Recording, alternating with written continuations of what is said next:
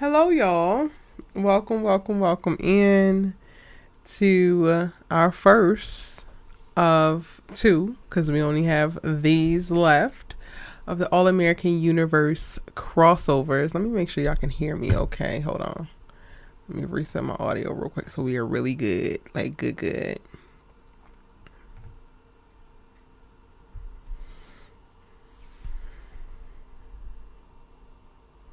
Are we back? We're back. Great. Welcome in to the All American Universe live for this season. No crossover events. However, there was an All American episode and an All American Homecoming episode that premiered last night, so we're going to talk about them both. I am more partial to talk about All American Homecoming, however, and they both left a lot to be desired. Okay? But we're going to do what we came to do. I'm going to clock in.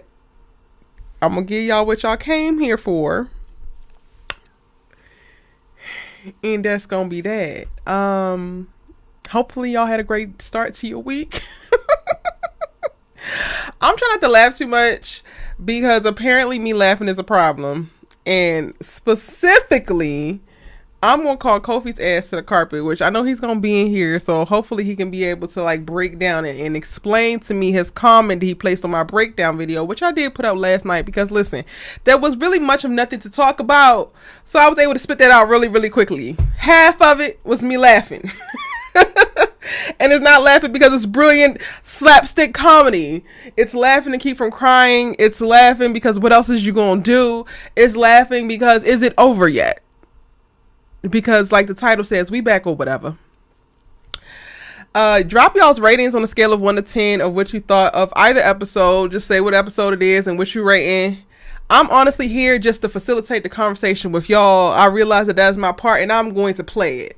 As it comes to like me facilitating anything further in reference to critical thinking, it's going to be sparked by the questions that y'all ask. Because I got nothing. I got nada. I got nothing for you. But heinous ass cackle. That's it. That's all I have for y'all. They're not giving me a ton to go off of. While y'all drop y'all's ratings, we gonna go ahead and talk about some of these comments because the comments they were commenting on my breakdown video. And I'm gonna skip. I'm gonna jump right to Kofi because Kofi has said, "Damn, E, you taking too much glee in this, like, damn. I get that you don't like Damon, but sheesh. Anyway, the episode was solid. I liked it, and interesting enough, I clocked something between JR and Keisha, because I felt some vibes come to find out she gave him bone marrow, saved his life, now they are linked." I'm going to pause here, because the fact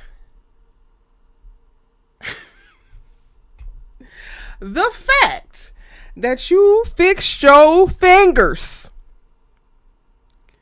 to trivialize my entire heinous cackles down to a simple distaste in Damon pissed me off. But you know what? I said, that's Kofi though. We as friends. We as cool they lie. We don't always see eye to eye, but we locked in. It's fine. So I ain't get my Twitter fingers to going. I said, Kofi gonna be on live. He probably gonna ask for the Discord to be open. So we gonna be able to talk about it. But just for everybody else's reference, do not fix your fingers and or your face to ever assume that I am hinging any of all of my thoughts around the show, specifically on Damon. I don't give a damn whether they was coming or not. I didn't agree with it, but that is not why I was laughing. And to actually say that I am taking glee in it, nothing about last night's episode was actually enjoyable. I'm going to need y'all to be able to read the room better. Yeah. I'm going to need y'all to use y'all's context clues better. I'm going to need y'all to utilize all of the information I provide for you. Because I think I gave y'all plenty so that you could really know your good sis. Don't be running around here, especially when you've been here for years Acting like you don't know. Acting like a newbie. Yeah, Erica laughing because she just so excited that Damon it didn't make it. I could give a damn less. But we're going to get into it. Back to the little comments. The rest actually is inconsequential. It is what it is. Other comments. Just Danielle says, I really thought the coach was going to kick off the team. That should have happened. 100% it should have happened. 100%. But why? I didn't screenshot my replies. My reply to her was basically, how in the hell you going to make the Olivia Baker and Brown responsible for her actions? That's not how that works. So of course she's not going to get kicked off the team. Damon and Simone were really dry in this episode. Y'all were excited and hyped for this. Laughs and Lamone. Listen. That's my whole point. Like, the same way people trivialized and try to reduce my takes on, okay, if they give us Spelivia coming into season 4, like, they need to take the back seat. When I said that sent people through the damn roof. That pissed people off so bad. And I did that, and I said that knowing what these writers are capable of, knowing that if they were actually in the forefront and the driving force of the damn drama, that means that you don't actually get to enjoy them the way that you would like to. You don't get to see just them being happy and thriving and struggling with external conflicts. Their relationship becomes the damn conflict. I definitely did not want Damon to happen, but I damn sure didn't want them to happen for one episode, only for them to reinforce Simone's goofiness. I definitely didn't want that to happen. Everything that I got to see in this episode was a continued assassination and alignment. Assassination of Simone's character, of who I knew her to be, and her alignment with being the brown-skinned ass Olivia Baker. Erica's never rooting for that. Not today, not tomorrow, not yesterday. Drop y'all's ratings, y'all. I'm coming back to the chat, I promise. I'm coming back to the live chat, but, I had to find something. And then y'all's comments gave me life. Y'all gave me something to go off of, because I was coming to this live with nothing to say. Cendrika said Simone is Olivia 2.0, but worse. This was never the Simone they set up for us in All-American or All-American Homecoming Season 1. Moving for absolutely no reason outside of herself. Damon goofy, but pining and agreeing to stupidity only to switch up when it didn't work for him. Should not be together. It's given, say that. It's given, well, all right now. It's giving you onto something. Cendrika, clock it. Olivia Jones says the guy who plays Damon is acting like he's over the show. They are just trying to wrap up the show. Hopefully Simone stays single and focuses on tennis. Keisha and JR, I want to see how it plays out. He seems to bring out a sweet side of Keisha. So then what the hell, and this is no shade to you, boo-boo, but what the hell does Cam bring out of her? Because how many fine niggas do she need? Like, I got questions. Y'all. I got questions.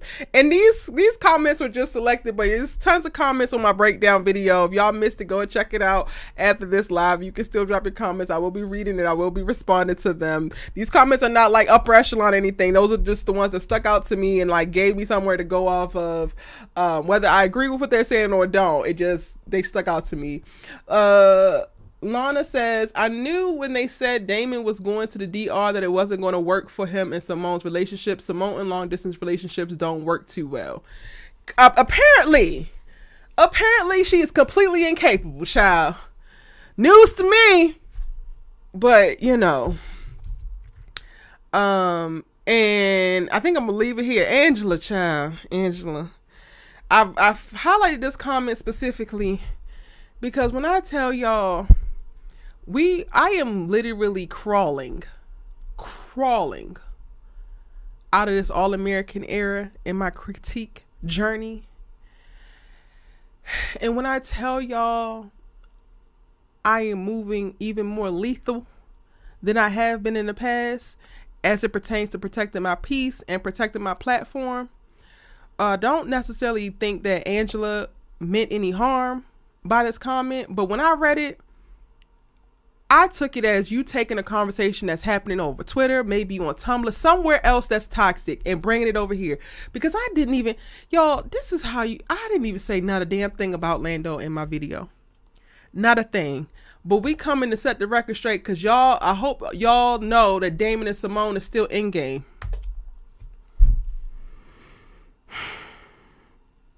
No tea, no shade, Angela.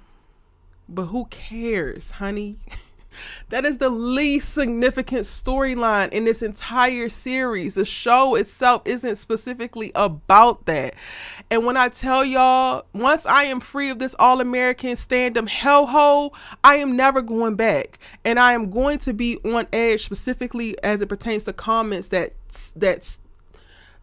literally intend to spark divisiveness and to further create conversations around shit that just don't matter. Y'all can have that conversation on Twitter. Because so what? Whether they are or not. Because one, it's not fact, babe. None of it's fact. If they are still in game for you, great. I put this comment here specifically because that's one thing I do not. I'm going to keep going live. I'm going to try to make it through this All-American Homecoming season. But what I'm not going to do is play referee and field this. I'm not doing it. Just so y'all know, Damon is in game. That doesn't leave us any conversation to have. Nobody is arguing with y'all about that no more. Who gives a shit? Who cares about Endgame for these college students? This is the very beginning of their lives. Can we talk about something that actually matters? Please. Can we focus on something that actually matters? And to me, again, I don't necessarily believe that this was your intent. However, there is a very real thing in going from platform to platform. If you focus on the show and you on Twitter and then you're on TikTok and you're on this and you're on that and you're getting a big influx of content and you're getting a big influx of opinions and then you land on my video and I say something and then you want to get something off your chest and this is a safe space to have certain conversations. So you do, but then you put this in the comment section when I didn't mention Lando at all. Nobody's in the damn comments saying, oh, well, this is Lando's time, Lando and Simone's time to shine. So you don't have to, just so we know, you don't have to just be clear. You don't have to. And when I come across comments like this, like this is how I feel. I'm just like,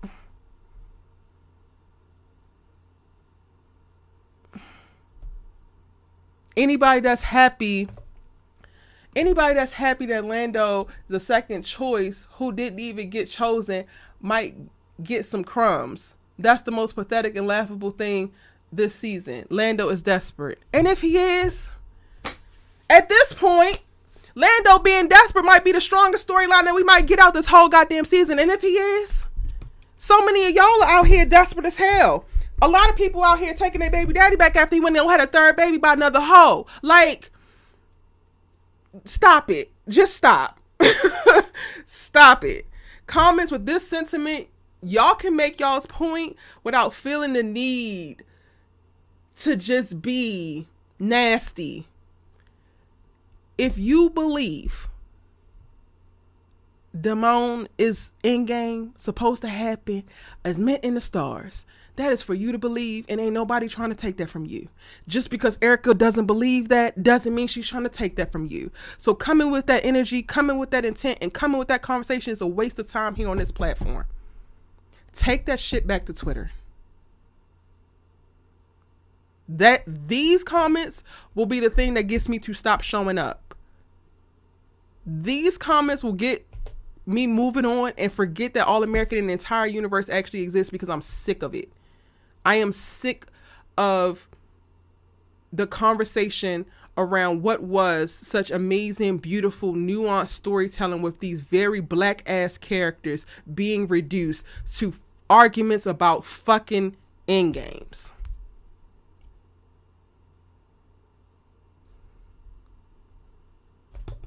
And I guess that's just going to have to serve as the disclaimer for tonight's live. All right, let me go ahead and get back to it. Let me see what y'all talking about. Where's my chat at, child? Where's my chat? What screen are you on? It's over here somewhere, I think. Dominic Chow in the chats. Shout out to you. Thank you so much for being such an amazing moderator. I greatly appreciate you. I'm very much so feeling I'm going to need it. Hey Angela, welcome in, boo. Hey Keish, Kimberly Felder. Shout out to all the members in the chat. Aaron M, Shari P, Kofi. Hey Mark. Hey Mark Dark. Mark talk about both of the shows are a joke now. That's why I stopped reviewing it. And I cannot blame you, King. I cannot blame you. You got bigger fish to fry, things to do. You got goat things to do. You do not have time to be dealing with this, okay? You don't have no time at all. I appreciate you stopping in and supporting, Mark. Kendra, shout out to you, boo. Welcome in, y'all. Curly K, Nancy, Heaven McCoy. Okay, new face, new name. Welcome in, boo. Hey, John. John, you got a soundtrack for us. What's the track names, John? I feel like this one, you got plenty of room. Plenty of room to just put together something. What's the soundtrack looking like for these 2 episodes from last night? Micah, hey boo, welcome in.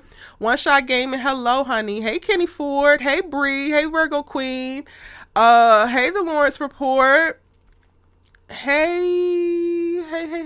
Okay, I'm like lost. Hold on, y'all. I think that's everybody. Is that everybody? Supernova, Jessica. If I missed you, my bad. It's so many in the chat. I know I was going off for a second. Shanique Williams, hey boo.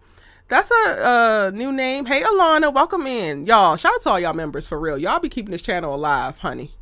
I appreciate you. And if you can, support the channel and become a member for additional exclusive content. Hey Mercedes, welcome in, boo. Okay, I think I'm caught up. In the chat. Okay, these ratings is looking like Angela gave it a 3 for All American. Homecoming got a 5. Okay. I didn't expect for Homecoming to get a 5. Kendra doubled down on that 5. Keish gave All American a 4 because of the mom speeches. Okay, you know what? Grace is gonna do it every time. Laura and Grace gonna do it every time. Okay. Keish gave the confused face for Homecoming. Y'all, I really, like, y'all gonna have to bear with me because I'm really just gonna be laughing pretty much this whole live. Like, I don't have much of nothing else. They have taken everything from me. I don't have nothing. I don't even know how to save it at this point. Kendra gave it a 5. Nancy gave All American a 4 out of 10, and Homecoming got a 5. Y'all are all in agreement. Aaron M said that Homecoming getting a 5 as well, but All American got a 6. You know what? I'm not even mad. The Spelivians, I'm glad that y'all getting what y'all wanted. Okay, they giving y'all, I guess, what y'all asked for. Why they write Simone dealing with that damn article that destroyed the team. So familiar, period. Curly K gave Homecoming a 5.5. Supernova gave All American a 3.4. Okay, I like that actually. And Homecoming got a 6. Virgo Queen gave All American a 3, and Homecoming got a 5. Simone is Olivia 2.0. Very much so given. Yeah, I was laughing at Damon. Their whole relationship being nothing but a flashback is comical. They gave y'all one. They said that is literally, this episode is literally the personification, the visualization, if you will, of here damn. Y'all keep asking for it here, damn. It is given. I know y'all seen that meme of Ice Spice throwing that ass on whatever stage she was at, and she was looking like, all right, here, damn. Like, she don't want to be there. They don't want to do it, but y'all keep asking for it, so here, damn. And I don't know about y'all, but I don't want nobody to hear damn me about nothing. You can keep it. If you gotta hear damn me, you can keep it. Long distance relationships don't work in the DR. Johnson. Chrissy gave Homecoming a 4.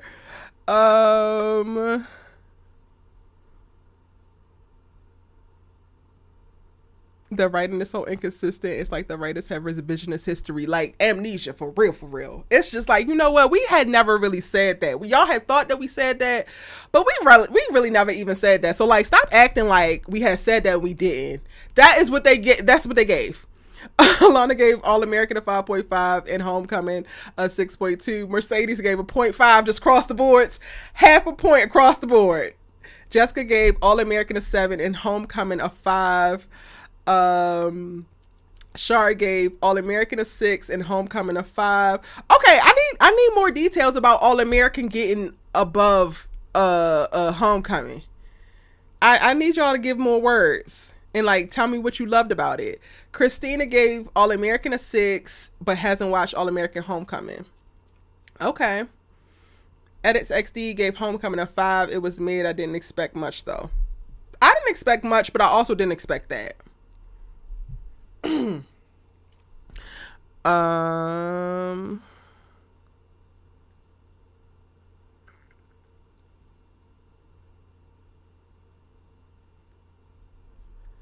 Nothing sets it apart from AA now. Nothing at all sets it apart from AA now. It's quite sad. It's really quite sad. Not Layla sitting next to Spencer when they did the Vegas flash.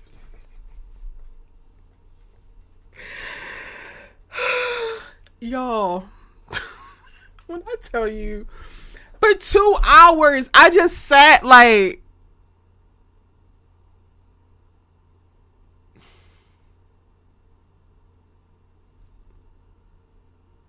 I think I was the most like excitable when Thea popped up, and all I kept saying is, "I know you fucking lying, like I know you fucking lying." Y'all got her looking cute as she want a goddamn look coming through the door saying this, but the rest of it, I honestly was like in disbelief of like what was actually playing out. I was just like, what is going on? They really should have ended this like. The season finale should have been episode 13 for All American. And Homecoming Girl, what is it that you're trying to do? Who is it that you're trying to be? Because Keisha's in a healthy relationship, but you need her to go get a new nigga. Nate is speaking quite honest sense, and Damon is too goddamn love struck. Oh, I'm gonna stand beside her. Sir, if you being in a relationship forces you to support your partner into stupidity, then your ass don't need to be in a relationship. Like, if you cannot have your own perspective, you can't have counterpoints, you can't actually improve this person moving about through the world and giving them an additional added perspective. Yes, support them, but in this case, supporting them looks like providing counterpoints. And you can't do that because all you two worried about is kissing on her, putting parts of you and parts of her. Y'all shouldn't be together. Child. Thea didn't even interact with Damon outside the words. Hello. The rest of the clips in the scenes, he with JR, he over there with like, didn't see them at all, interact at all. But she came back for him.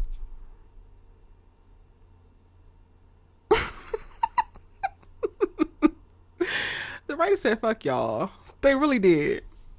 They really did. They said F the majority of the audience. And then for the Damon shippers, they said here damn. So they really said F everybody. But at least y'all, I guess, you know what? I never want to hear damn. So I will take F you straight up to my face versus a here damn. I would take that any day. Mark Dark said they should just put it on Tubi at this point as a movie. Just make it a big ass movie and let us go and tap in and tap out whenever we want to. Yes, that's what it's giving. That's exactly what it's giving. Nate was honestly the only good character the entire 2 hours. That's it. That's it. And that's so sad because you have this universe full of all of these various versions of blackness, and you have literally distilled them down into very specific archetypes that really don't make sense for the circumstances that they are in, or at least don't make sense for the lack of consequences that they suffer. If y'all did not believe me when I was doing the trailer reactions and the trailer predictions and last season when I said Simone is literally the homecoming Olivia Baker, they said, yeah, Erica, and what you finna do about it in this episode? If y'all don't look at this first episode and can see that Simone is the brown skin Olivia Baker, I don't believe that we are watching the same show, I fear. And the crazy part about it is, I really believe that they believe that Olivia Baker is the best thing that ever happened to the All-American universe, which is why they're duplicating over in Homecoming with Simone. Meanwhile, she's the thing that literally tanked the damn original show.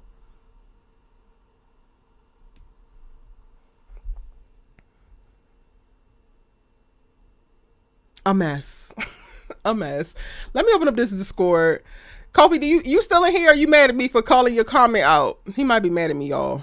I still love you, Kofi, but you tried to play in my face because I'm definitely not laughing about Damon. Damon is the last thing that I actually care about.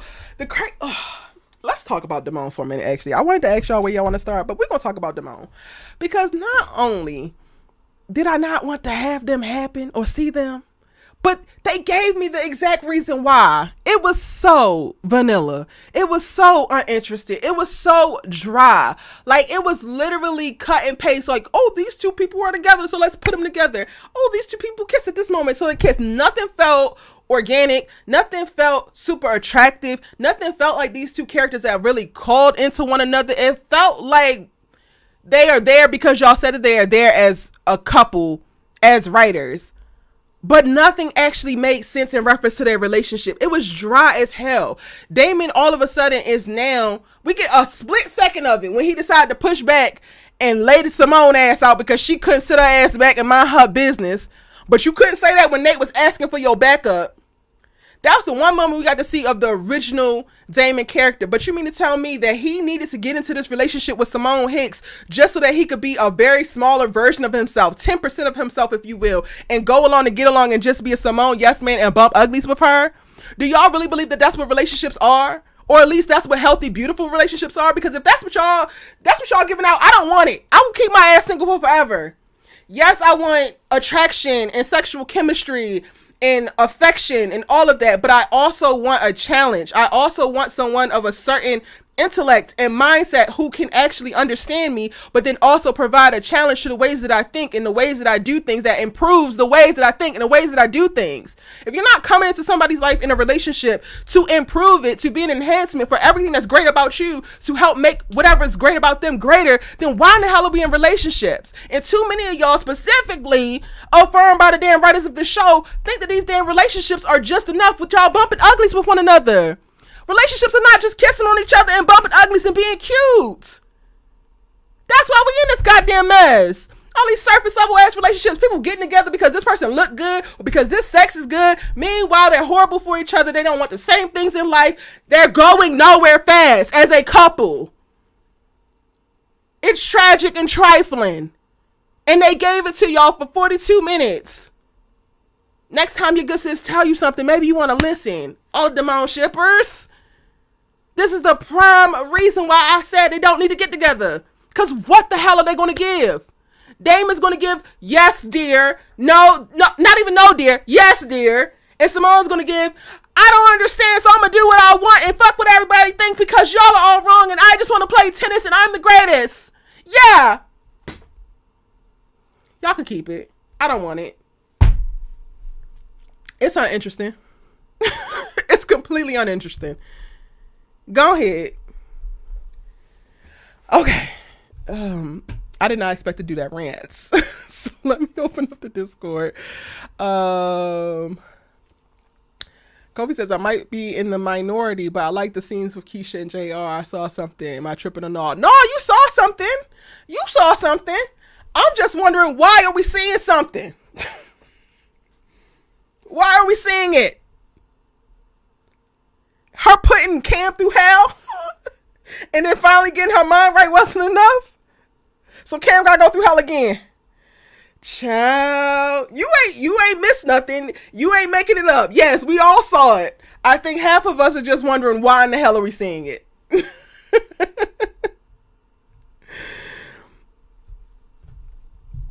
I'm done with both shows altogether, Lawrence. I fear yes. I'm here for y'all at this point. I'm here for y'all, but then also y'all not too much. Not too much. I'm going to still give y'all my takes. I'm going to respond to y'all's questions and give you my thoughts. But please, do your best to understand me. Do your best to not create some goofy ass hater narrative. Because I really think about the stuff that I dislike. I give y'all a lot more of my reasoning why than any hater would. My criticism be valid. My points be valid. You might not agree with them, but they be valid and they be well thought out, and I reflect on them. The Discord is open.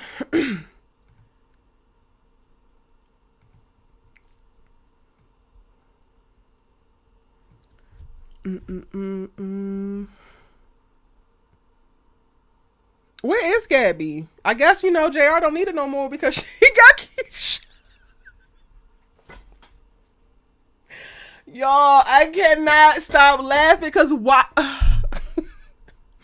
It's when the shows give you every storyline you didn't ask for, but then everything that you did ask for, they say, nah, it's not gonna work. It's not gonna work.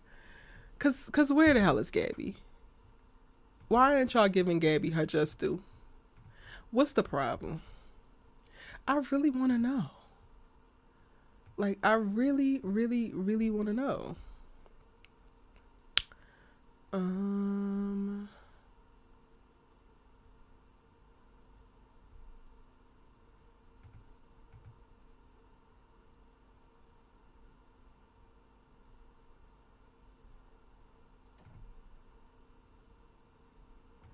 I did launch Discord. Okay, hold on, y'all. I gotta relaunch Discord. Dominic, could you drop the Discord link in the chat, please?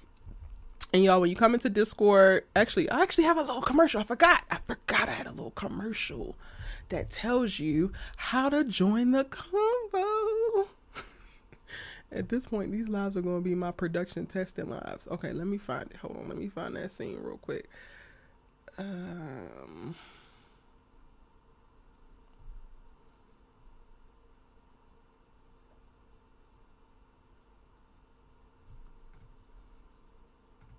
The Discord is now open. You can call in by opening up Discord. Check the link in the chat or the description box. Once you're inside my server, scroll down and look for live chat waiting room. That is where you are going to wait and go into, and I will pull you into the conversation. You join the live chat waiting room, you wait there, and then once it's your turn to speak, I will actually move you from that room into the live chatting room. Please be patient because there might be other people in the live chat waiting room, and we want to get as many people to speak and to join the conversation as possible. Be ready. It's your time to shine. Let's go ahead and chop it up. Kofi, you don't need the link because you already in the Discord. Once you join the Discord, you're in there. So, like, you could just come in the Discord and go to the waiting room. You've done this a million times before, kind sir. I don't know why you playing brand new.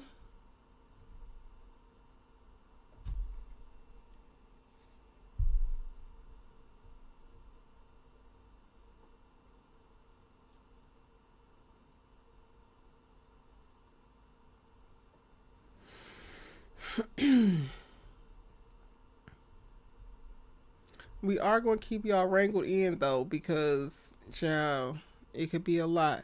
So please get your thoughts together once you have the floor. Try to make your statement in 60 seconds or less so that you still leave room for other people to chime in. And we could keep the conversation flowing. No monologues. Let's stay on topic, and I'm trying to integrate my new little buttons here to control it.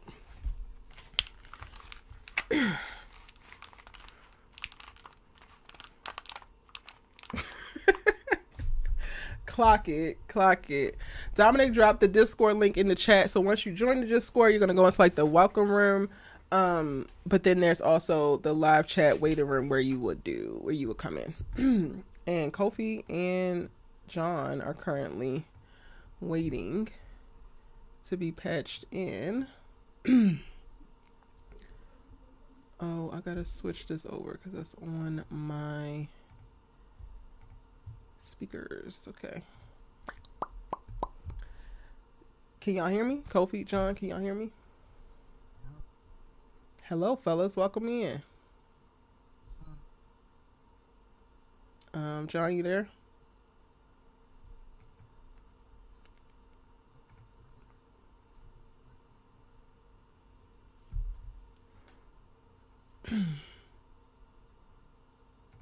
Hold on. Actually, let me rewind. Oh no, it's fine.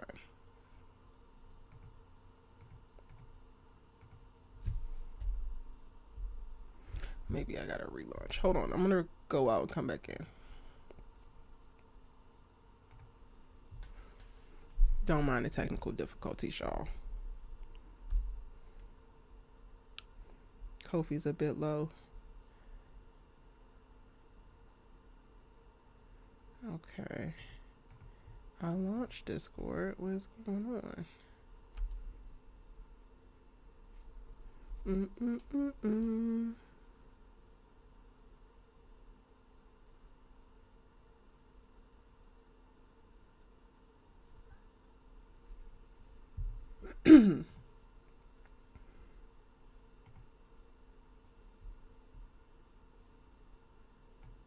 Oh, Kofi, you gotta come back in because I exited. I think it's being weird. Okay, I can hear you now, John, but Kofi's gone. Kofi, you gotta come back. Can y'all hear John?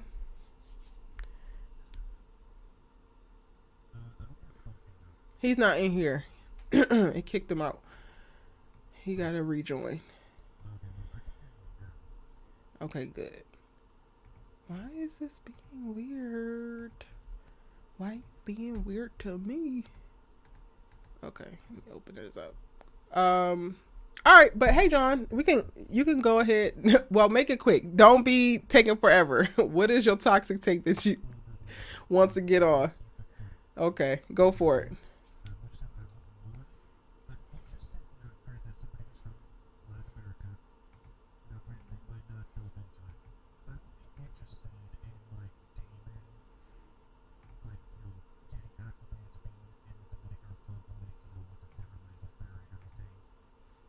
But I'm just gonna put it like this: Dominican Republic is where all relationships go to die. Why? At least for the male side. Huh? Why? Oh, well, the women there, the moment that he gets his first haircut, let's put it this way: a barbershop in Dominican Republic Oh, is hold on. They're an saying they can't experience. hear you. Hold on one second. Oh.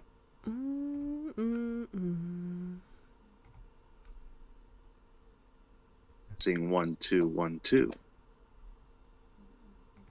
One half of the Toxic Twins. Well, who the hell is the other half of the Toxic Twins? Oh, I don't know. I think Kofi. Oh, Kofi's the good half. He's a good half. He's the optimistic half. So he's the toxic positivity, you the toxic negativity. In this episode, that most sounds definitely. about right. That sounds about right. All right, y'all can hear John. They said that they can hear me, so I'm just gonna make it nice and quick because I do want to hear what Kofi has to say whenever he gets back in. Is it loud and clear for John, or is he still low? They said that they could hear me, and that's what it looks like. Volume's good. Okay, great. All right, go for it, John. Anyway, John says right, that the Dominican Republic is where relationships go to die. At least for the male side, Jamaica would be for the women. But okay, see, go ahead. I'm gonna let you get your point off. But like I said, so like, if this would have won another season, like when they said Dominican Republic, I was like, you know what, that would be cool because Dominican Republic's a big, baseball country. You can see Damon trying to get used to primarily Spanish speaking people might, meet like one American that speaks English and they, try to get used to everything.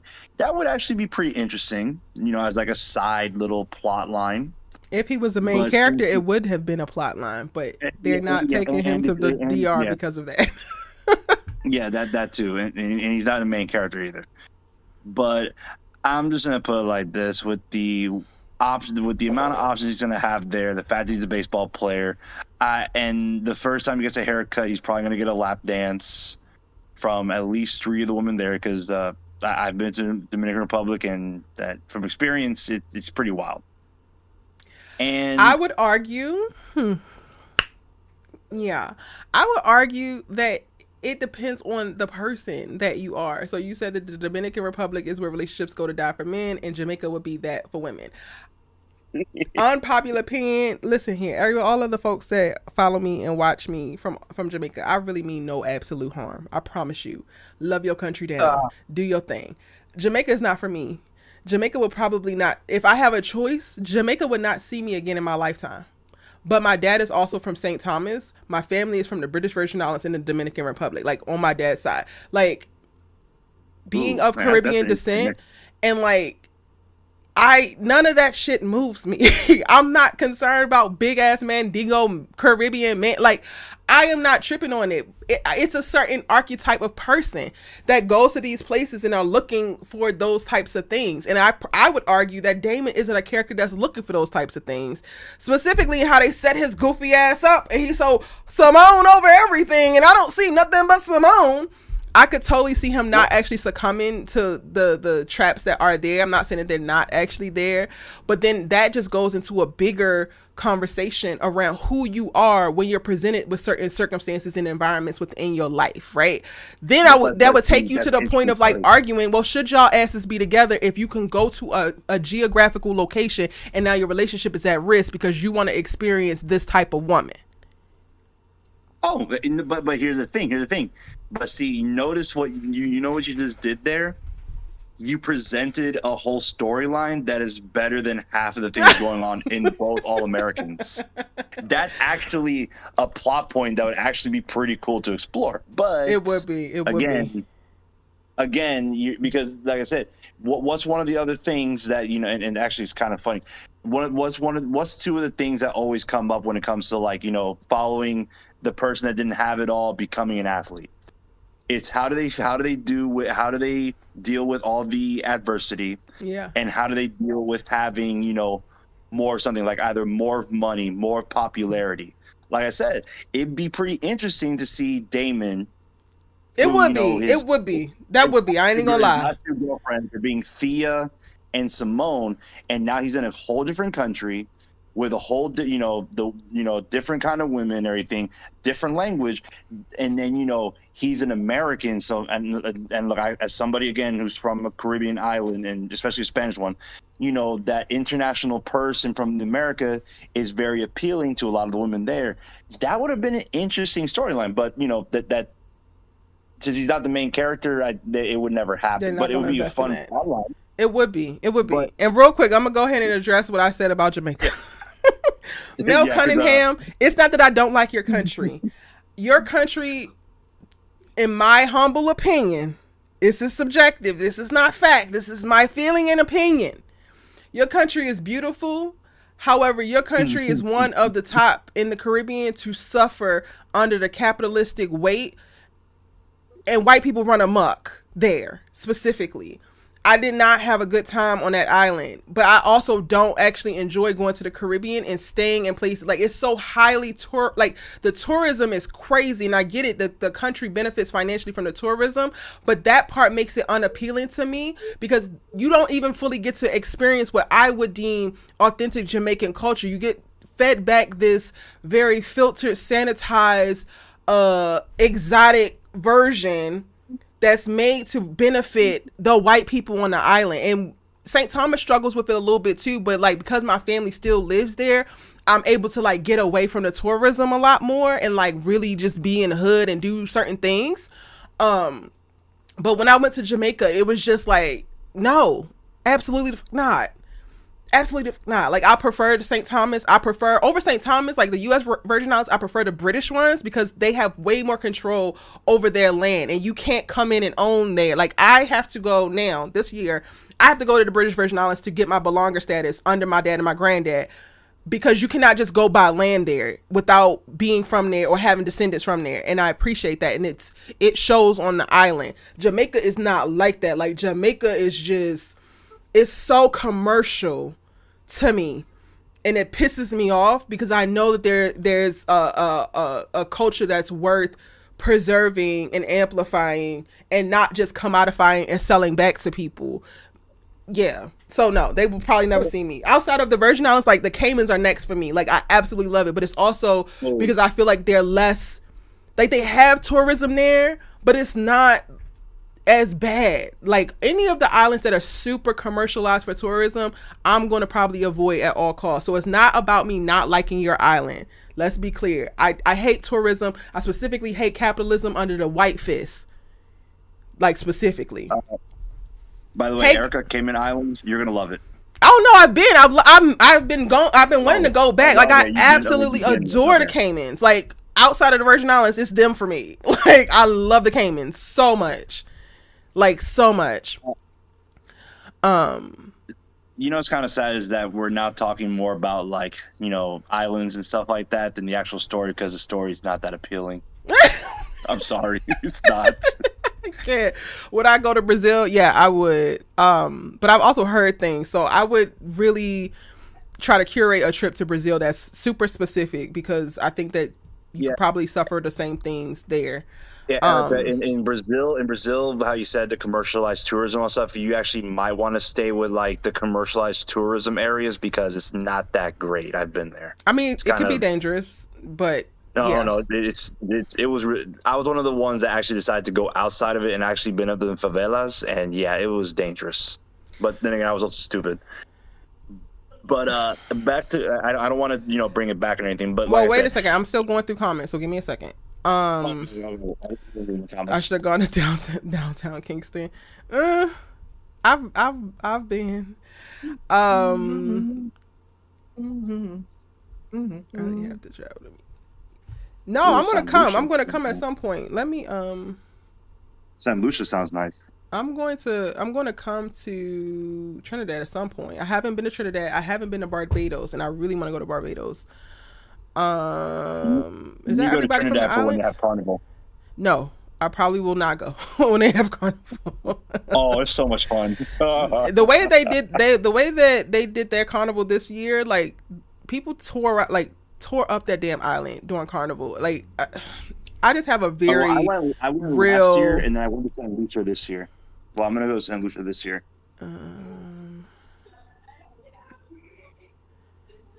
Brazil, you gotta know, folks, because the ones will pull up on you. Yeah. Yep. Okay. Don't worry. All right, that's everything for that. So it's like no shade to the islands. My dad is very much so Caribbean, and I've spent a lot of time there. Hold on, John.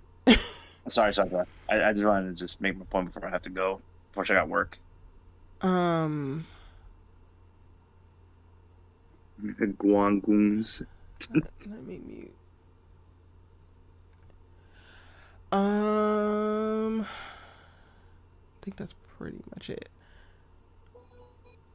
Okay. Kofi, you there? Yeah, I'm here. I've just been waiting patiently. I'm very much aware that you've been waiting patiently. No need to say it. What's up, people? What's up, John? What were we talking about? Damon going to the DR. That actually makes so much sense, just in my very, very minimal knowledge of what the MLB like looks like and where they pull players from. Some of the greatest players have come out of the DR. So the problem again is not Damon going pro and needing to go pro and using the DR and doing a club team as an integral space before he can qualify to actually go pro now, because he didn't go straight out of high school. That is not the problem. It's the lack of storytelling around it. And for them to actually even set us up to go to the DR and not plan to take us there, it's annoying at best. Kofi, what's your thoughts? Even if it's just the segments. That's my thought. I kind of anticipated this, because once I read that Peyton, Alex Smith, and Kelly Jernette were going to be recurring, they needed to find a way to, lessen their role, so to speak. So Damon getting a chance to play pro ball in the DR makes sense. And Auntie going to Washington, D.C. to join the White House as part of their HBCU staff was also a brilliant step. So I thought it made sense in the grand scheme of things. I mean, frankly, he deserves it after how you won the championship, but it didn't matter because your baseball program got cut. And everybody was ready to jump on Simone because of that letter, but come to find out it was Marcus's fault, so I think we owe Simone an apology for that. I don't owe Simone shit. Whatever. You can keep to your opinion about that. I felt like, damn, they really gonna put this on her, but it was Marcus that, gave the team no feasible options, so did Simone not pursue a scathing article against the organization to try to force their hand into keeping the tennis team with complete and utter disregard for how that would plan or land on any of the other athletic programs because she was prioritizing herself and her wants. Did she not do that? Well, she did that. Oh, so then what are we apologizing for? But that's not the reason why baseball got cut. Nobody is blaming her for that, except for her Buki Bay, former Buki Bay, Damon. Nobody was blaming her for that. We're blaming her for the act. We're blaming her for the damn selfishness. We're blaming her for the narcissism. We're blaming her for the Olivia Baker-ness of it all. And that's another thing. I don't. And another thing. You say she's Olivia 2.0, but she has got a long way to go before Does she becomes what? Yes, because they had the girl go find a journalist to write an article that ruined the team. She could have gotten Olivia to do it. That's one thing. Like, Olivia did so much more. Like, I don't. Olivia has done a lot more, but Simone, in the short amount of time that she has been at Brixton, she has went hyperspeed into a character that is not even like herself, that came from All American, that is 100% unlike Olivia. So just because they haven't spent 6 seasons dragging us by our edges for it, Kofi, don't mean that she's not doing it. Well, look, I mean, if that's how the people feel, if that's where it's going, fine. But I thought she did an unselfish thing by telling Damon that he needs to focus on his dream of being a great baseball player. Okay, so I thought that was commendable on her part, even though it went against her own happiness. You don't want to give her credit. I'm gonna give her remarks on that. Okay, but that's not really what sold me on the episode. Like, that went against her own happiness. Yeah, she wasn't happy to begin with. What makes you say that? She can't figure out who she wants. Hold up. Yes, One Shot Gaming.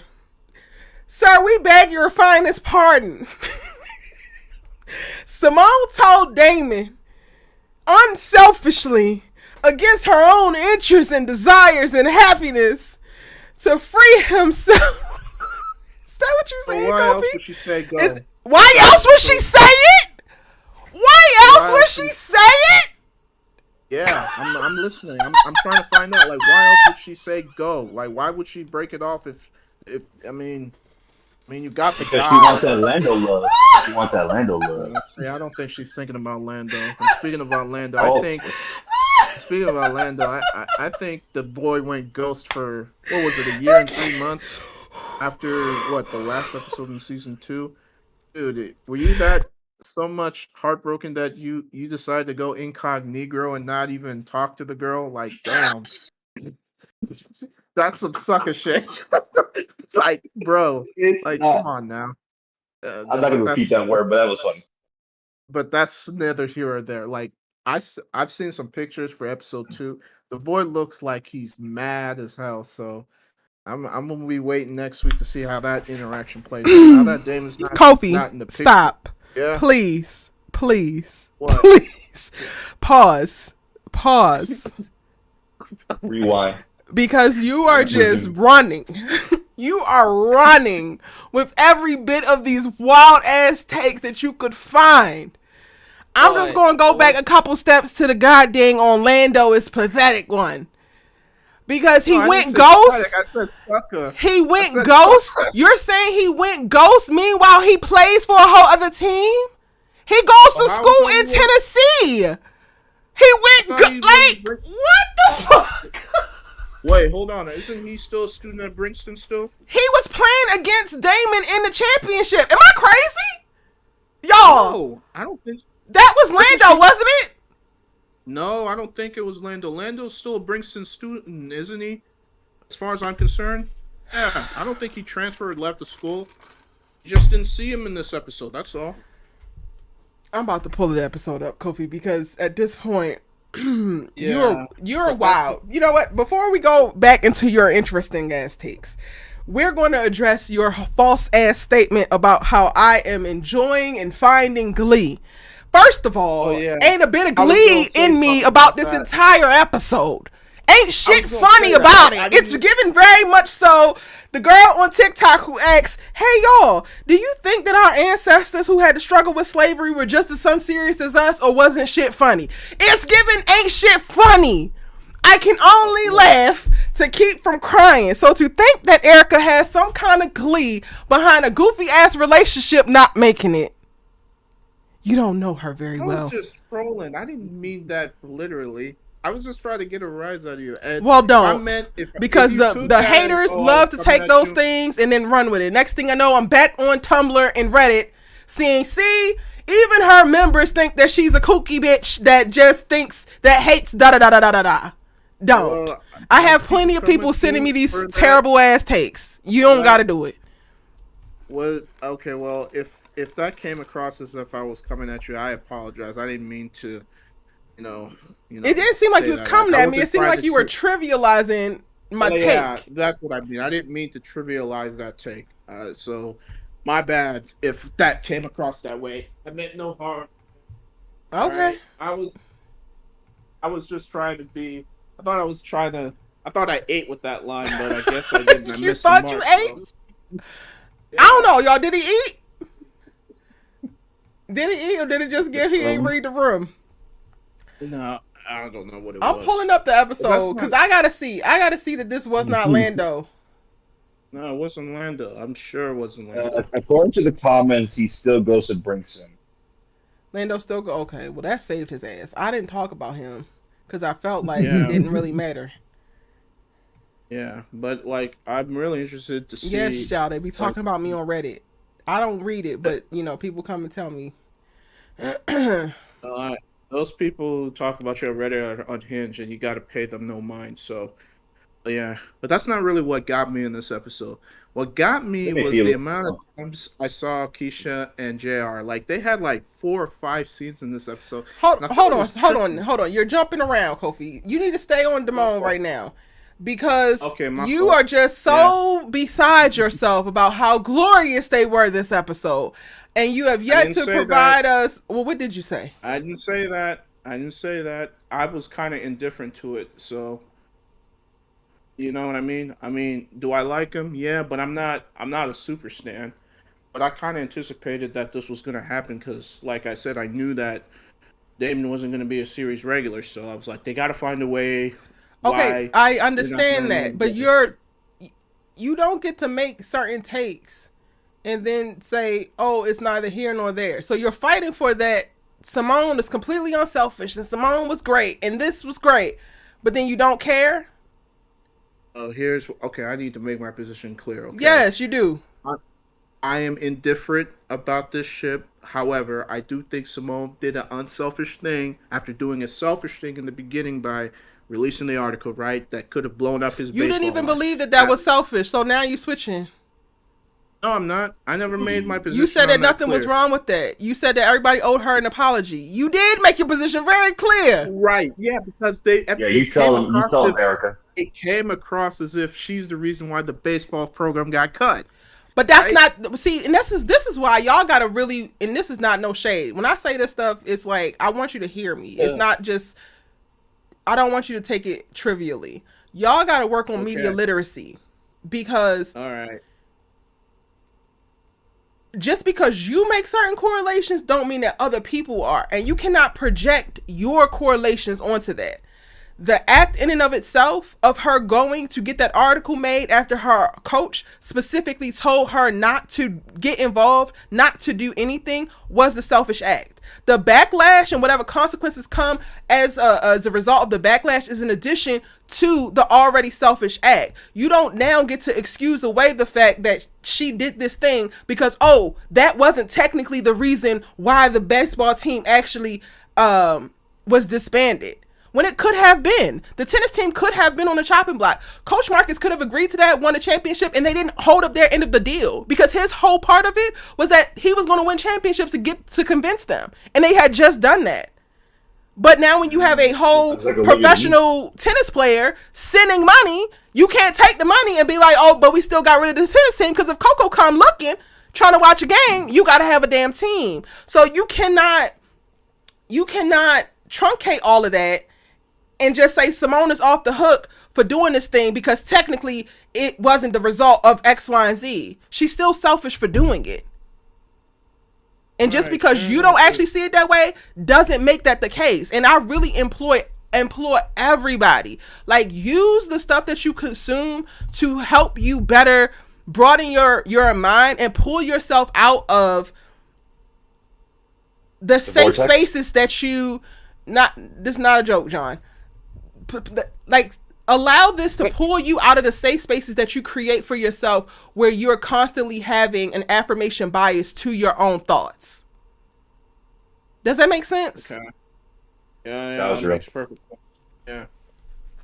But anyway, so you did make a statement about that. If you want to walk it back now because you have counter context, then do so. But you did make a statement about how everybody owes Simone an apology.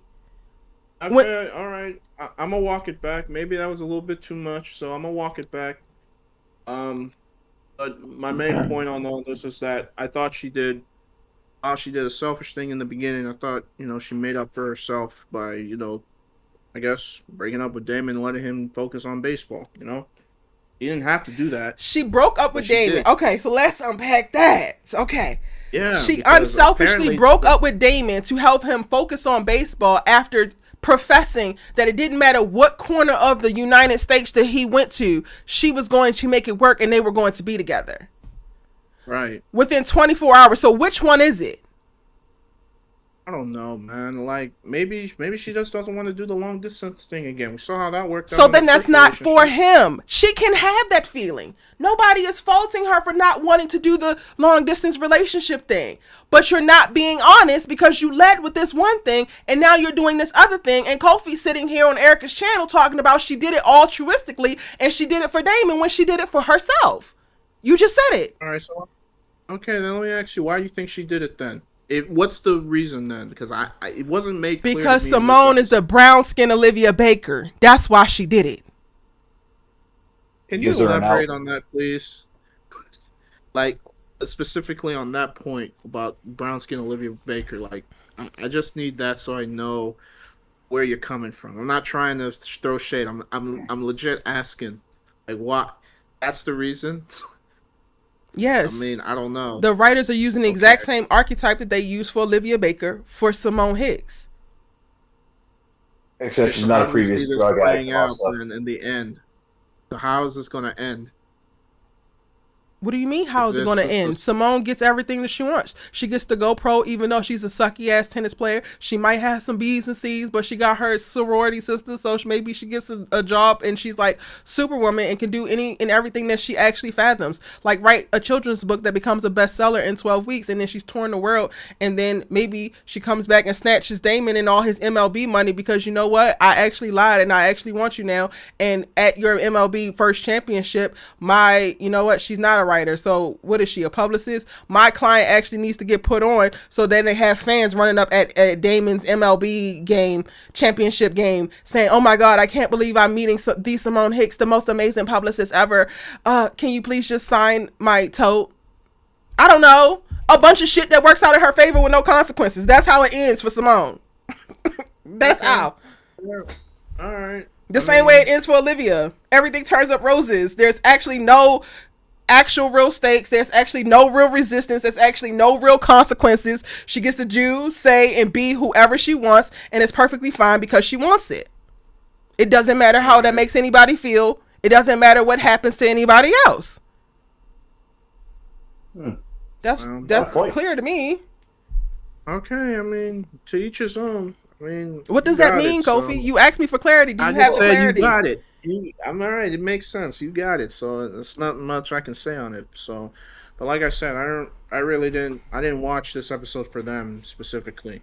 I was trying to see. Okay, John, do you have any thoughts on Damon? Okay, so their relationship. So even if they stay together, I think that relationship was not going to work out. Could have been. You are right that she is pretty much a dark Olivia Baker, because when has she really ever faced any kind of consequence or any of her like real decisions where she had to face it personally? And everything turns out good for her. Me personally, I just think that to Cedrica's point, like, she didn't even get suspended, kicked off the team. I don't even know if it's Cedrica. Somebody posted a comment and said, why didn't she get kicked off the team? That would have even been great conflict for her this season. She made this choice, and Coach Lonnie stood on business. She said, Coach Lonnie, why aren't you excited? Because my colleagues are hurting. Coach Lonnie is thinking not just about herself and her team, but the entire landscape of athletics at Princeton University. Simone is thinking about herself. This stuff is showing up right there in the show for y'all to see. And I get, like, wanting to support a character, but, like, riding to the ends of the earth on them doing something is wild to me. Even in that scene alone, Simone asks Coach Lonnie, why aren't you excited if we get to keep the team? Because my colleagues are hurting. Wasn't even a thought for Simone. Yeah. But what was I say? And then as far as her breaking up with Damon and saying, this and the other, it could be, you could say that, because he wants her to, he wants Damon to focus on baseball. Let's be real. It doesn't matter whether they broke up or not. He's still going to be thinking about Simone. He's going to be, he's going to try and reach out to her and all stuff. Even though the distractions of the Dominican Republic are going to be there, he's always going to reach out and everything. So, like, really, to me, I just think it's just her out so she could end up talking to Lando or potentially just, how you call it? Honestly, it's probably going to turn into her getting with Lando for a little while, and then, like, 2 episodes later, Damon, it's going to be another time skip. Damon comes back, and then it's somehow hunky-dory, and they get back together after, like, 2 scenes of drama. Like, let's hey, Michael, welcome in. I'm sorry I had you waiting. I didn't see you over there. But let's focus here, right? The idea, Kofi, I get that you're reconsidering the statement that you made, but I'm going to stick to it because there might be people who are not chiming in and not saying anything, which is why I appreciate Kofi. I might be cackling and I might have tons of pushback for some of your takes, but I'm very appreciative when you say them because you speak for the people who might not feel comfortable or feel confident enough to say them. So I say that. Appreciate that. Appreciate that.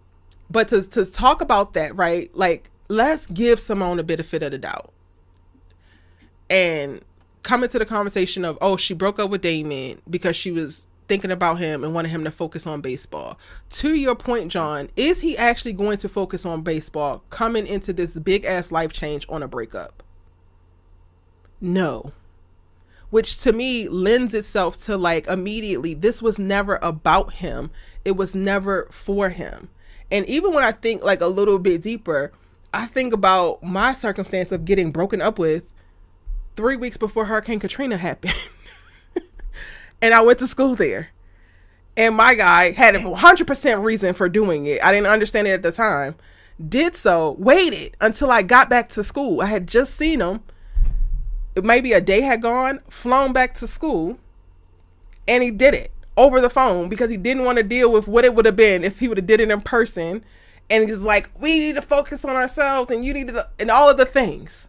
And then 3 weeks later, Hurricane Katrina happens. Does he know any of those things? No. Is the circumstances the exact same? No.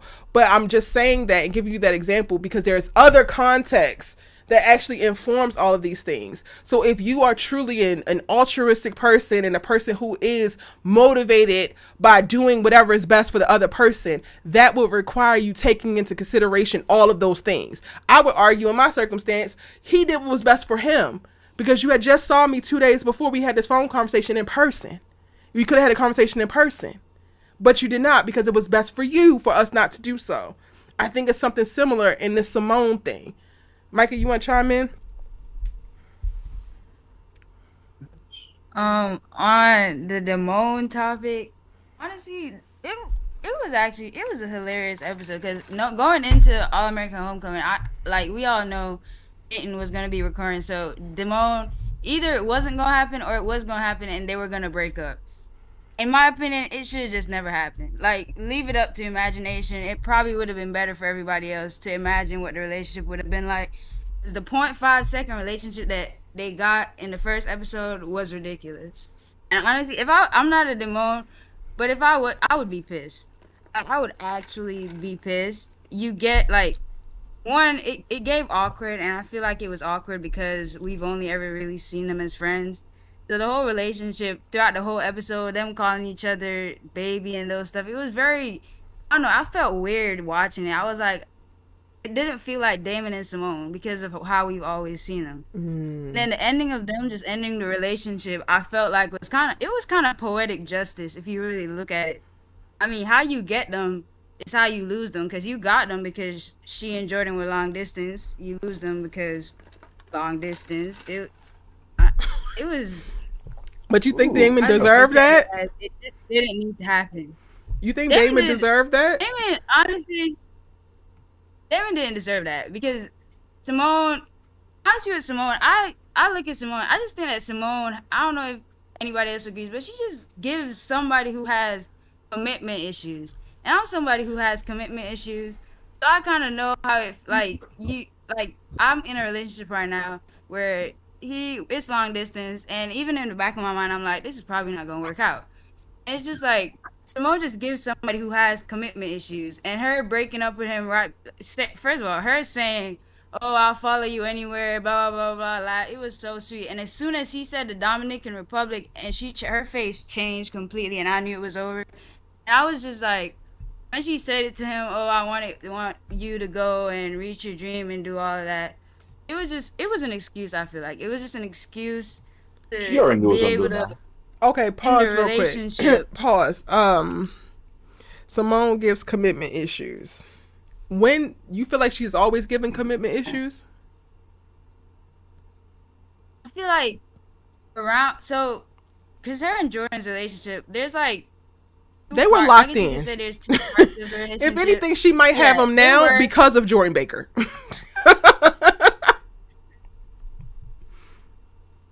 But I mean, I feel like I say that because even with the Jordan thing, like with the whole, like I didn't want that, like I didn't want their marriage to end. I didn't want them to break up.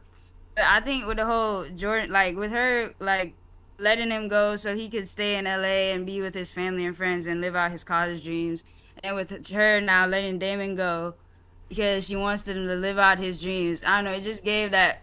Like, what is it about long distance relationships don't work out, but it's just something about it always being, because it's a long distance relationship.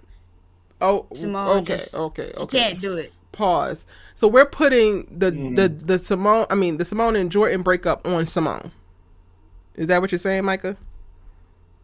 Oh no, that was because of Jordan and Layla. I'm just talking Right. about So is it because of the distance, or is it because of the actual circumstance? Because the distance didn't necessarily help, but they were figuring it out. Jordan was jealous, coming down to Brixton, being jealous, and also developing a whole relationship that Simone happened to start to peep when she was back home with one of their friends who happened to be her bridesmaids. I think that to me is more of an impact on the relationship and her decision to navigate it the way that she did than the actual distance was. Yeah, I don't think that's fair to say the distance with Jordan and Simone. It was different from Damon and Simone. I just find it ironic that one of the common themes throughout the relationships is distance. When you look at both relationships, that distance comes into play at least a little bit in both. I find it very ironic that that's how that ends. I think that could be one of the easiest plot devices to provide strain for a relationship, period, and narrative. Because that's also like very strenuous in real life. So yeah, it's definitely ironic, but I don't know. I don't know if Simone is giving commitment issues her entire being or what we have seen. I think she might have developed them now, and more so than anything, I definitely think that she's selfish. And that is the driving force for a lot of things. I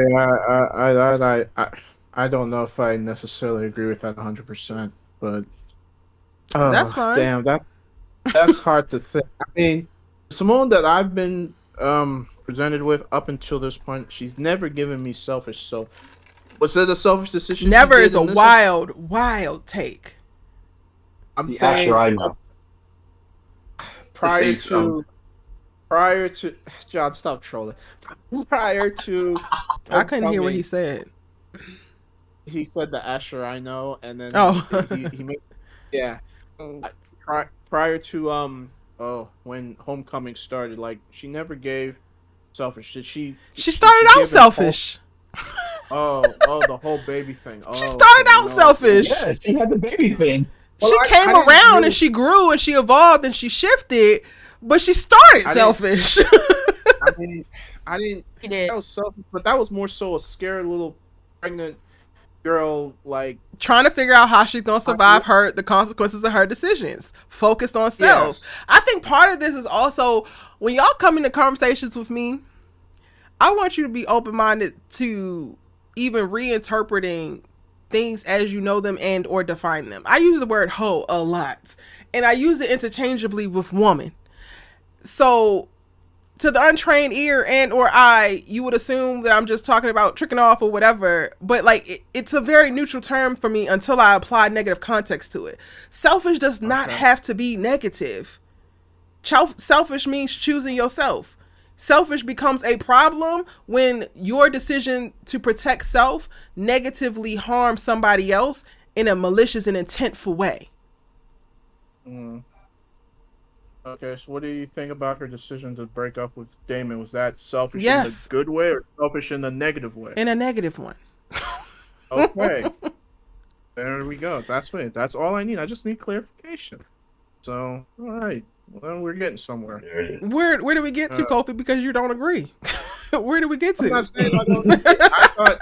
I thought. Because when I think of selfish, I think like you don't give a damn about nobody else's feelings but your own. That's not always. You're the case. only out for self. That's what I. That's an extreme case.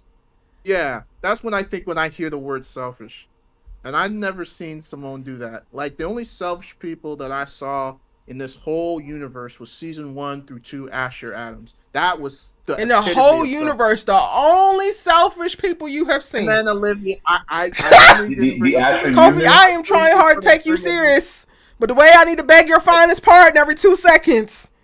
I didn't say Olivia. Only Asher? I was gonna say Olivia. Okay, I knew that. That's You're why. not gonna think Jordan wasn't selfish?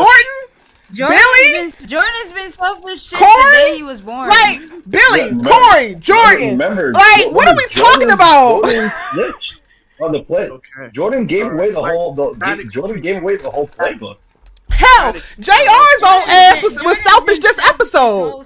Because JR seems to think that, Damon can't feel a way about not being able to play on his team because he ain't got a team no more because I can't play baseball at all. Sir, ain't nobody talking about you.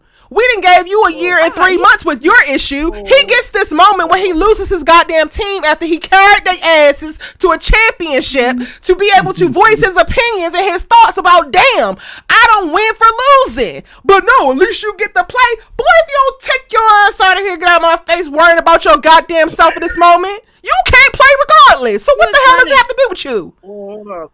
Flag on the play. He was trying to guilt trip Damon. Guilt trip his ass. I said, if you don't stop gaslighting Damon. He's valid in his feelings. His feelings don't matter. His feelings do not matter. His brother just lost his team 2 days after winning them a championship and also lost the prospect of going pro when he could have skipped all this shit and ignored all you niggas and just went pro right out of high school. So it looks like in that moment he made a sacrifice for nothing to be rewarded with nothing. And then you want to walk around, whoa, it's me, ooh, Keisha, why the hell did you tell me it took forever for you to heal? Damon, I don't get to play, so you get to shut the hell up. JR, get the fuck out my face, please. You know what? It's Frank fine. is the only non-selfish character. That was the least of my worries in this episode, so it's fine. He was like guilt tripping him the whole episode. And I'm like, damn, it sucks that you don't get to play the sport you love. That's valid. But in this moment, you don't get to now make it so that because you are present, people don't get to feel how they feel about their circumstance. Okay, it was a little bit selfish, but that I felt like that was a real human, emotion coming from him. Being selfish is a human thing. I can't fault him for his feelings on that. Okay, you can fault people for whatever. It probably what he should have done. He should have walked it back. But like, you know what? In that moment, I can't be mad because the dude's been through a lot. The dude nearly died, and by the grace of God, and Damon hasn't. Yo, daddy shunned me to somebody else's fucking house. Okay. I'm talking about his health, man. I'm not talking because his health trumps everybody else's lived experience. In a moment where he's perfectly healthy, just walking around campus, woe is me, and wilding out on people. No. Alright. No. Well, JR wasn't wilding out in this. He episode, was. I mean. Why didn't you tell me that it took you months to heal? What difference does it matter? Is your ass healthy? He lucky it's not me. Because the first thing I would have said, give me the goddamn marrow back if you got a problem with it. I don't think he had a problem with it. I think get out and give me my goddamn marrow back because I'm not doing this shit with you today, JR. That's exactly what I would have said. Alright, well, we know you don't see it for JR, so it's like... It's not me not seeing it for JR. It's me holding JR accountable to his bullshit. You're about to fight this season to get back onto the baseball field because that's what matters to you. Go for it. But you're not going to get there by whipping on other people because you're pissed and projecting about your shitty lot in life. Alright, he was dealt a big, crappy hand, but it's what you do with that hand that matters, so I think... Moving forward, what you do with that hand is damn sure not hold that shit over everybody else and dismiss everybody else's lived experience and how they're reacting to their lived experience because you don't like your hand. Okay. Especially if those people have no control over your hand. He was making shit about him that had, like, sir, go. I'm not saying that no more. I'm not saying it no more. Oh, yeah, please. But anyway... What are we talking about right now? Because we're talking about all the selfish characters in the All-American universe that you're acting like don't exist. I didn't. Okay, is Grace selfish? It's who? It's who? As I'm just saying, like, it's like because I think every single character has been selfish. I think Grace is like one of the few characters that you can say that she primarily was never really selfish. Well, I think it was selfish when she didn't kind of tell Spencer like the whole reason why Corey left in the first place. Like maybe that was selfish a little bit. I mean, I think she had no, I agree with that. I'm just saying, but like majority of like her characters not been selfish. And the only unselfish people I would say is maybe Grace to a certain extent. Laura's been like a godsend. She ain't never done nothing. Like she always ends up getting the There's a couple times. I mean, maybe her grief episode she was wilding, but okay. But I will say this, Kobe. I will say this, and I love and of course it turned into Micah and Erica going crazy saying it. Was when you said that about the selfish character. I'm like, bro, Jordan was like the first one. He sold out. He sold out. What's it called? He sold out. Spencer's eligibility, gave away the playbook. I mean, that was Asher that gave away the playbook, but was the one who like outed Spencer not being from Beverly Hills and had forced him to move into Billy's house. So, well, regardless, they both did some messed up, selfish things. So right, we can't really say that they weren't selfish. But okay, I hear you. Yeah. We didn't get some tracks. You got some tracks, John. I mean, there was some. Go ahead, right, so John. I only got one album. Now, unfortunately, we're not gonna have a lot of songs on there because I can spend a lot of time because he's not the main character. But it was gonna be Damon in the DR. Because he's single. I mean, if anything, Simone Hicks is going to ensure that he gets to the DR on Demon time. Why else? Why not? Oh yeah, no. See, that's the thing about it is that, and I was thinking to myself like this: is I think, see, again, if they did the long distance relationship thing, and I think it was you and Micah said it's a great, like it's a great, a good, like relationship building. You could do a story with it and everything. I think again because of the reputation the Maker probably gets, all the guys in the comments know. There would have been a good little storyline of again Damon being somebody who's from the United States, playing baseball. The kind of reputation they have in the Dominican Republic and some other Spanish-speaking countries in the Caribbean. It would have been a nice little what's it called. But see, for me now that they're not even going to try the the longest relationship because Simone wants him to focus on his dreams of baseball, which he could have done that in a long distance relationship. That brings me to Becca Lynn's comment. Becca Lynn 1980 says, I'm not calling Simone negative selfish because she doesn't want to be in a long distance relationship. She doesn't do Damon any favors pretending and making promises she won't keep unless which I think you're continuing to comment. So I'm going to just address the first part. that would have been perfectly fine. But unless she comes changing mind quickly, Damon needs to be done. The issue isn't, oh, we want Simone to pretend to be in a relationship with Damon. The issue is that the writers, y'all follow me? The writers went out of their way 3 scenes prior to have Simone professing and even interrupting Damon, so much so that she has to get this off her chest. Know me first. I don't care where you go. I don't care what happens. We are going to make this work. For 3 scenes later, that to not be the case. That is the problem. So which one is true, Simone? Because you are valid in both. You're valid if you don't want to do long distance relationships because you don't want to. Cool. But then you lied to this boy and you were going to make it work because what? What did you want from that? What did you get from that? I think the issue is coming up in the lack of clarity around motivations for both. And to me, it just further invalidates the relationship as a whole that y'all only gave us by way of flashbacks anyway. Because if you could walk away that easily 3 scenes after professing that would not happen and y'all are basically unshakable, bitch, you shaked y'all yourself. So none of this actually feels real. All of this feels like a big ass waste of everybody's time. Y'all's in this relationship, ours in watching the part of the episode that we got in this flashback relationship. All of it was for naught. That's the problem.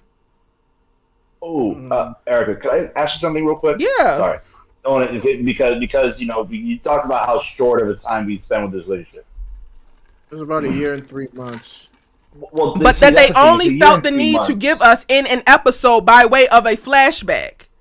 You can be. There are plenty of people in marriages waking up every day, doing the exact same thing every day, miserable as in the relationship. So y'all telling me that they were together for 1 year and 3 months tells me nothing. Because I know that people can be together out of convenience. People can be together out of routine. People can be together out of habit. And nothing that they gave us in reference to the flashbacks to try to provide context for the relationship only to give us the breakup actually solidified that the relationship was worthwhile in any of its aspects anyway. I'm sorry. You can have sexual chemistry with somebody who you are actually not equally yoked with. I am a victim of it. Thought I was fell for a nigga with a personality of a thumb because sexually it was right. Y'all are not going to be able to piss on my legs and tell me that it's raining. They bump uglies and they kiss. That's all y'all showed us. He's going to back down when she's doing goofy shit. That's all y'all showed us. And then she gets to professing nothing is ever going to break us, only for her to be the thing that breaks them. So the 1 year and 3 months means nothing. Okay, so all right. This episode was literally only to give the Moan fans what they've been asking for. It was literally a hair damn episode. It was literally a hair damn. Peyton's not gonna be here. Peyton's not gonna be here. But we know you've been waiting. But we know you've been waiting 2 seasons for this. So let's give you 1 episode of Damon and Simone together. End it by Peyton. Move on. That's literally then they did a real disservice because if that was it, then like season. They might as well season 3 really starts. Separate. Season 3 really starts in the next episodes. This wasn't even really the start of season 3. Season 3, I think the plot of season 3 starts in the next episode. The whole time skip with All American, the original one, makes sense. Like you could rationalize it because again you have all this time building between each character, and they give you and one also Olivia is on the other side of the world with with that one guy Ashley or whatever his name is, but you can have the times because it's a long distance relationship. Obviously you can just do a couple flashbacks and you can work out all the details in between. But it's like what's it called said. These are 2 characters that are living in damn near the same city, and it's a 1.5 year time skip, and the only thing you give us is a couple flashbacks and 5 5 minutes of screen time where they're professing love and all stuff. Honestly, you're not giving anybody any reason to attach themselves to the relationship because it's like what Micah said. We only know them as friends. And you only threw us a bone of like a couple minutes of them being together, and you can't expect. And they had more sexual and romantic chemistry in their friendship than they ever did in this romance. They really did. But that's all they showed us. But that's all they showed us, though. It was hard to watch. It was actually hard to watch because like I'm somebody who I actually like. I like Damon and Simone. Like I like seeing like the slow kind of thing that they had, and like he used to say Simone Hicks and all that stuff. That was cute. Once they got together, the episode, it was so awkward. I was watching it and I was like cringing because I'm like, no, like it didn't feel right. A lot of it felt so forced. Even that at the end when he walks up in the same spot and he's like Simone Hicks, I'm like, it don't even hit the same. We already knew trouble was afoot. Then she's like, this was the one spot where we had met and we didn't know we were gonna see. Like, girl, y'all are really forcing this shit. The same way that y'all use this revisionist history in All American, y'all are forcing it. Because while, yes, that could have been a spark of something there, married. She was not thinking this heavily, this focused on that boy in this moment. And now all of a sudden she was. Is that in that moment you literally told him, oh, my husband's outside waiting. Like, no. So y'all say this is low-key. The whole episode was no. Would y'all say this is worse than, like, because you just brought up, like, the whole, like, when they finally got together. So because of everything, like, granted, we got more of, Spelivia and everything. We got to see, Spencer getting stomped on by Olivia's selfish attitude and everything and all stuff. But, both of them, they had a slow burn and everything. But, like, I guess I'm more disappointed with Damon because, again, we only get 5 minutes of it. Like I said, I liked it. I didn't need more. I got too much of it. We got way too much of it. The conversation in the room, I'm going to stand behind her and support her. She's going to deal with it however she decides to deal with it. Kiss, kiss. I like to throw my goddamn TV. I like to throw my TV, bro. Because nobody said that you're not a supportive boyfriend if you tell your girl, like, okay, but what about what Coach Lonnie said? Like, even if you are not outright contradicting what she's saying, walking stupidly behind her to do some stupid shit is not something to be proud of. You looked stupid with her, sir. He was as soon as he thought it affected him, he came back. It was so funny. I was like, which also just invalidated it. It let me know that you weren't even being yourself. So now I'm looking at your relationship like you're a fraud. You're pretending in this hoe because you don't want to piss her off or you don't want her to believe that you don't support her. Which, if y'all actually are solid, as you say, if y'all actually are in game, if it's actually meant to be, then your partner would actually know, even if you're saying something opposite of what they're saying, that there's still love and great intentions in that. So all of this is bullshit. All of it. The moment that Damon decided to lose his shit on her, I said, oh, so you said in Nate's face and lied, nigga. You lied. He only cool when it didn't affect him. Ain't that what I said? It was so... the whole relationship, the whole episode was a joke. It was a joke. It was like there's no way, but it would have. This is what like. This is probably unpopular, but I would have preferred if she played Lando. They probably would have given a little bit more in this episode than, Damon and Simone. Just me. Just I love it. I love their stuff. What's it called? Sorry. I'm saying no, John. You and I are here. Like I felt something when she was with Lando. Like for real. Which is why I'm so interested in next week because he's coming back. So I want to see how that's finna go. You know what I mean? They about to play in Lando's face. They about to play in Lando's face. Have him groveling. I heard you broke up. I heard you had broke up with old boy. Maybe it's my turn now. I don't think he's gonna be groveling. I think he's gonna be pissed. No, but if they, I don't want them to invalidate Lando's feelings. Because if they have Simone go up there and be like, oh, it's been 1 year. We can be friends. Please, let's be friends. It's like they gonna have Simone do something similar as to what they had Olivia do, and running her ass across that Black Lives Matter mural into the arms of that white man. What would be an equivalent to that? I don't know, Kofi. I'm just gonna wait for them to give it to me. Cause that's Lando. All you have to look forward to is Spencer's treatment at the start of Spelivia. That's what you have to look forward to, nigga. That's it. Really. I don't think so. I mean, You can be as mad as you want to be. there. You can be as pissed as you want to be. But the house always win. Simone will win. She's going to terrorize this boy. Get ready. I don't think she gonna win. I think he gonna kick her some energy. It's gonna be. I think it's not probably gonna get resolved till either the last maybe 5 minutes of the episodes because there's got to be a reason why he hasn't been around because he pops up at her front door in the promo for next week. So something must have happened where he's coming back for some reason. That's That's what happened. It sucks. It sucks. We had so little to go off of. I was seeing his ass in the Chocolate Boys across the team, and I'm like, okay, that's something there. Maybe he transferred because he couldn't be behind Damon, and he wanted to he's trying to go to the MLB too.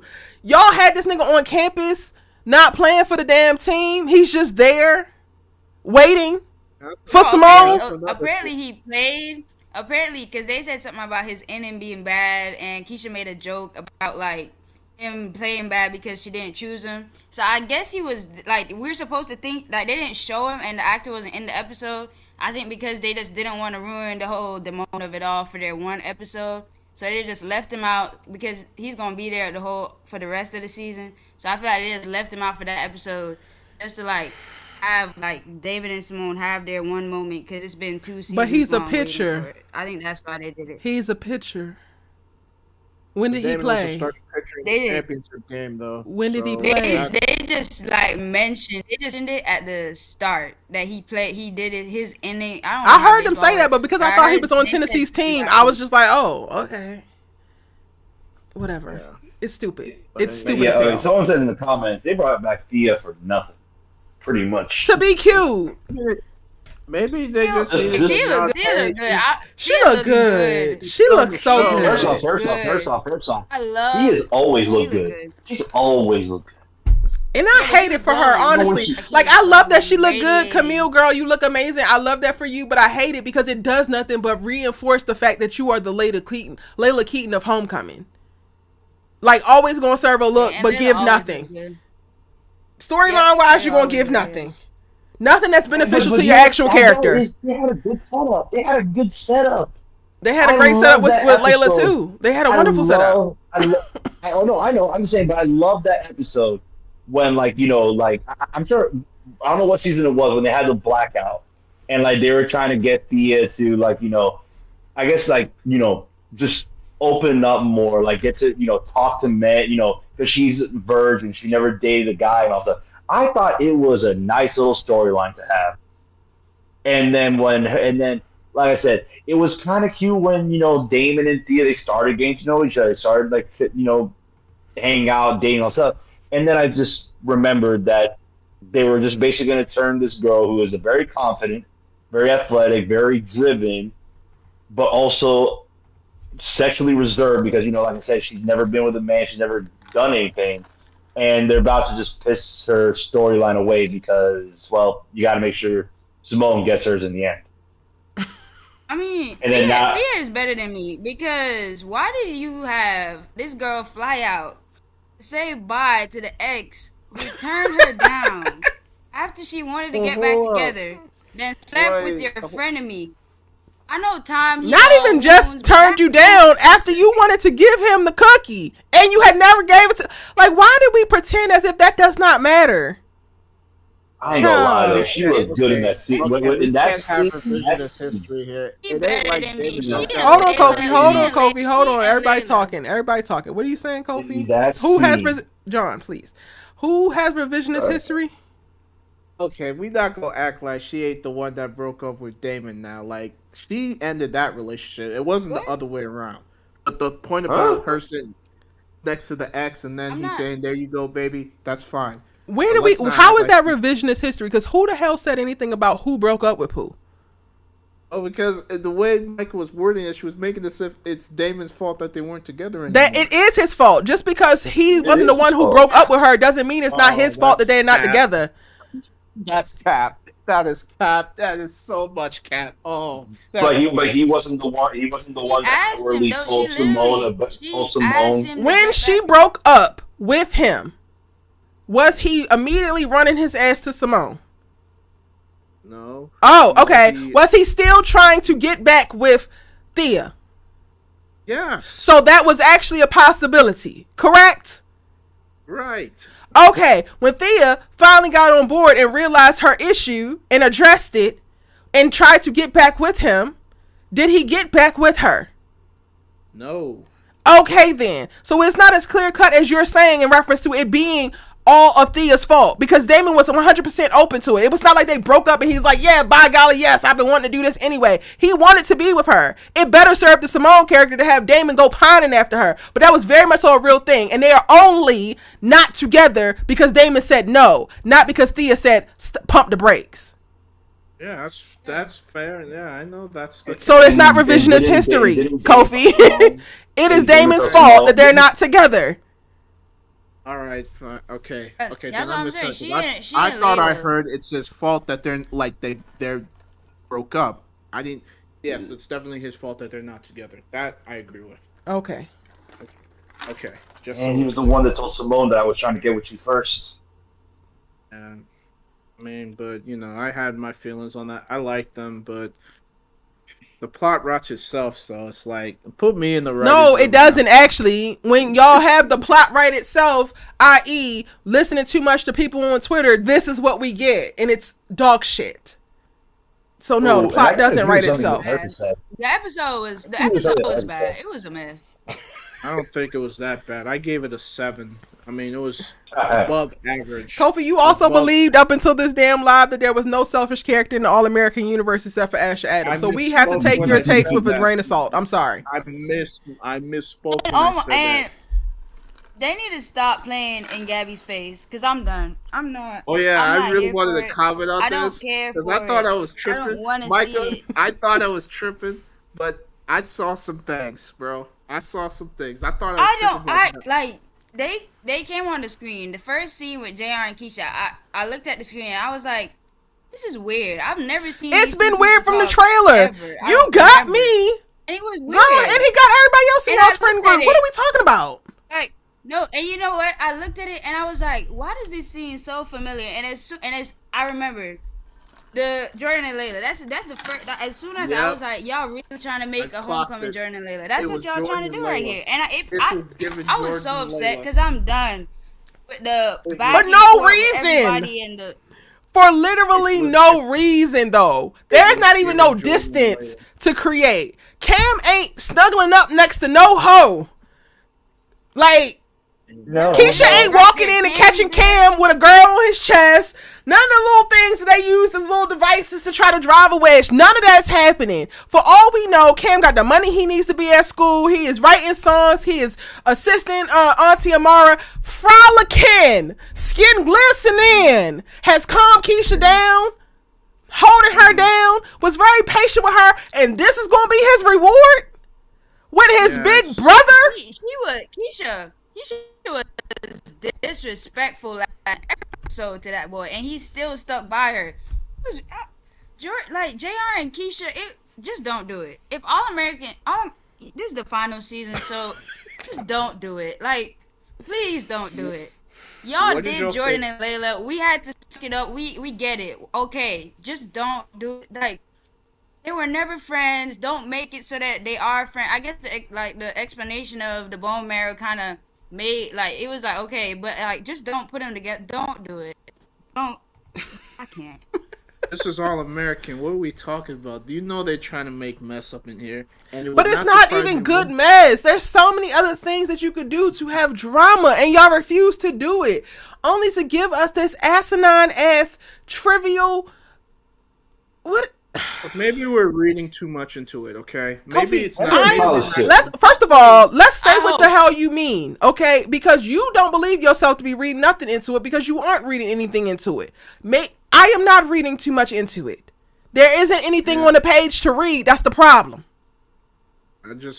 Look. maybe I'm tripping. I don't know if they would actually go here, but it was very telling. They would. They went out of their way to have multiple scenes with Keisha and JR.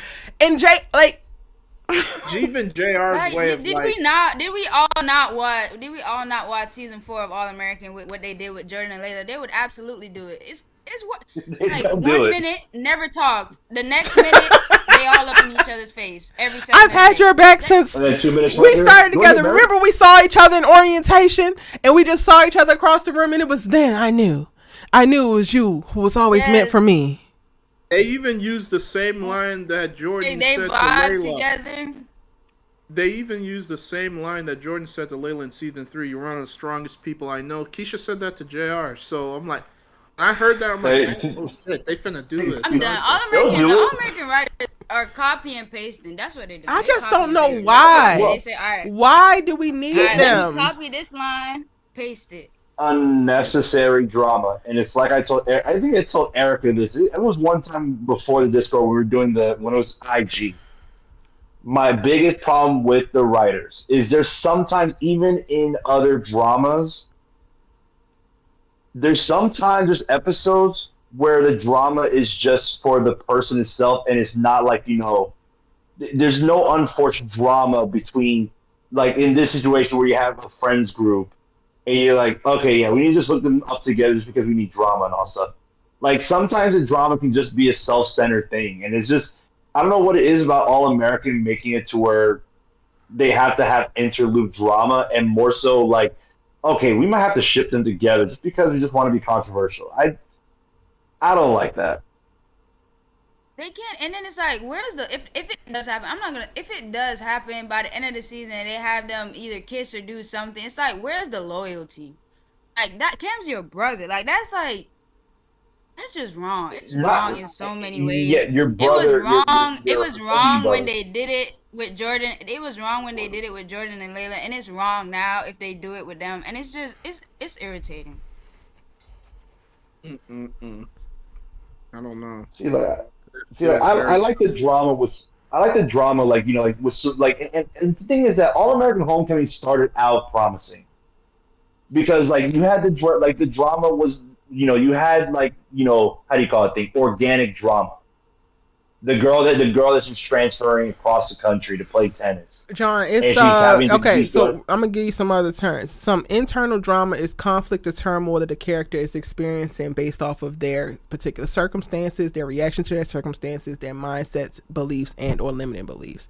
External drama or external conflict specifically, is conflict applied to a character or a group of characters based off of environment, circumstance, and anything outside of themselves and their mind. Just to give you some better. By the way, thank you. Mm-hmm. By the way, thank you. But I'm trying to formulate my words basically. Where like I'm trying to say that like with Simone's like drama when she first got there, it was her trying to fit in, her trying to figure out her place on the team.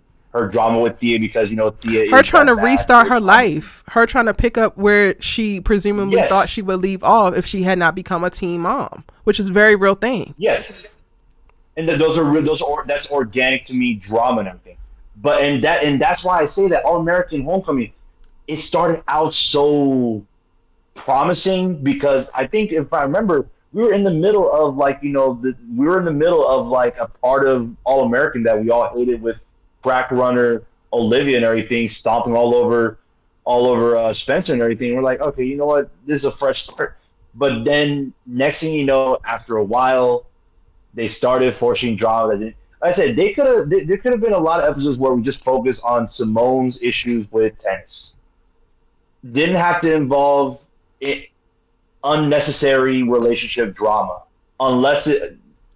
They basically took all the drama that they've been writing in All American, like Micah said, copy and pasted it to what's it called, and then gave us a drama that I personally do not like.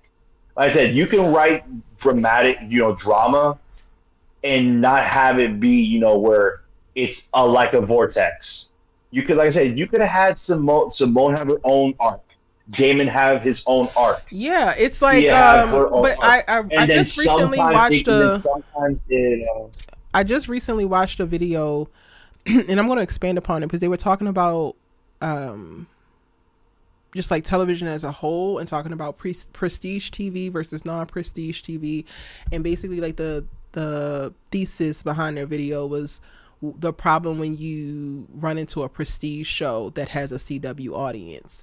And that is like resonated so heavily for me, and I really want to unpack that with like the critiquing of these two shows specifically, because I am now falling into a place where the audience is also a part of the problem, but it's specifically because the CW apparently has a track record and an unspoken mandate to listen entirely too much to its audience, and specifically its vocal audience on social media, which is not always, if ever, an accurate representation of the totality of their audience. Most often than not, the most vocal people in the social spaces are people who are advocating in a very toxic or problematic way. Like, when you look at where we're at now, with now Homecoming as well as All American, and how the shows have devolved into these random compilations of shipping as the conflict, I would have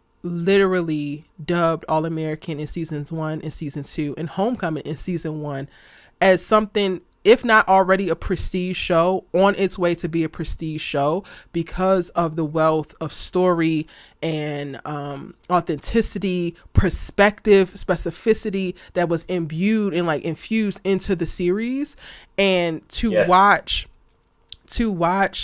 it devolve into nothing but a bunch of conversations around shipping, it's really, really frustrating. But now it makes sense to me, because that's something that apparently is a result of the CW as a network. And now so much so that I will forever moving forward look at circumstances like this.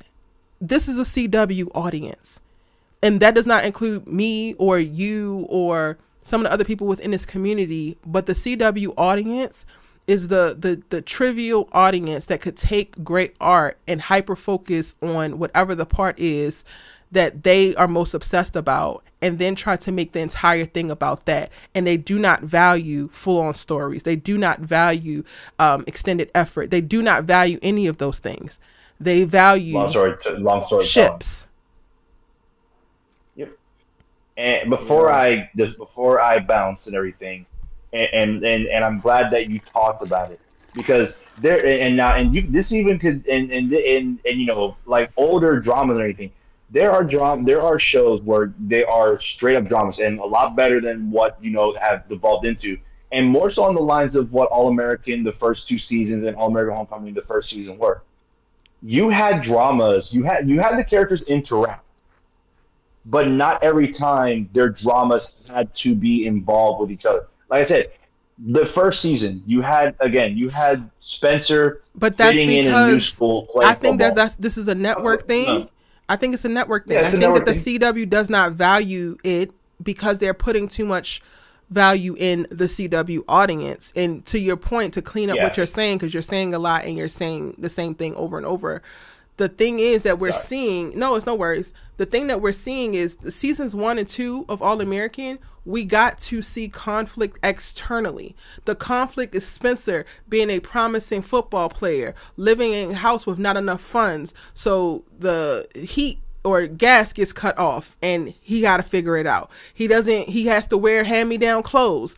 That's part of his motivation for trying to get out of the hood and become an NFL player, because he gets to save his family from his financial woes. He's also running from the circumstances that his father put on him and not having a father in the home. Yes, it's also inspiring some internal conflict, but the majority of what we got in the first 2 seasons, which made it really, really beautiful, is that it did not rely so heavily on what you're saying, these interpersonal conflicts, and it was more so of creating these very distinct characters, putting them in certain circumstances, and let's see how they react to it. And then you get to see them all bounce off of each other once they not only are interacting with their environment, but they're interacting with one another. So when you have the Beverly kids meet the Crenshaw kids, now that also provides additional conflict, but that's less about the conflict with the person to person and more about them carrying the environments that they come from and have been informed from with them, and those 2 environments clashing. Now we have drilled down and made it trivial. Like when Layla met Kia. Yeah. But when But you're like, oh, All this American is so cool. started, when All American started, it felt like it didn't feel like a CW show because I've been watching the CW forever. I watching to Diaries to One Tree Hill, and the list goes on and on and on. And it all like they were all focused on ships from the start. You always knew, okay, these two are gonna be together. There was gonna be a love triangle here. But with All American, when it first started out, it wasn't about that. The other shows were, and it was very much different. It was very much a different vibe. It was a different story they were trying to tell with this show, and eventually it fell back into the formula. But at the start, ask anybody who ever watched All American. Those first two seasons were great. Yeah. And see, My I don't mom- even my remember homeboy was watching, like, I watched Gossip Girl beforehand. Like, that's probably the most recent one before All American. But I didn't even register that it was a CW show at the time. And before that, I had jumped off the CW ship once they got rid of all the black shows. So Yeah. I wasn't privy to this is what it is. And I will never go back. Like, I'm leaving All American season 6.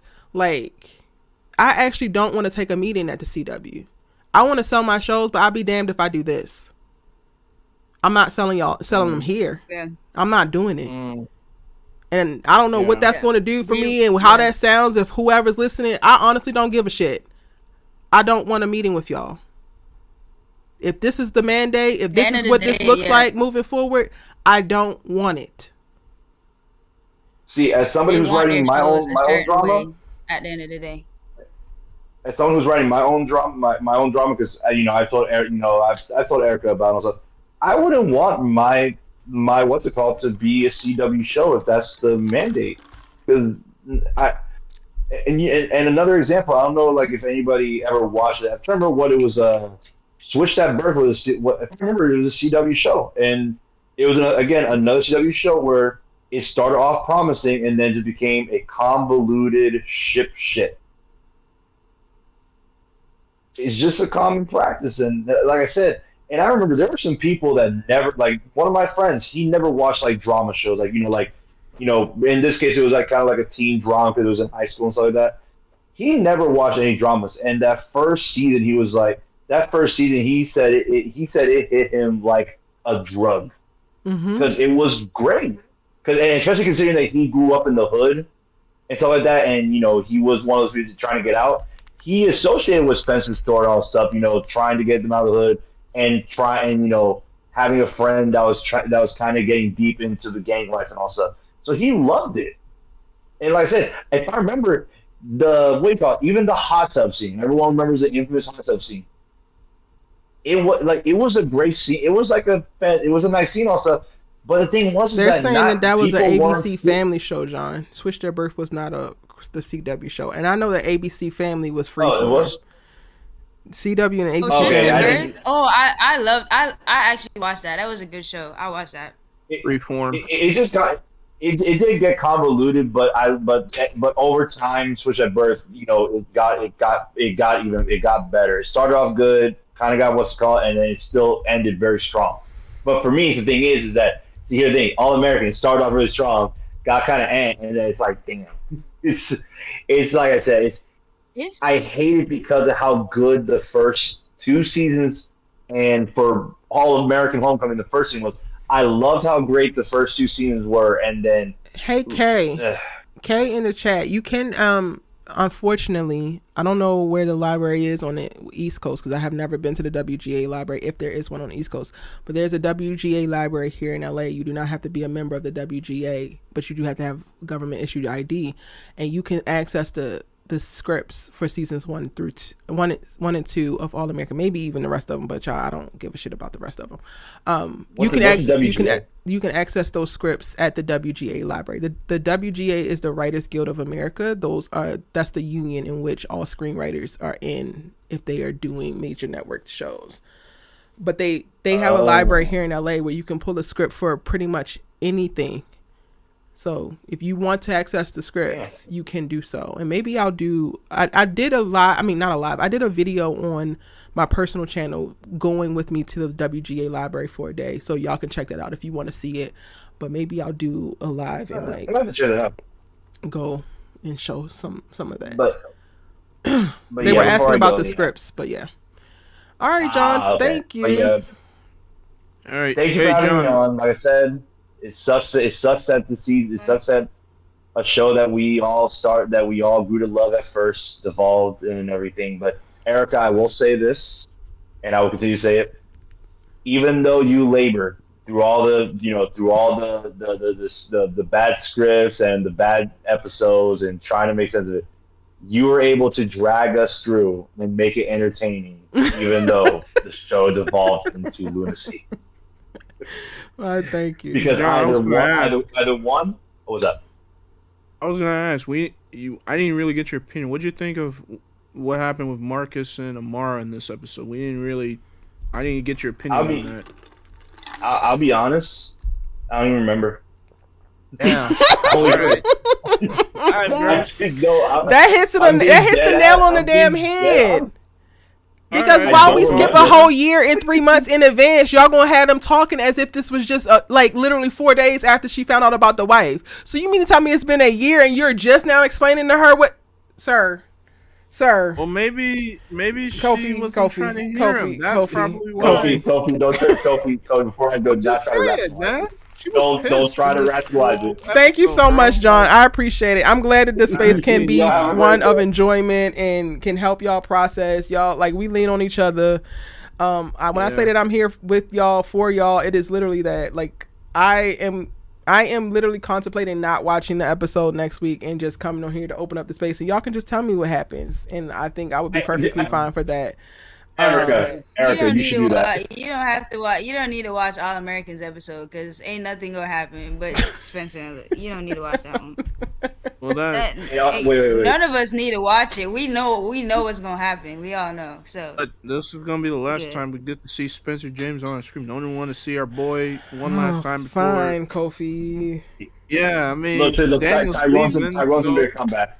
You're right, Daniel. I support you, Daniel. Goddamn. That's right, man. Even though your brethren over on Supercell is sending me with their scooters and their bikes riding the handle business. I can't wait. I'm gonna talk about Supercell, y'all. Please watch Supercell if you haven't already, because I'm going to be talking about it starting this week. I cannot wait. Hey, Shy, welcome in, boo. Hey, I just had to come in on the shipping talk because I don't think I heard any of you guys mention, like, this is how far All American has fallen, that the ships is so embedded in the show. Why they have a Spelivia countdown to the wedding in letters in the episode? Wait, they do? Yeah. They did. All American. Where? They did. When Spencer and Olivia was in bed, it says 2 days to Spelivia's wedding, like at the very top. Oh, I must have missed that part. Oh. Yeah. I mean, it wasn't shocking after they included the ship names in the wedding in the 13th episode. That was like it's All American. That's really what the show is. So it was probably a wink to the fans. That's probably what it was. How many winks you gonna do? Y'all giving them 3 episodes at the tail end of the season when these characters are about to be gone for good. Y'all are gonna spend my last days with Greta and Daniel continuing to wink at these fans who are going to make Spelivia edits from now until they're 30 and realize how dumb they are when they can do this for themselves. Why are we doing this? I don't think it's crazy. This was All American episode was a waste of an hour of television. It was such a waste. Nothing happened in the episode. No plot was pushed forward. There's no plot. Nothing. Olivia's panicking. It's a bad omen. Oh my God, we're gonna be destroyed. We're not gonna get married. Maybe we shouldn't get married because of the knives. Maybe we shouldn't get married because of the mirror. Maybe we shouldn't get married because oh my God. Ridiculous. With all the omen talk, I'm sure they were Vegas earlier. When she went to that shop with the crystals, the TV was on. Didn't say it out loud that, I got these crystals from Vegas when we had that reading. It was just so pandering, and like it was just like playing in my face at that point, bro. We need I felt we like need I was Rolling Mo to reading. come I back. felt like those fan fiction stories on Wattpad. That's what the episode was. I've never read It any, was a whole and now I bunch wish of, I and had. it was No, it literally really was. It really the was a episode Wattpad gave story. one of those Spelivia fans on Twitter wrote a story and gave it to the writers and said, "Y'all, please put this on the screen. It'll be so great. We'll be so happy." And that's what they did. They took everything. It was the Spelivia Spectacular, Part 1, Part 2 next week. Spectacular. And why did Olivia have the audacity to sit in Layla's face like, "Oh, I'm so lucky. I found a good one." And I'm just like, are we that crazy? Because Olivia has always like, always had the audacity. Here? Like, and how Layla did don't we say get nothing. here? How did we get Layla here? don't ever say nothing. Like, what conversations did we have that made it okay for you to look me in my face for my significant other that I was with for a very long time, that I invested blood, sweat, and tears in, that you both betrayed me in my face, never once apologized for real, and you're gonna be like, "Oh my gosh, I'm so lucky. I'm the luckiest." I mean, Layla's got her husband now, so it's like a moot point. It still doesn't matter. It's her husband, who we can't buy a house because it doesn't feel right. And even in this LA housing market where it's very unlikely for a house to just sit, let alone us to get offered to buy the house, and they're going to wait for us to hem and haw behind the fact that I don't know if I can walk in my damn daddy's shoes, but we're going to wait because I don't know. And you know what? Let's just stay at the beach house, babes. This is perfect. Oh, God. And are we Jordan is a deadbeat? Are we gonna talk about it? Are we gonna talk about it? Oh man, are we really about Jordan's deadbeat? He had another concussion. Like he has no more prospects. He's injured, and now he has to be a high school coach. So Layla is gonna be taking care of him because we already know that Laura already. But why does that make him a deadbeat? Why does that make him a deadbeat though? He is not on her level. We knew that it would get here. In terms of like the fact that you're not having this conversation. Nah. Where's Antonio? Because I can't do this. I can't referee this shit. This shit is funny. Antonio, where you at? On this. How are you gonna stay? Hold on, Happy Chick, come back. I was about to bring you in. Happy Chick, maybe you got some other things to add, because I don't have nothing but cackles for y'all. So if it was the opposite, where Jordan making more money, does that make Layla a deadbeat? Layla could never be a deadbeat if she tried. That's the problem. She's balancing running a restaurant. But she made a record with people. Jordan does not have a job, and he's thinking about mad hard if he should take an open position that is being offered to him on a platter. What is there to think about? You have no job. You can't go to the NFL. You can further your father's legacy. What is there to think about? Okay, but you made it about him being a coach. Layla said that he's had job offers. Like, the fact that you've had multiple people offer you a job, I don't know why, but they said you had multiple people offer you jobs, you still ain't take none because you're living off your wife. That's what makes him a deadbeat.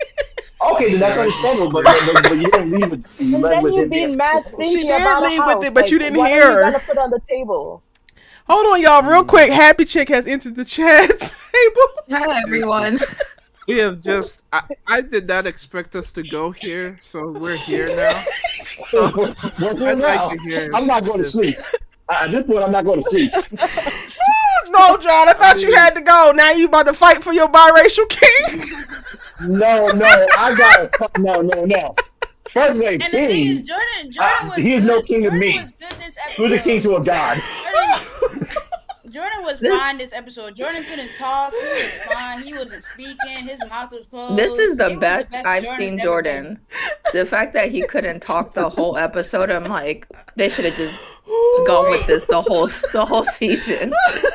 Damn, this is crazy, man. We cannot accept this. Where's my phone? Where's Antonio at? Jordan could not open his mouth like it was so this is awesome. pure Like, gold.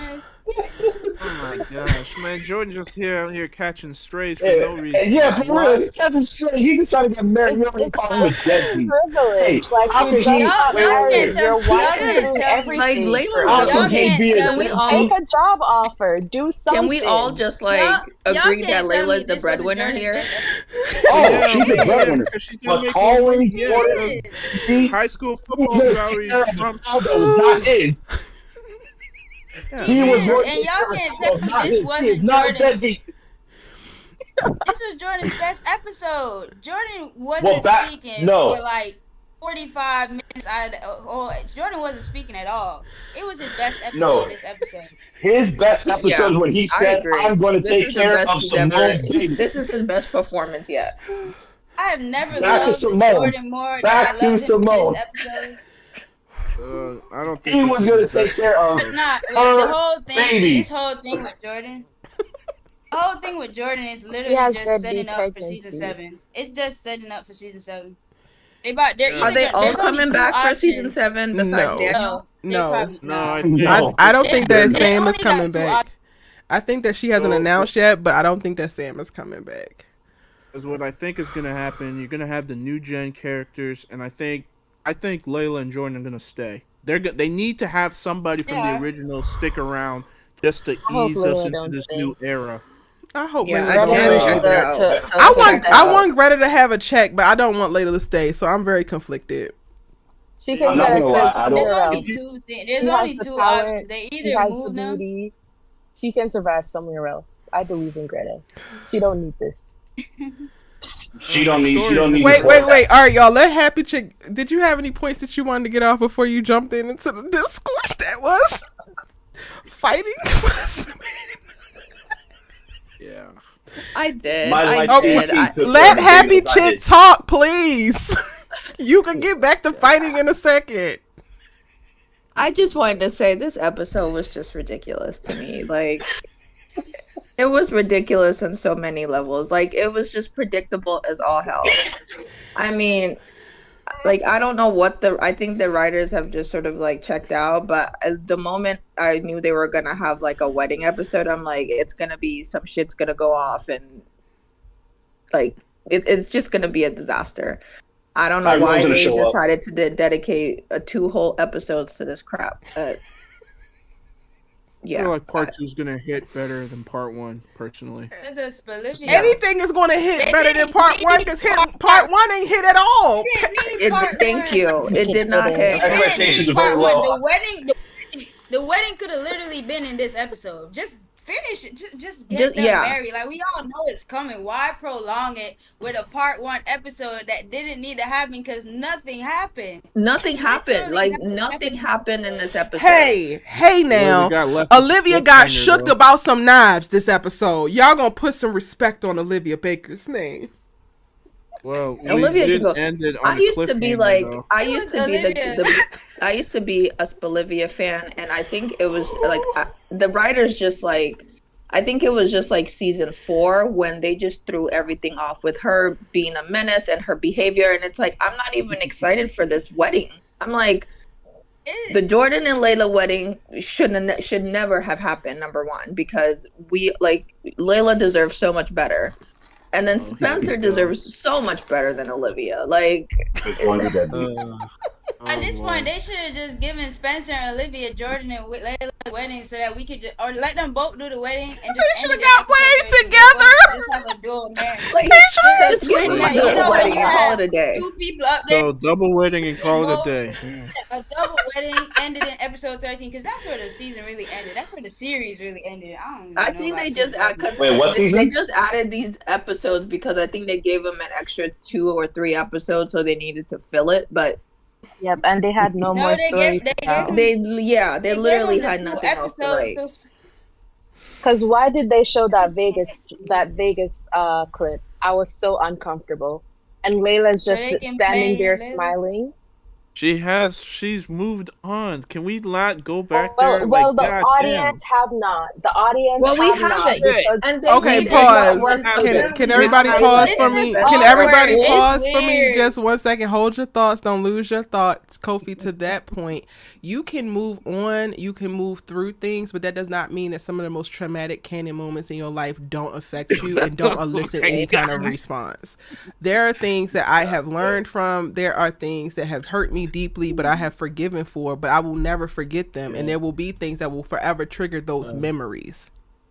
Even if it doesn't trigger me to implode my relationship and throw and yeet my man across the goddamn room, it could trigger emotion of like solemn reflection. It could, if for nothing else, just take me back to like, damn, I don't ever want to feel that again. That is something that's very real. Okay, I understand, and I've gotten past it too because there was a time where I couldn't watch the episode either because, like, as a guy, I was like, God damn, I don't ever want to feel like that again. Like, I never want to be in that situation because that man put his heart out there only for it to get stomped on like that, and then he made a dumb decision which caused a whole bunch of havoc that was unnecessary. Right, but you were able to move through it because he winds up winning in the end as it pertains to that circumstance. But you do not understand what it is to be in Layla's position and haven't experienced that. So while you're saying she moved on and let it go, there are certain scars that some women will always have. There will be scars for wounds that don't ever disappear. Well, I don't know whose idea it was for them to have a Vegas theme. Bachelor. Was that it was a bachelor, dumb as hell. Bachelor? It was stupid. Was that a wedding party or a bachelorette party? Even them. Okay. I got something to say now. I've been only cackling this whole time, but I got something. Oh, here we go. Here we go. We're gonna have this PG ass bachelorette whatever the hell this is for what? Everybody got to sanitize everything. People don't get to have fun with you because Olivia wants to make sure that Spencer isn't exposed to any untoward women. Ma'am, you done ran through y'all's whole goddamn hood.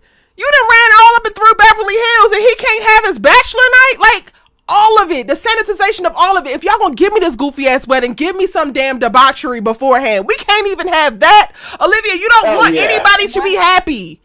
Ever. You had a better birthday party. By the end of it, she was throwing money at bachelorette party or bachelor party. Wait, who said they couldn't? At his damn birthday party, he was drunk on his ass and you were shoving alcohol down his goddamn throat. But on his bachelor party, you gotta be there in your fucking white in his home. Like, girl. Wait, who said they couldn't be strippers at the bachelor party?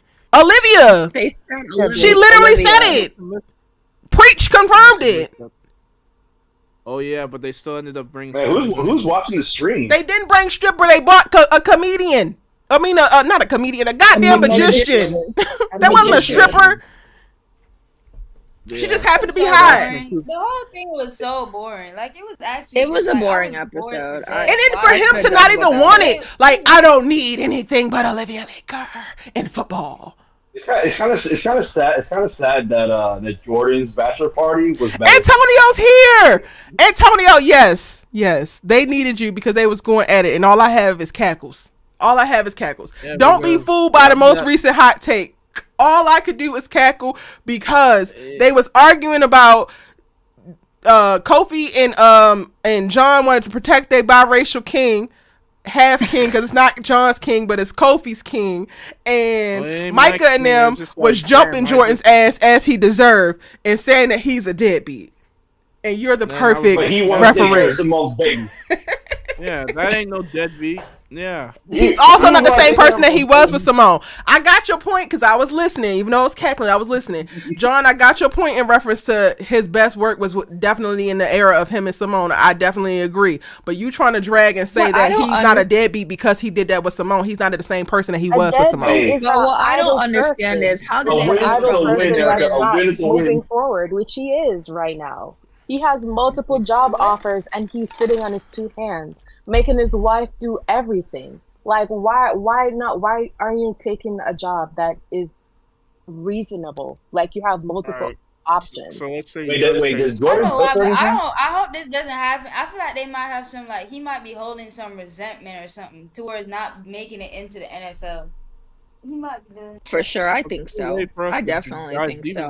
That could be a story. That could be a good storyline, but the All American writers are going to delve into that. They ain't gonna And do there's it. only one episode. Like, if they were gonna do that, they should have done that on multiple episodes in this season. But And they also said something along the lines of, "Oh, I appreciate them still keeping me in mind in reference to the draft, but that's like I don't even remember what the exact words was, but the even trivializing of like, oh, the NFL was looking for me, but no, was like, okay, y'all are not serious." What doesn't make sense to me? They basically said to me is they had this whole fight with him and Jordan, with them, with Jordan being just an ass to Spencer about the NFL and him, having that two-faced coach, and just for them to like not put him in the NFL, like it makes no sense to me. Injury prone because he had another. Jordan was never good enough to be in the NFL, but if you're gonna make him be a Heisman finalist, right? Yes, that would have made sense. But at the same time, he would be good enough. He said he got the concussion, and because he was thinking about his health and his wife, he decided not to join the NFL, even though they still wanted him after he was injury prone. Which don't make no sense because it just makes no sense. You look at it, nobody wants an injury prone athlete, but that's beside the point. So basically, he didn't join the NFL for Layla, and so he's gonna resent her for it. No, I don't care. No, I don't think so. He can't resent her for dreams that he don't really have. It was never his dream to be in the NFL. I think we can all agree that Jordan's dream was never to be in the NFL. He just picked up a football for his dad. Jordan's dream was when he was 12 to marry Layla. That was his dream. That's what he said. But also the thing is that like he also chose not to. If it would have been a case where like they just chose not to get him because he was injury prone. Again, the whole thing of resentment, that could have been a good storyline, but the thing is they wrote this into a corner by making it to where he chose not to or whatever. I feel like it would have even this house that they're getting, right? Who's paying for this house? Like Layla's paying for the house, but the thing is, she won't have to pay for the house because guess what? It's either two things. They're gonna either have the Baker House in Beverly Hills or the Baker House in Crenshaw. There's the only two places they're gonna put Jordan and Layla, because they need them close, and they need the set. Yeah, because also that also involved in having to get another set. Yeah, and if I think he's Layla gonna take has her daddy's mansion. Why not go there? Like why? I think they sold it. Didn't they sell it? Yeah. They're trying to, and what I saw in the episode is they're trying to tie Jordan and Layla to Crenshaw in a way. Even with Preach going up to Layla and saying, I'm so happy that a black woman has like taken over the business and boost the economy or whatever he said, and so they're trying to connect them to Crenshaw to boot so they can like happen. Carry so them like they might end up getting a home in take Crenshaw. the job at Crenshaw to be the QB coach. He gonna take the job, so that'll center him back in Crenshaw. I think they'll have to introduce either a new character to play football or use one of the existing characters they have that's gonna be the next great football prodigy, maybe a quarterback instead of a wide receiver. They'll just recycle what they did in season 1. Have Jordan be the coach. And are you guys gonna be watching next season? I've checked. I will. I actually think I will. I mean, I know my boy Daniel, one episode, but I still want to support this show because of the actors, and we ain't got much content in terms of young YA shows. Yeah, black actors. Speaking of actors, I actually saw Daniel Ezra yesterday, guys. Oh wow! I saw him. He was in the most random place. I saw him at the San Diego Fair, which was. Did you ask him about Crenshaw? No, I did not. About his mom's, about his brother. No, I did not. Yeah, I'm gonna say goodbye. Hey, but I'll still watch. All right, so now I do have to go. I'm gonna give the next season 1 episode, and the only way I'll be excited about the next episode and everything for this wedding is if Tyrone and Mo come back from the dead. Bye, John. Have a good night. That's not gonna happen. Now, John, you just troll. Yeah, have a great night. Oh no, well, I mean, at this point the writers are trolling us, so why not? Yeah. Okay. Yeah. They yeah, should have I'm just. gonna stick around. I'm gonna stick around. Like I mean, Spencer's not gonna be there, which is sad. But this is still a YA show with black people in it, so I gotta keep supporting my people. So Well, if the at this show, point, it's not even a black show It's anymore. not. Like it went from being such a Heartbreak is gritty not a black show show. to it being just happens to have black unrealistic, in my actors. It's not opinion. really a black show anymore. But Yeah, there's it's not a still, black show anymore. It has black actors in it, but I'm like, a lot of this stuff is It's not not really telling black relatable. stories. It's not realistic. I Like it. mean, I we're saying mean, who's goodbye living to in Beverly Daniel. Hills mansion in a beach house? Yeah, Come we're on. saying goodbye to Daniel. I'm thinking we're saying goodbye to Samantha. We're probably saying goodbye to Cody and to Kamira and maybe to Monet because I don't see how Grace and Laura will still be there in season 7. So I think Jordan and Layla are going to stay. And then they're just going to introduce the new people in there. Preach is staying because he's in Crenshaw. So yeah, I think that's what's going to happen in season 7. I want It's to gonna stay. feel. And half the for fandom Layla. is not gonna come back.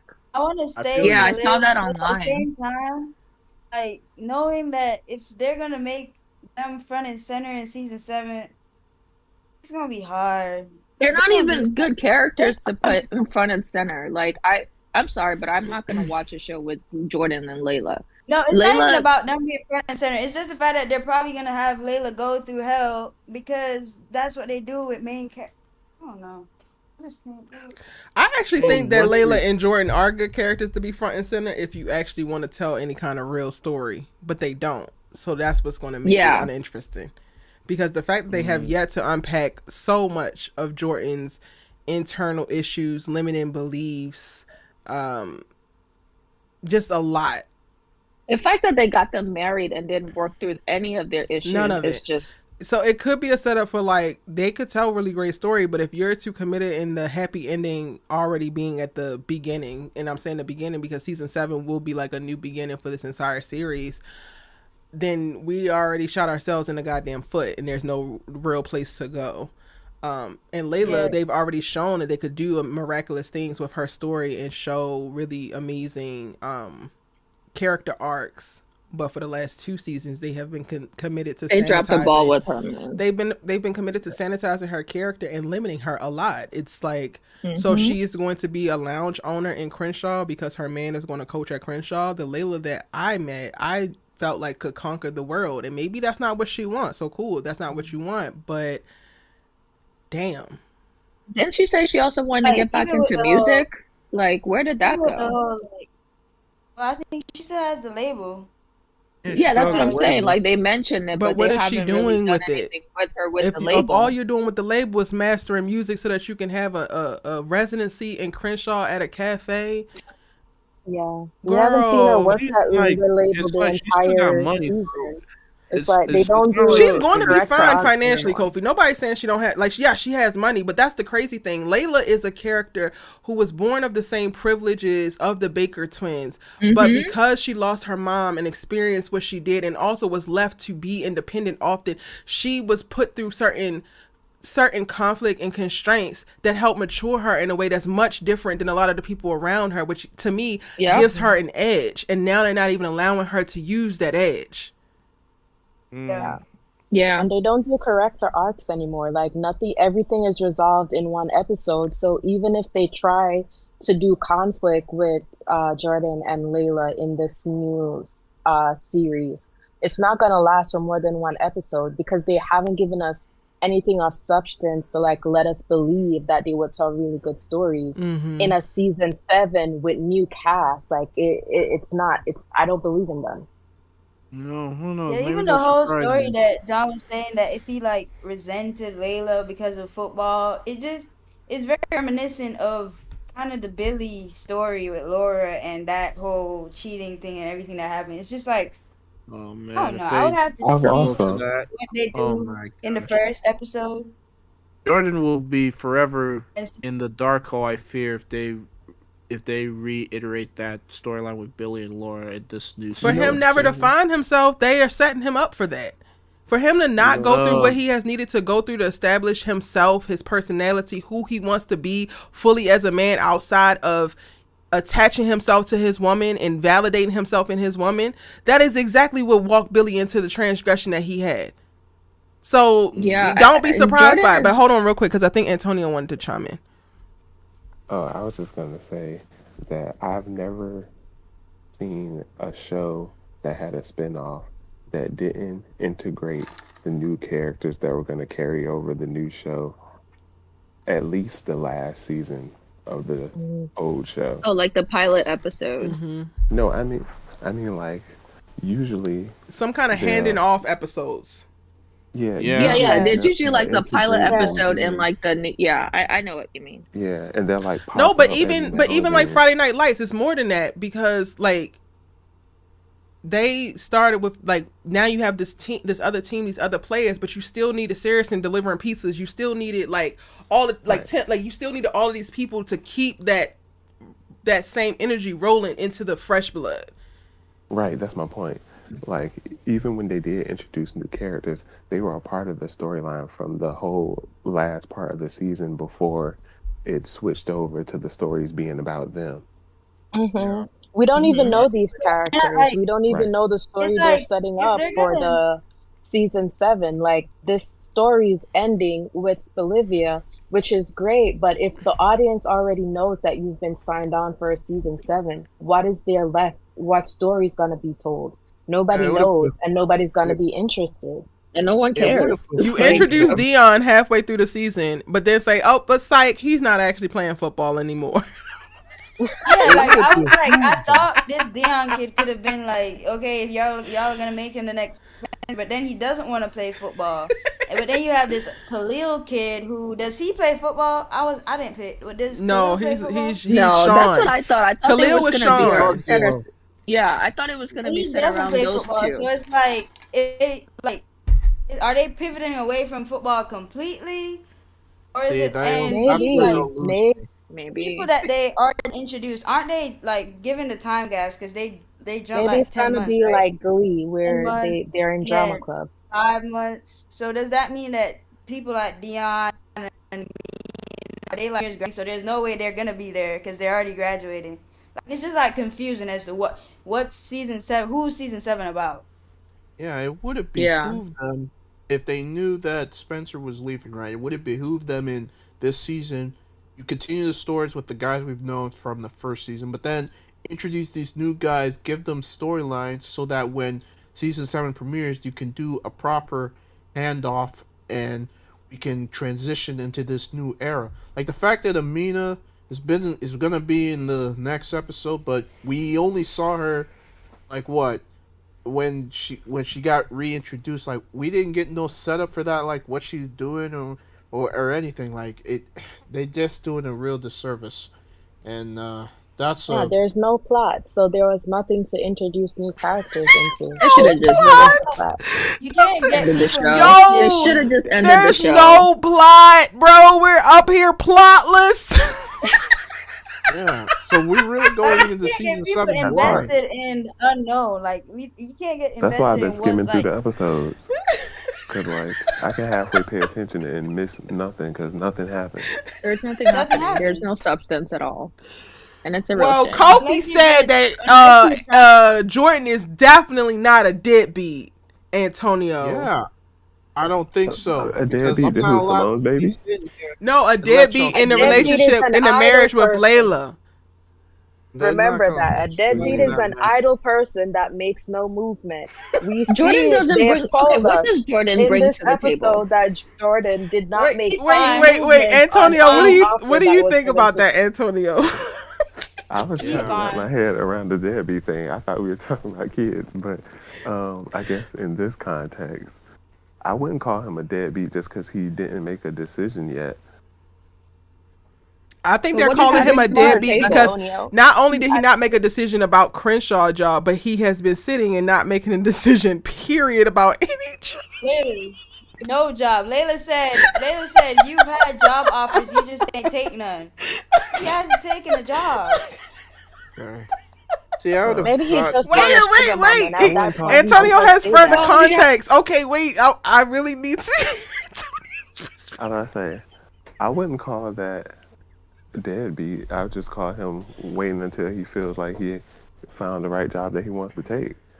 Who has the privilege to They do don't that? have to worry Who about has the money. privilege to Well, do he that doesn't though, have to worry about Antonio? money. They do because they Jordan spoil is rich kids. They don't have to worry about money. I'm Who sure has they're the like, privilege yeah, of they not have. taking any jobs offered to them in the US of A? They do because they spoil rich Deadbeats! kids. But you're freshly married and looking for a house to buy. So they Living got money. off of his wife. Oh, Living off of his wife. That's what Jordan is doing. He a He's a trust fund kid. He stay-at-home got husband. money. he got. Making breakfast. I mean, Layla's not making hurting for breakfast. any of the money that she's expending in supporting both of their lifestyles, but it's so Jordan interesting that has the money men too, refuse right? to That's what actually I'm saying. assign He that has to money him. too. Does It's not he? like Jordan is Where does hurting he for have money from, y'all? Where does Jordan have His money trust from? fund. Trust his fund. daddy, What trust fund? Billy's his mom.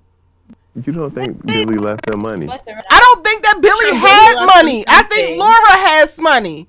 Billy was a Laura high got school his coach. You know what? Laura Did You you know comes try to from you tell have me money. Billy was insurance. broke? Like he didn't save any of his NFL money? He ain't put We, no Well, he we put no know money Laura in the comes bank from account for money, them. and I'm sure Billy saved up some of his football He money. saved up enough So football money in 3 years to buy their house in Beverly Hills, support their lifestyle that they were currently living in, and also save enough for Jordan to have a nest egg and live off of now. well, his But they mom is also rich. going out getting little goofy ass For roommates. holding him down as Jordan well. has access to a trust fund, y'all saying, but they go and get a goofy ass set of roommates that want to kill each other because they need money. Come on now. Come on now. Yes, and Billy has said out of his mouth, Laura, I thank you for holding me down all of these Literally, Yeah, I think Laura. the whole Yeah, story was like Okay. Laura pulled their asses out, and one of the first things that Spencer say when he walked into their house, damn, all of this over a coach's salary. Well, my mom is the DA. Da da da da da da da. yeah. So Laura, Yeah, has I money. still don't see Laura how I they don't give a think Jordan deadbeat is hurting Layla for money giving either a Laura job way. at the Y'all moment. not I mean, really deadbeat is an convincing over me. dramatization of it, but the fact of the matter is he's resting on his goddamn laurels and damn sure not leading this relationship. So God bless Layla. Well, hasn't he been resting on his laurels? That's That's a part of the relationship that she established she was okay with. Yeah. That's true. She Kofi, agreed do to not it. say They're yeah in marrying him. excitement as if you should be proud of that. You should really not be proud of that, Kofi. But did she Layla- really I'm agree not to proud that of that. though? Because Because when they were Layla getting does know. that could be a when they possibility. were That's getting all. She married, knows he was exactly who Jordan supposedly is. an NFL prospect. No, she got into the marriage with Jordan's dream of going to the NFL. That's not happening Nah, but anymore. Layla- So did she Layla- really Shy go into shoes it and thinking that violence. he would have Layla's no? not stupid. Yeah, He Layla's has not no being dream. supportive. She knows. She knows Layla who knows he what is. it is and what it ain't, and she knows Fact. Jordan wasn't good enough to go to no NFL. So But did she know? She was speaking stats. She was saying stats. He was winning awards, so she probably had a little hope with all the talk that he was doing that maybe if he didn't go straight to the NFL, he would have been doing something related to the NFL. Or he's doing something. Or I offer for consideration, Layla is a character who has struggled with consistent love being shown to her, and she has always had money, has always been able to work to get additional money and feel secure financially, and has no problem footing the bill for her loved one so that she can maintain a consistent source of the love that she desires. So she's willing to pay for it. Yeah, I mean, as long as Jordan making hers in the morning, she good. She fine. She's very fine. Yeah, I mean, let's be I real. hate that for her, but She was his biggest cheerleader when Yeah. it came to football. So it's like, yeah, I'm pretty sure she anticipated she's that everybody's he biggest would- cheerleader because her feelings don't matter. Okay, I didn't say all that now. Why I but- don't think You Yeah, didn't him have to being a say that. The deadbeat writers for not- did.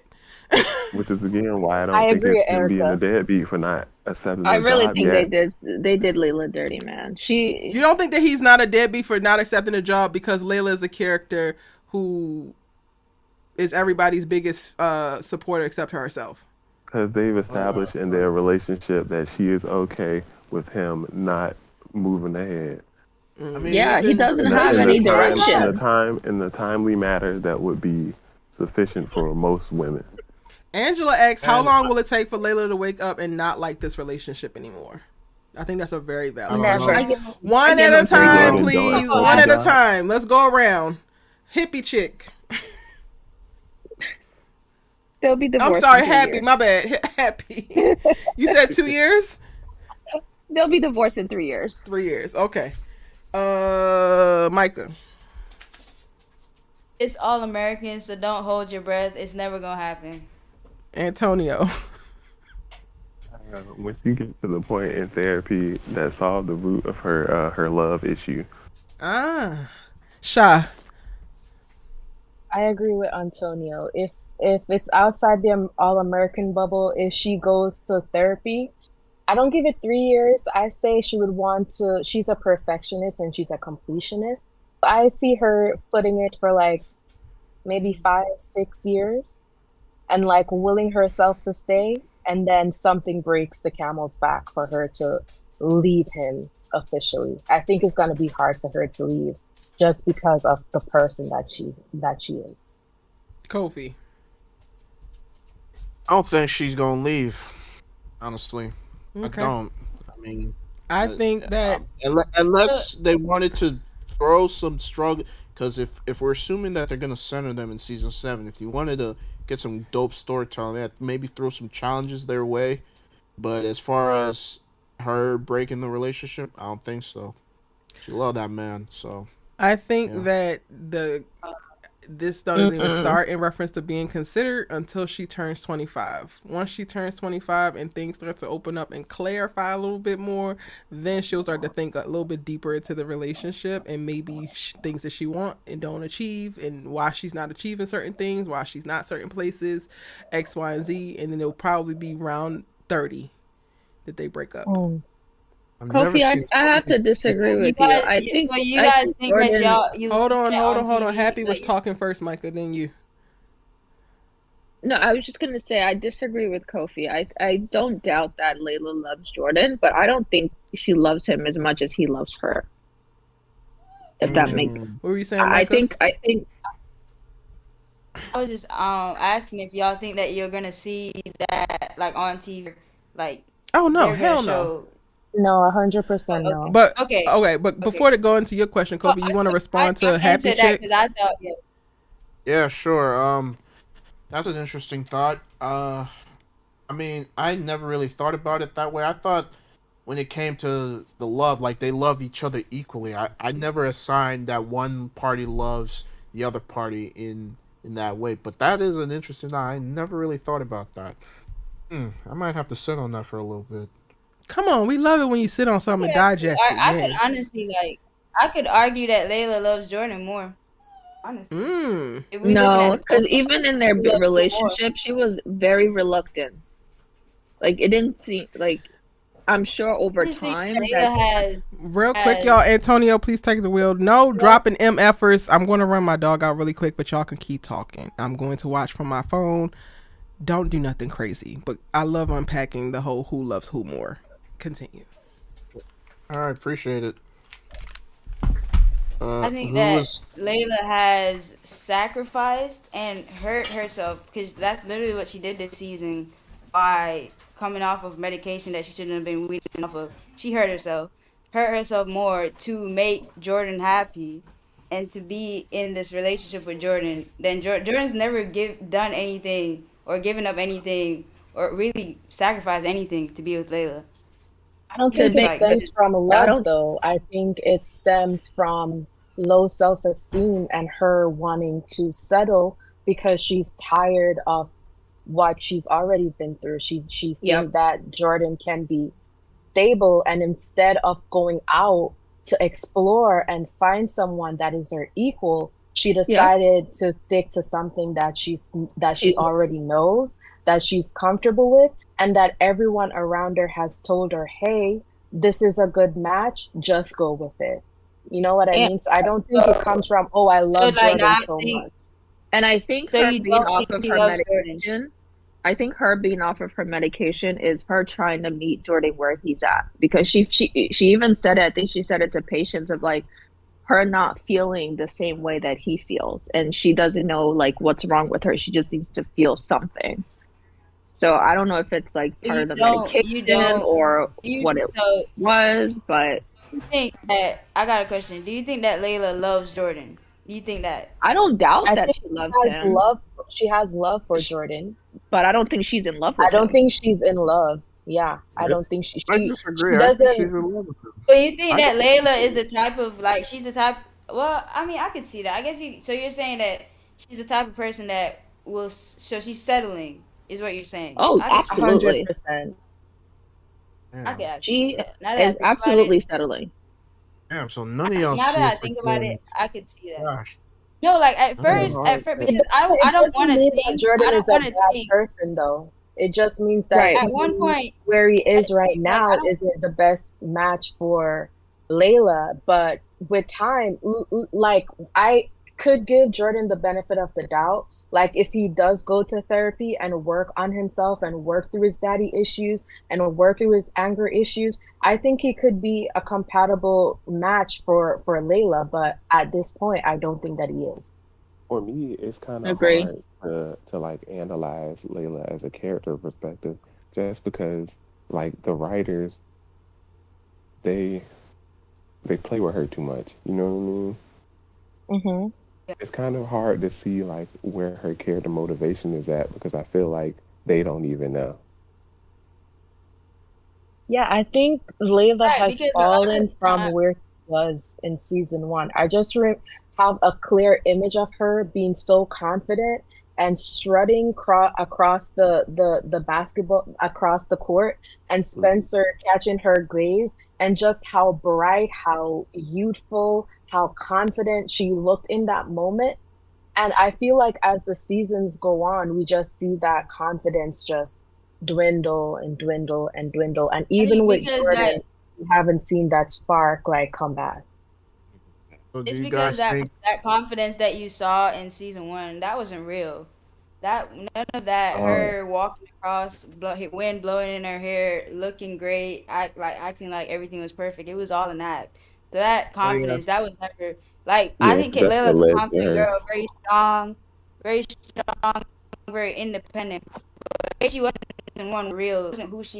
Wasn't how she was feeling on the inside, and it wasn't who she really was. She was just trying to mask all of the stuff But that she was going isn't on. who she really is right now either. Like that season one Layla hasn't really been fully like made whole in season 6.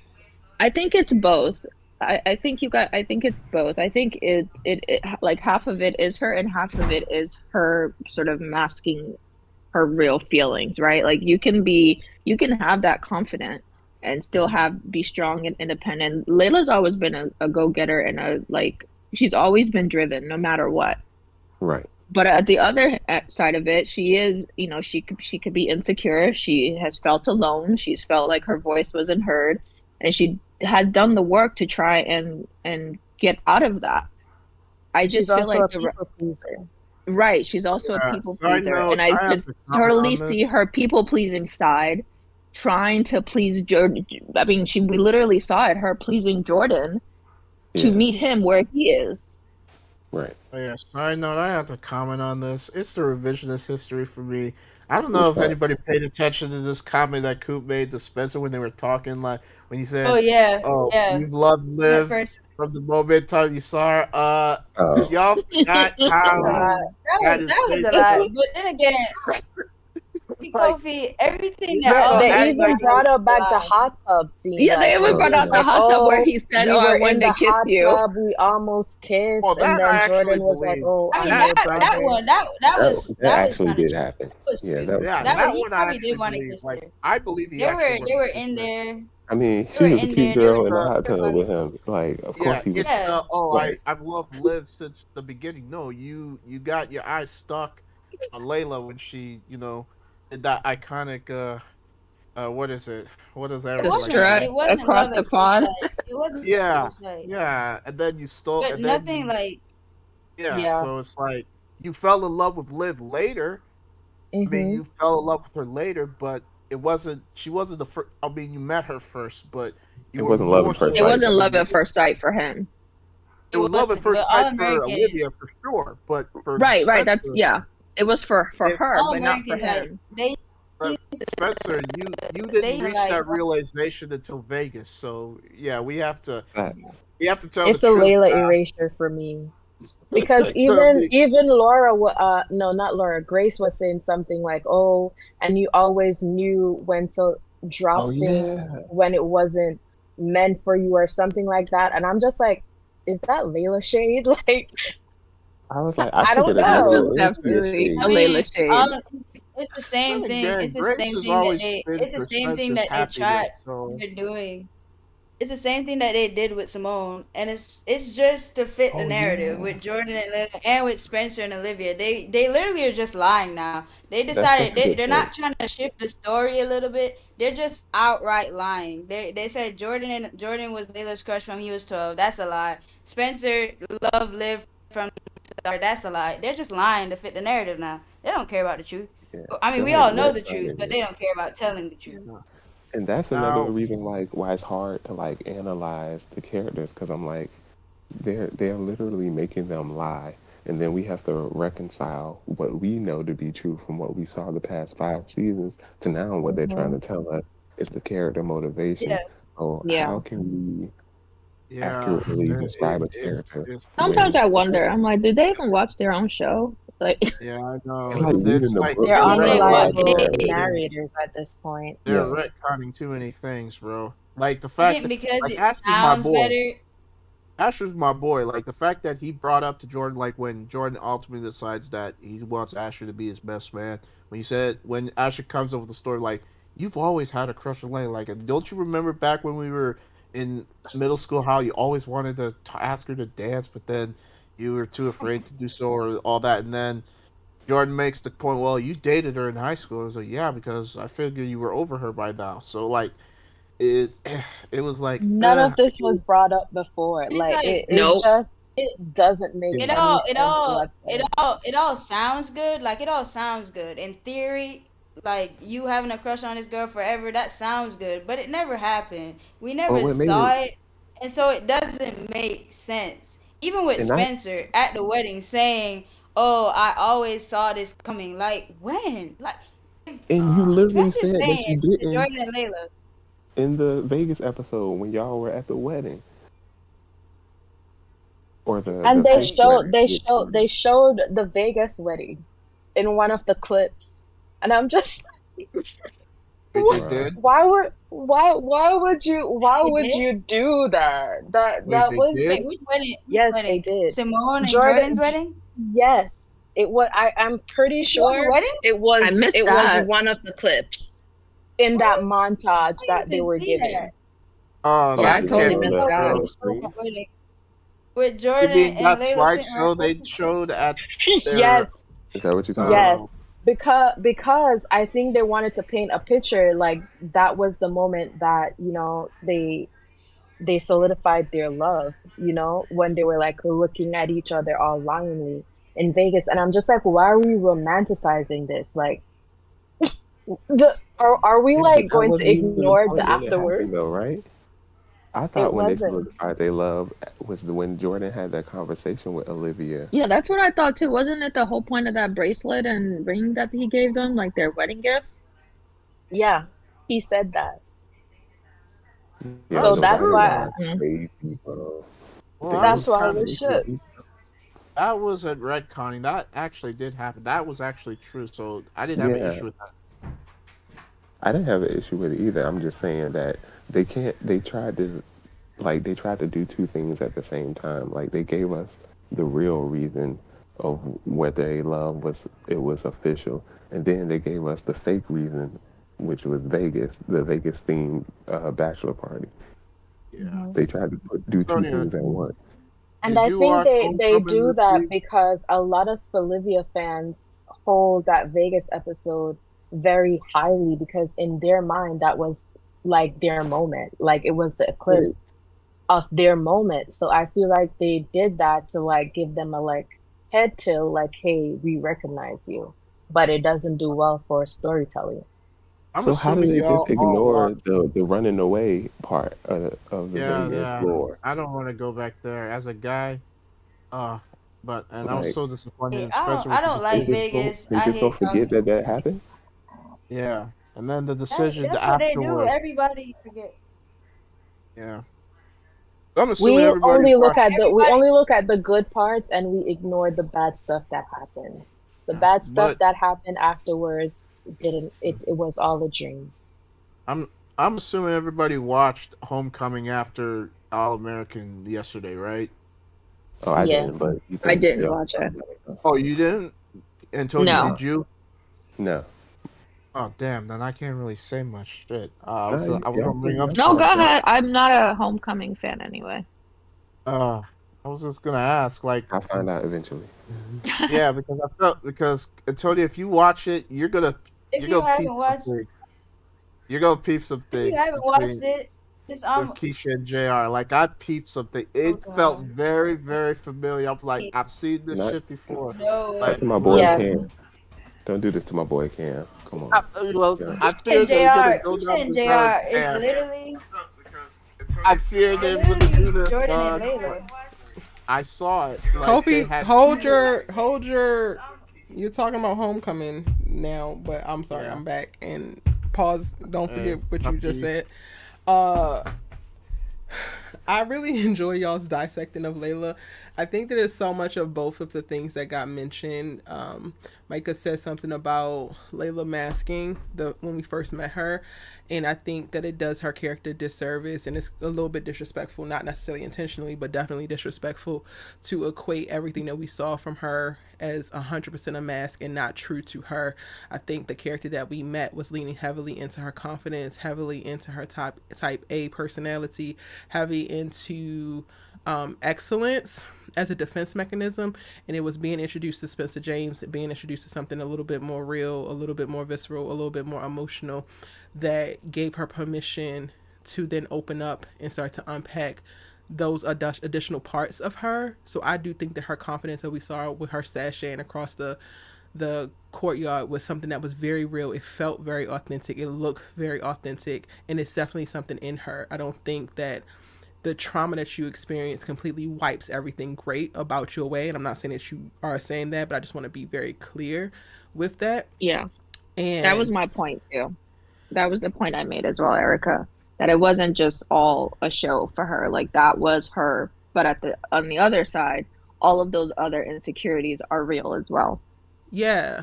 And I think that's what made Spela so beautiful, because Spencer and Layla meeting each other at the time that they did and introducing what were strengths for the both of them to each other by way of their relationship and them becoming friends and becoming more. It allowed both of them to grow more as whole people versus both of them coming into this thing leaning heavily on their defense mechanisms for their trauma, on what they have known to be how they're going to survive in the circumstances that they are put in. And I think there's something still very real in Layla that still deals with insecurities, because if you're not insecure or harboring some of that and still wounded by some of that, then choosing Jordan is one thing, but choosing Jordan and still allowing certain things to happen, still dimming your light, still going along to get along in certain areas, that would not happen. Those things speak to me to a very real insecurity that she still carries and that she's still pacifying and is going to have to get dealt with if she continues to have any ambitions moving forward.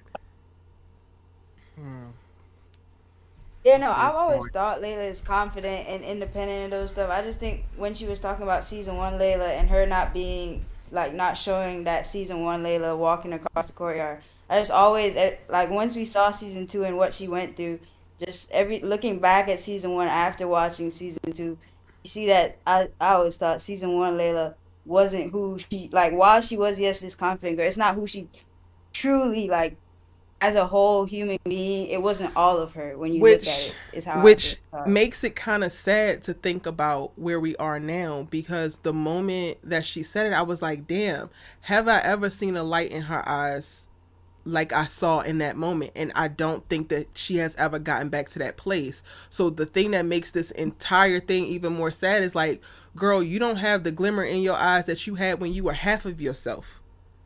And we're now 5 years later, multiple relationships, tons of accolades.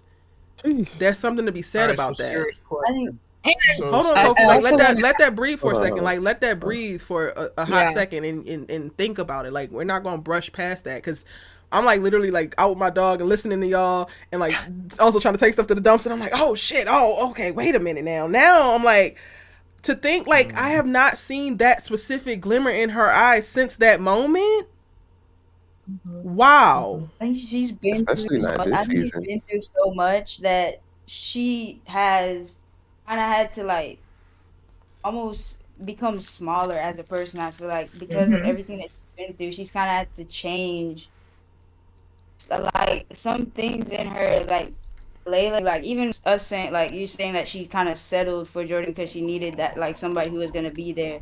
It's almost like she stopped looking. Like Spencer was like this deep, true love that she had, and she stopped looking for a love that like that because she would maybe is scared that that love would leave again, and so she's fine. She's kind of just beat herself down to this person that okay, I can accept this love because I know this love will stay, but it's not. Is this what I truly want?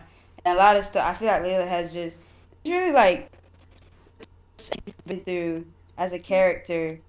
It's kind of like she's changed herself to fit her circumstances in a way of where her life is at.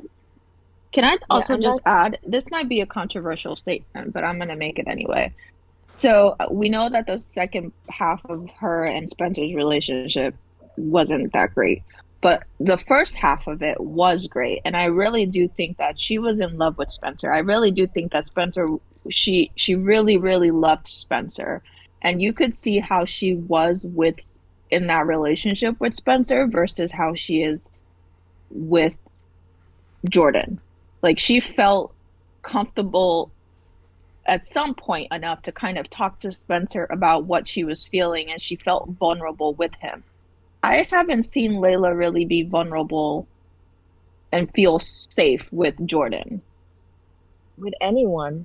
Or with anyone. Since Spencer. Real quick before we go there, because I think that's something really dope to impact. On a personal level, Michael, I think I get triggered by the current Layla, specifically because she's been put into a circumstance to constantly have to dim her light. And I have gotten to a point in my life where I literally walk away from every single circumstance, every table, every person that makes me feel like I have to be smaller. So watching her can be very infuriating. And I'm currently dealing with it. Like I have literally in the last 90 days questioned friendships, questioned classes I was taking, like questions. Like I am constantly like, what are y'all asking for of me? Is it for me to be less? Then I cannot be here anymore. And I'm saying that specifically because that's something that you learn depending on like how you get to a place of like containing your bigness and assimilating, right? To try to survive and to try to make it and try to go along and get along and try to be a part. It's a certain amount of time that also has to take place, and things have to go through things that you have to go through, and you have to be uncomfortable to even push you to a place to consider that, you know what, this does not work for me. So if I don't work for you, that's cool, but I'm going to remove myself. And we're unfortunately watching a 20-year-old who has these things. So part of it is like I'm triggered because I see her doing this, but she also hasn't had the lived experience yet to show her that this is not going to be sustainable for the rest of your life. Yeah. And I think my issue with I think my issue with how they've written the Layla character so far, because I am a Layla writer. I love Layla to death. So it kind of makes me sad because where I thought we would be going with Layla is watching her grow into herself and actually being comfortable with being confident, with being the boss, with being all of that and being whole and not putting up a front and actually being happy. And I feel like the writers didn't commit to any storyline that they have started with Layla. And that is why I can't sit and watch her listen to Olivia say, oh, like I'm the luckiest girl in the world, like I found the love of my life, when the writers haven't shown us them having a real conversation and her healing from that hurt. Like we haven't seen her gone through that, having a real deep conversation like, hey, you are my best friend, I loved you, and you hurt me, you broke me, Like because of what you did, I was so broken. I was allowing anything to enter my space. And that's why Carrie came. And that almost destroyed me. You know what I mean? And I feel like it's just so I And hate it so much, like thinking about it, that like I don't think that they did her justice. and this is the reason Yeah, why I it's think that sorry. the Jordala relationship was never going to go over well with me, because the cost of her getting into it was for her to immediately stop growing. And Yeah. it's not worth it to me. To be in And this that's relationship, she has to stop growing. And that's what has happened. yeah. Yeah, her whole arc this season basically taking a step back with her mental health and her journey and everything that she's been through. This at the center of it all was Jordan and the relationship and the engagement of everything that happened in this season. And it's just like doing And I what don't think you we said even about touched the surface because we only saw a glimpse of just like her relationship with her mom and her dad and how that impacted her. Like we haven't like unpacked the years of trauma and additional trauma and re-trauma that she's experienced. So no, I don't think that she was ready for marriage because just unpacking one part of your trauma isn't enough. Like you need to go through the full process. Like you don't take shortcuts. So, do we think that Jordan dims her light? not 100%. intentionally.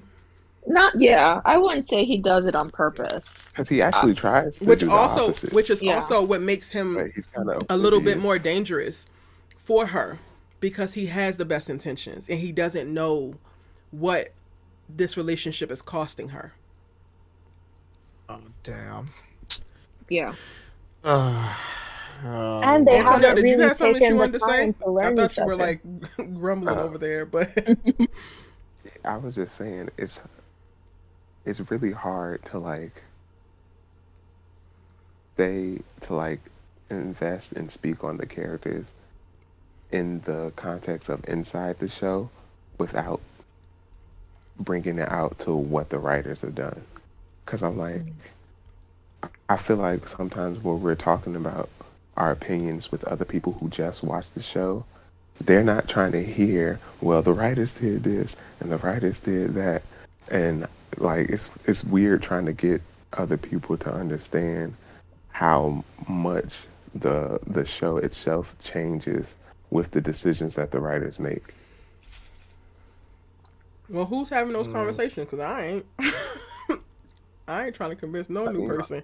how does he unintentionally does it though? I'm trying to understand. Like, I don't think he's going out of his way to do it, but have there been examples where he unintentionally does it? Kofi, we've given you a bunch, but you kind of like shrug them I off. must So have then we not been just wound paying up having to attention. repeat them.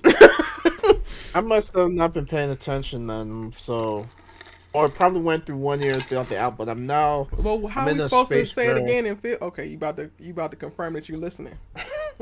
I'm not. I'm just saying. I'm probably in a space now where I'm open to it. Like Well, where, maybe you need because this is Antonio to say something. it. Antonio, do you think? Do you see any of the ways that he could be unintentionally costing her? the the one that sticks out at least immediately without rewatching the episode is probably, I can't remember if it was before her first session or after her first session when they were at the beach house and they met in the hallway. You remember what episode I'm talking about?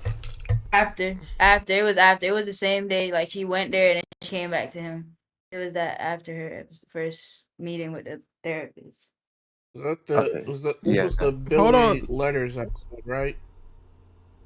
I don't remember. Oh my god. Keep talking, Are you talking Antonio. about the We'll episode flesh. We'll get it. Just where keep setting It the stage, and we'll get it. all I remember is that episode. He was trying not to be like pushy with her about the about her therapy sessions, but as soon as she mentioned something about having doubts about the wedding, then he asked her like, "You don't want to marry me anymore?" And Mhm. she wasn't able to get oh into yeah. a full explanation of her whole therapy session. Mm. Or when her shop got broken into. Hold on, y'all. Like, let it breathe, because this is for Kofi's comprehension. Let it breathe for a second. Like, that's the first example that popped out of my head. I love having conversations with y'all, but I promise you I don't be talking just for my health, so I definitely want it to resonate. That doesn't work for you either, Kofi? You don't see it? No. I'm letting it marinate. I'm thinking about it. I'm like, there's some points were made, so yeah. Okay, I think Micah, was that Micah or Happy or Shaw that was given another? Do you need another? It was me. I just remember the incident when her club was broken into, and she was respectfully venting her frustration, and he, like, his face. That's all. His face in that moment is all I need to say. Is it? Are we giving? What are we giving examples of how he doesn't help? Like, what? How Jordan is costing her, and he doesn't know it, whether emotionally, physically, mentally. Season 6 kind of, like, even though they got married in the end, season 6 personified that in terms of the whole reason. Like, she told Ryan, or was it Ryan or Patience? She told one of them, where she was just saying, she said, you know, Jordan, like, he wants me to be happy about this. He wants me to be I want to be the wife or the fiance, being excited about what he's excited about, which was the marriage and the wedding and everything. But I can't do that in the space that I'm at. So I'm gonna wean off my meds so I can make him happy. And at the time, he didn't know that she was doing that. But it's the something pressure that she did. of She sacrificed her mental health for him, for his sake. Is it his fault that she did it? No, she didn't. She didn't ask her to do it, but she did it, and it just happened because of him and what he was asking of her. And it's that part, I think, is multi-level indirectly, or he's not aware of it, because Jordan is not fully aware of himself. He thinks if he's happy and he sees smiles on the people around him's faces, then everything is all good, and he does not take in aura reading or second, third, and fourth step thinking and, like, fully registering context. Like, it takes for him to see visual cues of wavering or uncomfort or something like that. So that's also a consistent way that his presence and being in a relationship is costing him, because he's not a person of a certain level of emotional intelligence that can discern certain things, that everything has to kind of be outright said to him. And that is taxing. It can be very taxing.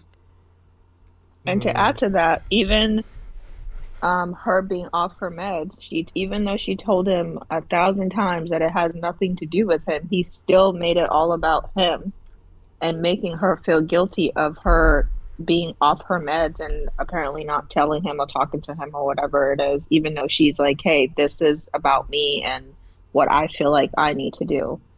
And he wasn't even supportive. Like, it took Spencer and her and Liv to be like, hey, like, let her figure, like, instead of you trying to, like, control her or tell her what to do with her mental health, how about you try supporting her? It shouldn't have to take another person to tell you to support your fiance. Spencer literally said to him, like, hey, I know we dated for, not in these exact words, these are my words that I'm putting in Spencer's now. You know, I know we dated for a short period of time, but in that time, I got to know her really well, and she wouldn't make certain decisions so lightly. So maybe if you take a moment to talk to your girl and ask her, hey, why did you come to this final decision? You would have gotten your answer instead of blowing up on her when she was being really vulnerable. You know, like, you had to have Spencer say that, like, hey, like, we broke up for years now, but even I could tell that she wouldn't just do this. I don't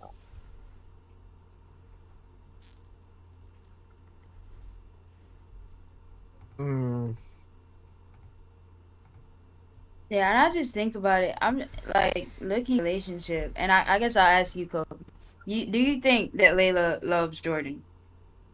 I do. I mean, Okay, and then so I just want to ask because this is a question I've always had because I always like I don't know why do you think she loves Jordan? Because I don't like Layla's pretty self aware. I think. Wait, And Micah, I think just let him answer that. I think even that is a. I think because she thinks that he truly sees her in the sense that with all the mental health things that she's been through and the fact that he doesn't look at her like because she straight up asked him like do you ever get tired of always having to like take care of me and deal with this and he's like no because you do that for people you care about. Can you pause? It's a Can we pause here? yeah sure. Before that was said, what of it was he actually taking care of as it pertains to her mental health? See, and this is where I'm like, he wasn't. You know Okay. what I mean? Like, it wasn't So, until. but go ahead. Like, I want to like add those things because at some point we have to be honest about the contradictory dialogue, and we have to also be real. Like, there are going to be characters who are going to be unreliable narratives, especially if their story in and of itself, they have a goal. Like all of us, not even just characters, but all of us to a certain degree are going to do whatever we can to achieve whatever the goal is. So if the goal is to just be in a happy, stable, healthy relationship, I'm going to either be in one or lie to myself that I'm in one. You get what I'm saying? Yeah, I get what you're saying. But okay, keep going. Keep going with wait, y'all. We're gonna sit on like Kofi giving the reasons that he believes Layla loves Jordan. I'm just pausing to like dive deeper as you give them, but I want to stay there. Yeah, right. So I mentioned that part up until then, and that like, I just feel like she feels like he's safe. Like he doesn't think she doesn't think that Jordan would like do what Spencer did when they were in the relationship, like openly lie about his feelings for her, and then wow, you're pining after another woman. I feel like she could feel like she could. Can we pause again? Can we pause again here? Yes, sure. Okay, you feel like she feels safe with him. And then the first example of the safety that you feel like he provides is that he won't do what this other man did. Correct? Yeah. Okay. Yeah. But did she feel safe enough to speak about getting off her meds? No. Has she felt safe about other emotional and or mental circumstances? I mean, that were not trivial. Look, this is where the dialogue yes or no? Yes or no? No. Okay. So even in trying to attach the label of she feels safe with him, she feels like he would never break up with her to get with her best friend. But then that also is naturally built in because her best friend is her sister. So is she actually safe, or is she hedging her bets against a very unique scenario and use case with this particular man? Might be that other option you put on the table. Okay, is there any other reasons why she loves him, you feel? Or those are the two for you? Okay, let me think. This is going to give me some time. I'm going to have to really think about. I feel like I'm going to have to write this down. Could write a whole freaking paper on this. And this is interesting. I love this because I think that a lot of fans don't actually do this. They're on these ships and they don't actually really know why. They haven't really unpacked it. But if you were to ask me right now, Spela 1, not Spela 2, and I'm differentiating Spela 1 as the first time they were in a relationship up until the point where Spencer lied and said he was going to wait for her and she was going to go to rehab. Spela 2 starts Vegas, okay? Spela 1, I could tell you exactly all of the reasons why she loved him and he loved her. And it made 100% sense to me. I could tell you that now. I could tell you that then. I don't need no time to think about it. And that's not me trying to shit on you at all, Kofi. It's just me pointing to, y'all gotta investigate if it's really love that y'all speaking to. Or if it's comfort. Yeah. Mm-hmm. Cause like thinking on the question, cause I really had like I'm looking at Layla. I can see. I mean, Layla is like an amazing girl. I can see why Jordan loves Layla if that's what he says. I can see that. But looking at Jordan and what he's done, or well, what he's not done for Layla, because he hasn't really done much, and like just seeing the relationship, because they've been together what 2 seasons now, and just looking at it, I'm trying to like see what is it that makes it love for her. If that's what we're gonna say is that she loves him. What is it about Jordan, or what is it about what he brings in the relationship that makes her love him? And I just don't, I don't see it. Antonio, you got any? I guess that's kind of one of the things that make me gravitate to relationships, because it's like you can say you love someone, then why do you love them? I think it's really And I've never heard Layla say like I love you, because like I've never, like she says I love you, but I've never heard her like give reasons as to why. Antonio? I think it's because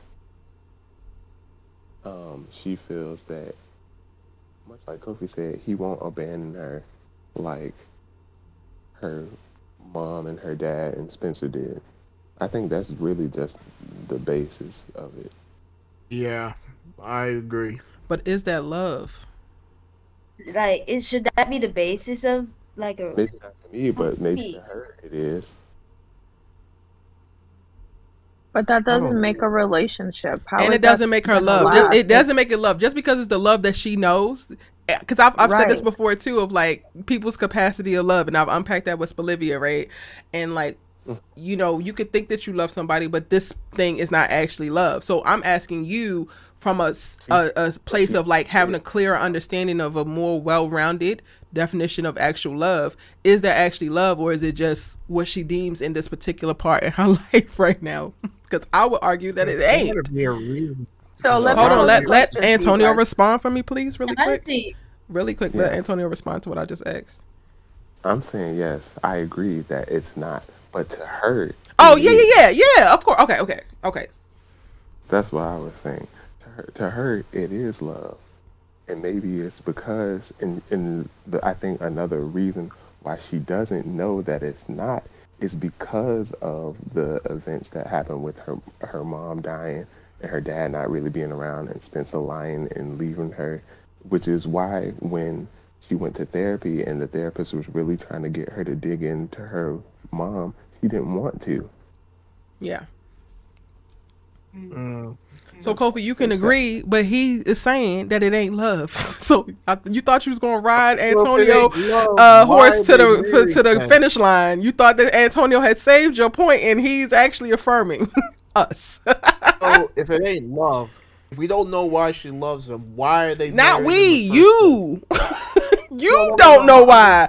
We never said that it was what it should be for them to build a marriage on, i.e. real solid ass love. She has love for him. She cares deeply for him, but she has hinged this love on a knee-jerk reaction to trauma and dismissal from her past, and she has hedged her bets with a safe ass man. So basically what we're saying he's not even that safe. And he's not even that safe. And that based on this dialogue, they shouldn't be together then. Because Kobe, you say this every single live. You do know that, right? Yes, because I'm. And how many times do you need us to say yes? I've said it 16 lives ago. Really what we've been saying. We've been saying like every episode since season 6 has started. Okay. I said it last season. Damn.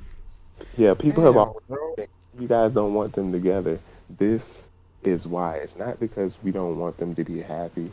It's because we can see that they're not real.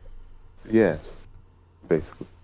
It's not real. And I also want to add that Layla also said to Patience that one of the reasons why she didn't feel safe to talk to Jordan is because of the life that he lived, like his sheltered life. Like he doesn't know anything, and she didn't think that he would understand what she was going through. So even with the life that they live, she didn't even feel comfortably enough to share the deepest part of herself because she knew he wouldn't understand because he hasn't gone through anything. And that was verified in that scene when her bar was broken up. He didn't know how to react. All right. Sorry, with Jordan and Layla, like they're cute. Okay, I can like people like them, and I think it's because they're cute. They're It is. beautiful. They are fucking stunning. Are beautiful. At that wedding, gorgeous. Like I was like, wow, how could two people be so pretty?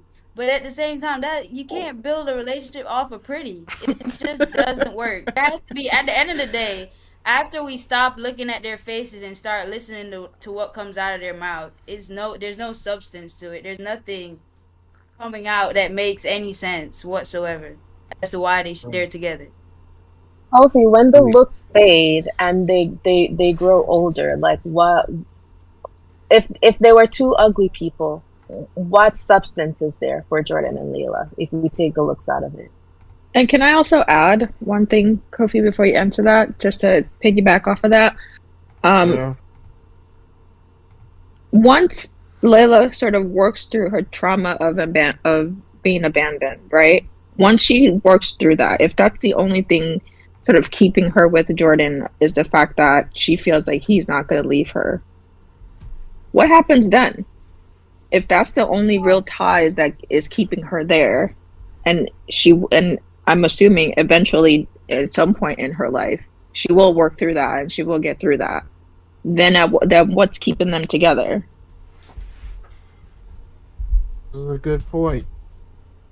I got nothing right now, so I mean it's very interesting that like the reason why like people would like Jordan's safe and all of that. Like if Jordan was to ever cheat on Layla, like would that be the breaking point for her? That's what I want to. In terms that's of what like. That's the $1 million question. That's the $1 million question. Before. If the person who's always been safe is no longer safe, then what happens?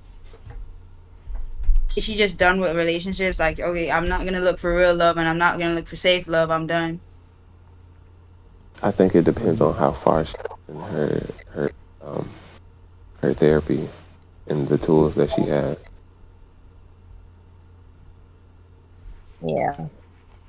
And that's the thing, like Jordan himself needs therapy. I feel like I would buy into it if they showed us like Spencer, like Jordan working through his jealousy and daddy issues, like really working hard on himself, like after Simone, before he jumped into all of those rando relationships and then landing with Layla. We haven't really seen like Jordan like work through anything for real.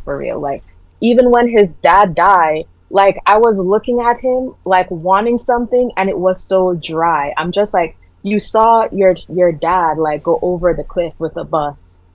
Like give us something, you know? So I feel like we haven't really. It's very interesting. And it's a real disservice because Spencer went through therapy, but they never actually gave Jordan therapy. And that was interesting that you like. And Spencer's daddy died from a disease he knew he had suddenly, of course, but way less traumatically than Billy died. Yeah. Gave him his journal It's for crazy. his therapy. You watch 6 seasons. You watch 6 seasons of a show, and all these different characters go through all these different things and experience these things. And now we're at the end of, basically the end of. Hold on. I'm sorry, real quick, Micah. Antonio, you said they gave him his journal for his therapy. The writers thought that they gave that to Spencer though, or giving him the letter. I mean, the writers. I'm about to say, okay, go ahead. Because I'm like, that could have been something, but they didn't even give that to the boy. Go ahead, Micah. Sorry. No, and so you look at like, so we've been with these characters for 6 years, and you look at everybody's journey, and now that we're at the end. And everybody's kind of at a point. So Spencer's in the NFL, Liv's doing whatever she does. Asher's a coach, Coop's a lawyer, and not whatever she does. She's a freaking New York Times 6 times best-selling authoress, honey. I don't even want to say she. I just skip over the character completely, but you look at where Jordan is, and they're trying to make him into a coach now, and it's like you look at it, and it's like when you really look at it, him being a coach, nobody connects to that. We don't. He doesn't even want to do it. Never. Yeah, and coaching is one job that you have to want to do. Coaching, teaching, being a doctor, it's certain things that you have to go through. You have to want to do it. Yeah, you have to. And I don't see Jordan hasn't really been the character to be a coach. Like to be a coach, you have to be like a mentor to these kids. You have to be like a father figure. You got to be a lot of things to a lot of people. Yep. And I don't see him being that. And then they haven't given us any sort of foundation, any sort of anything to make us believe that Jordan could be a good coach. And that's the problem. Especially no Billy Baker. It's been 6 years, and now we're at the end, and it's like you're gonna throw him this job just to feed the narrative that you want to push for your new season. But at the same time, 6 years, and you actually not written anything concrete to say about this character. Like this has been his journey, and he's grown from this to this, and he's now decided to do this with his life. Like Jordan. I mean, Asher is more believable as a coach at this point than Jordan. Asher went through it. He went through it. He had to do stuff and be a coach. But with Jordan, it's like we're at the end, and it's like your story hasn't even started because we don't know what have you done in 6 years. I feel like not Kofi. Asher's claim to fame in this episode was, man, I'm really stressed about this house, and Layla wants me to make a decision, and we gotta decide about this house. You guys are soulmates. There is never a question when soulmates are involved. You don't have no problems. You're soulmates. We've had Asher be a Jordala shipper for these last couple episodes, with the best man speaking in the last episode, and him talking to Liv. I never thought they would actually have him and Liv have a conversation. But her telling him, we used to play wedding when we were younger. I never thought I'd be here marrying the love of my life to her. To her ex-boyfriend. Wild. Just wild. I never thought I would be here marrying the love I would believe somebody not a part of the main cast saying that, because then I could be like, oh, like you haven't been here for real. So I could get why you would say that. But to have someone that's been here since season 1 say that out of their mouth, knowing that it's a lie, that's when I'm gonna be like, all right. And that's the reason they broke up. Asher broke up with her because of Spencer. So, but he's all smiles and kumbaya. Oh, it's all great on All American. Everybody's happy. Everybody's friend. How they get married? How both of them get married before him and Jamie? Jamie don't want to get married. The world will Jamie doesn't believe in marriage. Wow. I feel like they're going to be one of those couples that stay together but aren't really married. But never married. And they be the ones that actually make it. Jamie and Asher honestly made the most sense out of everybody. The two main ships that they want to push, Jamie and Asher are the ones that make like I believe them as a couple. 10 years from now when they bring this series back and everybody's divorced and Jamie and Asher are not married but still thriving. And their cute baby. What's the name of the baby again? The cute baby? AJ is now is QB1 at Beverly, and they are thriving, and the vortex is vortex no more. Divorce is afoot. Just do a time jump. Divorce City. But I was gonna say earlier that I feel like they've done such a big disservice to Jordan's character, because even in the beginning they were showing like a bit of sibling rivalry, and I thought they were gonna explore more of that. Like they've shown hints of it here and there, and I'm like, not even that they couldn't commit to show like how deep that bitterness and resentment ran between both of them. Trying to be Billy's favorites, like. There was so much on the table. All the characters. I feel like all the characters we've seen from season 1 to season 6, we've seen a tremendous amount of at least some kind of growth. All of them, except for the Baker twins. Oh, okay. Yeah, Like in a like those story, like two even are just in like I don't even like Olivia, but like they gave her a story. Like they gave her at least at the start. They gave her the addiction. They gave her something, a story that we could like latch on to at least a little bit. But with Jordan, like what, like he's a main character. Usually, main characters have like story arcs, and like other than the marriage to Simone, I can't remember Jordan ever having a strong story arc that we saw that he went through something and he came out on the other side. Competing for Yeah, his even Oscar. the, even the even the daddy issue storyline was very, very, very sanitized. Like they had the little beats, but like they didn't go as far as they could have gone and really fully flesh that out. Nothing. yeah, They did it really nothing. is sad that those two just haven't gotten any sort of growth or any sort of character development at all. They've just gotten worse. It's sad. Yeah. Well, I got really nothing much to say about both episodes. I think I've said all I wanted to say on it. So, do you feel differently about anything, Kofi? Are you still chewing on it? I'm still chewing on it. I mean, I think for me, I need them to explore this in season 7. Like, I really do. I feel like I'm not asking for angst, but maybe more so, let's dive deep into why she's, maybe she'll have an epiphany in therapy. If I assume she's still going to therapy, so you gotta go back and look at this. And then, like Micah and the other said, maybe Jordan also needs to go to therapy. I think it's Shy. Shy. It's Micah and Shy. Antonio, if you don't mind me asking, it's perfectly fine if you do mind. Have you ever been in an experience? I feel like we've had this conversation and charge it to my head, not my heart. If we have, but have you been in a circumstance where a girl has not liked you or loved you to the capacity that you have loved her or liked her? In the context of a relationship? In or out of a relationship?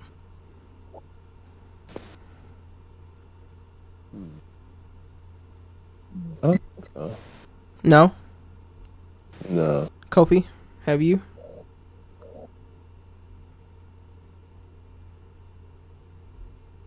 Repeat the question. Have you been in a circumstance where a girl that you have liked and or loved has not liked or loved you to the same capacity that you have liked or loved her? Yes and no. It's only yes or no. I mean, I've never really experienced that, so no.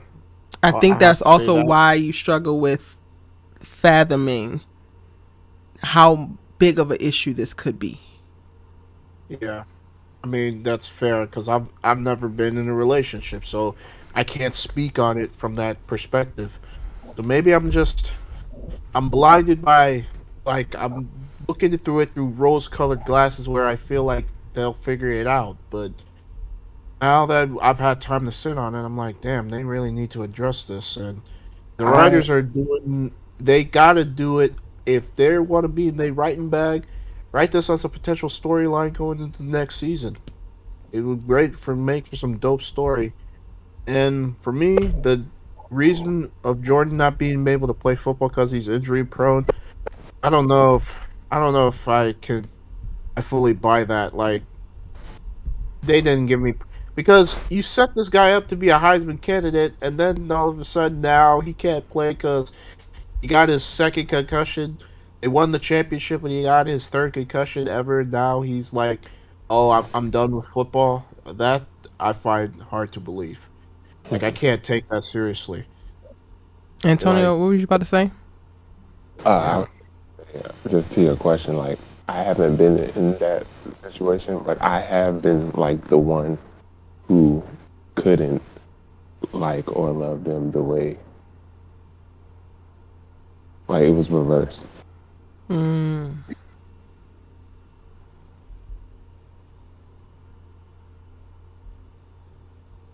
was just curious. I think it provides a different context. Kofi, I honestly don't give a damn about Jordan and his football career, so I appreciate you getting your shit off, but the writers have been doing this. They're doing this across the board, and you specifically are cherry picking the shit that you're going to call shenanigans on versus the rest of it. They have been inconsistent. They have been lying to you. So even if they have wrote one thing, gave him Heisman options and everything, and Spencer gets absolutely nothing. Meanwhile, he's absent from the draft, and he's not absent from the draft because he's not talented. He's absent from the draft because he hurts himself with AJ, and then he's concussed again. And like, they have been inconsistent. They have been ridiculous. Like, you know what? This is probably a long shot, but maybe they'll pull a One Tree Hill like they did with Nathan, where he gets another shot to play. I don't know. Kofi, you're going to have to get to work on Twitter, honey. Okay, let me tell you, if you really need this so bad in your spirit and your soul, get your ass to work on Twitter like the rest of them toxic ass stands that are popping up to the top because they have nothing else better to do all day, and they're constantly spamming the writers with all of this goofy ass Spelivia shit. If you want Jordan to play football again, you have to be at the top of the goddamn heap saying Jordan has to play football again. None of us on this call actually give a shit if he actually does, so we can't help you. But if you get to moving now, maybe, quite possibly. All right, Jesus. All right, not too much on me. I'm not trying to do not too much on you. I'm just trying to give you an option, because like, I don't have even no conversation for it. Jordan was never going to make it to the NFL for me. But if you still have hope, because they're clearly listening to the fans, and they're listening to the fans specifically on Twitter. So you need to get in your bag. They have this software called Buffer where you can schedule tweets. You need to schedule about 600 of them hoes every day saying it, and it'll happen. If they are listening, if they are listening to the fans, Erica, they wouldn't be writing this crap. No, they are. They're listening specifically to the Spelivia fans, because those are the loudest, and they're persistent. They're persistent. They don't give a damn about me making a video here. They don't give a damn about me throwing up 5 tweets here. Them Spelivia fans are online every single day, dropping 16 tweets an hour, tagging them. That's why I say that it's they are listening to the fans, but it's not a great survey of the actual fandom, because only the most problematic and persistent fans are the ones being heard. So Kofi, you gotta make yourself a problem. If you want justice for Jordan's career, make yourself a problem, Kofi. I believe in you. You can do it.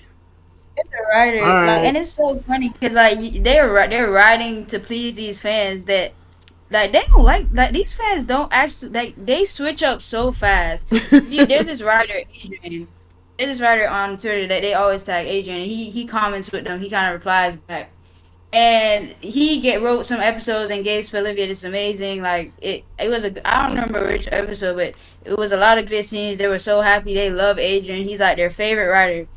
I think he wrote an episode this season where Spencer and Liv only had one scene, I think, and they were so upset. They were like, Adrian, oh my god, this is why we don't like this, that, the switch up on him is crazy. Wow.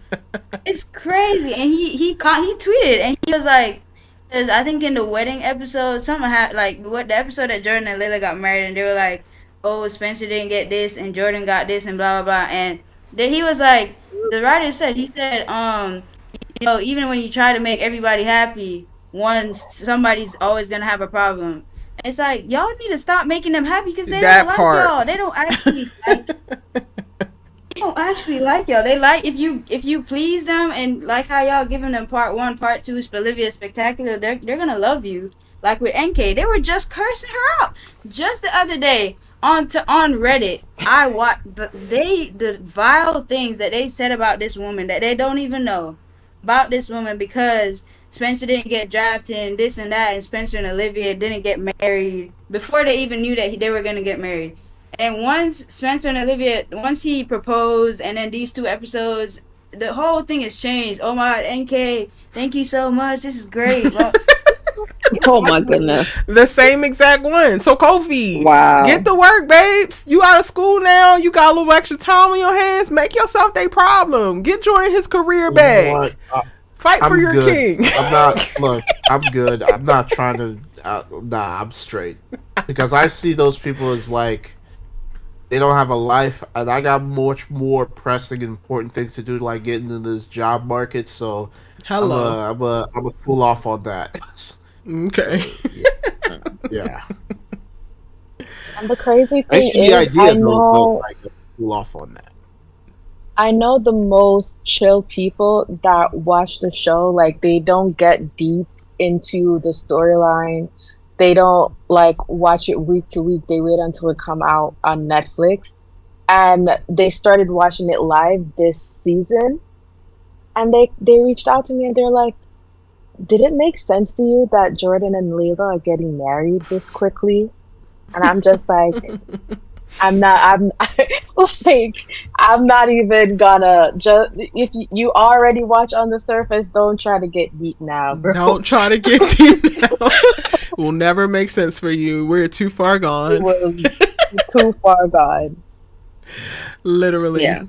I was definitely one of those people when they started that relationship. I'm like, wait, did I miss a season? And I didn't know? Like, where did this come from? It just seemed like that relationship just literally came out of nowhere. And they tried to do friends to lovers, but it didn't work. Like, they weren't friends. They weren't even friends. They did a watered down version of Spencer and Olivia. That's what they tried to do. They were trying to make, so they had Spelivia, which is already a train wreck, but they decided, oh wait, since we have Spelivia, let's make Jordan and Layla another Spelivia, and we'll have two of them come together and be what's better than one Spelivia? Two. All right. Well, before I dip, like They're I do trying have to one do last it with JR and Keisha. Go ahead, Kofi, because I got another one. What's better than two Spelivias? Three. God, I don't think JR. Actually, it's four. It's four if you count Damon and Simone. So what's four. better than three Spelivias? Four. I don't think JR and Keisha are gonna happen, but I hope they don't. I hope they don't. I hope they don't do that to Cam.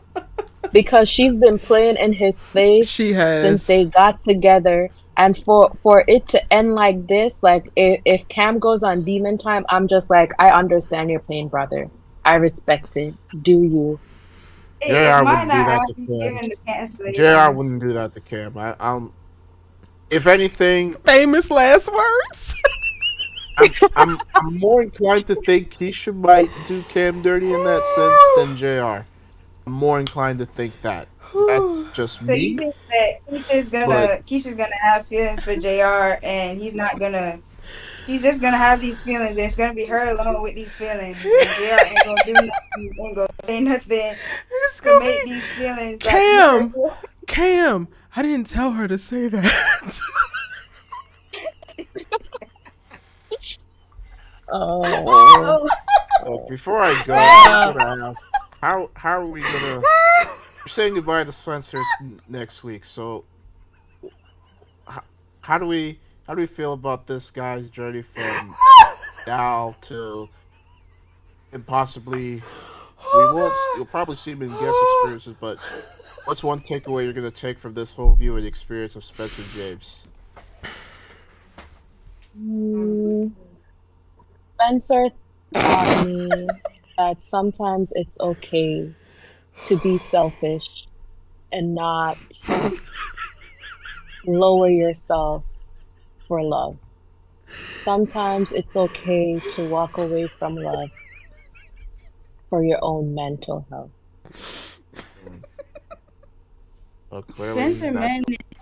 Spencer managed to be Martin Luther King for 6 seasons, and it was almost his downfall, but he made it out on the other side. Where did he make it to? He made it to Spelivia Land. Did he really make it? Where did he make it to? No, hopefully, up here. If he was okay to walk away from love, he should have walked away from Olivia. He still made it to the NFL. Olivia is not the one. Olivia is not the one. He made it to the NFL light. Y'all, let's be real. Oh my God! It was such a letdown. It was so anticlimactic. The Super Bowl was played in broad daylight. He has a ring. It's okay. Got his dream. He made it to the league. Spencer got his dream. However he got there, he got his dream, which became this woman and a little bit of football on the side. Nah. I don't. football really was the number one priority. Olivia, that's a lie. That's a lie. That's if Olivia asked Spencer tomorrow to remember, the NFL, you he they're remember, would. not going to Sophie, trivialize Spencer do James' you story in remember in the 6 seasons first? that all he cared about was Olivia before football. We're not You about to have you that. are not telling us Oh. not to trivialize it. You need to get on your goddamn Zoom over there on Twitter and tell them writers not to trivialize it. Because, babe, I didn't do that.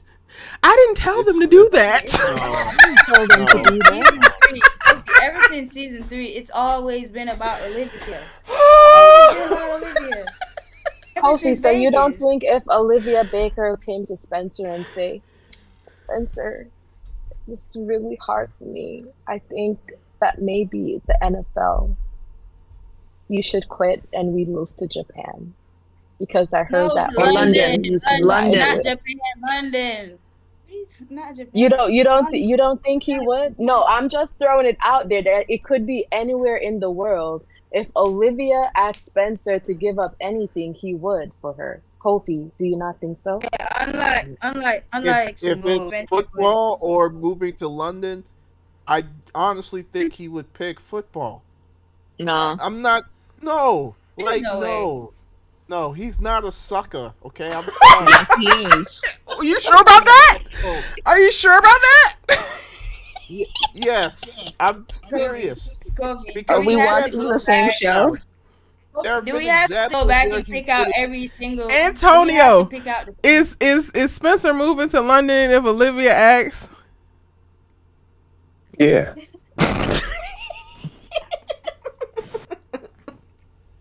Hey, Kofi, that's Is that a his question? wife now. You know, that's not just a girlfriend no more. You know? Is that a question? That's He was doing that additional before she became a wife. Before she became a wife. Kofi, you're trying to get mad at me for calling the thing a thing. I am not trivializing the character that is that is Spencer James and all of his greatness that was. He decided the writers decided that football was no longer his dream. It was going to be a side dish, and Olivia Baker is his dream. I didn't tell them to do that. He left to go to a book signing where nobody was at.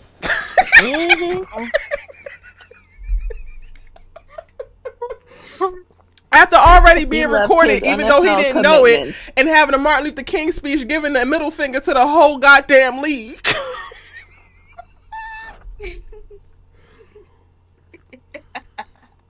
We did not make him trivialize his own dream. They did. I mean, she nearly destroyed his college football career with her damn article. So, come on now. Olivia actually nearly destroyed Spencer's life multiple times. It's actually true. Multiple times. She got into a car accident, asked him to take the fall for it. He could have died. He tried to ruin his football career. She really, wow. She did a number on And him. it's crazy how when she was having that argument with Layla, she said that Layla almost destroyed Spencer's career. And we've seen through her actions multiple times her fulfilling that. Like, Layla has never once put Spencer's dream into jeopardy, but we've seen it for you. We've seen it multiple times. You can really ask the question, why does Spencer love Olivia? Same question as Layla. Why does Layla love Jordan? Why does Spencer love Olivia? Why does anybody care about those Baker twins? It's a real question. Because the writers told them to.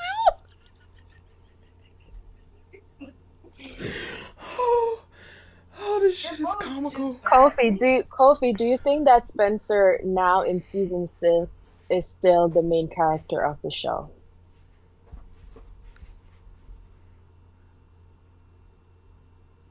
Kofi's mad at us.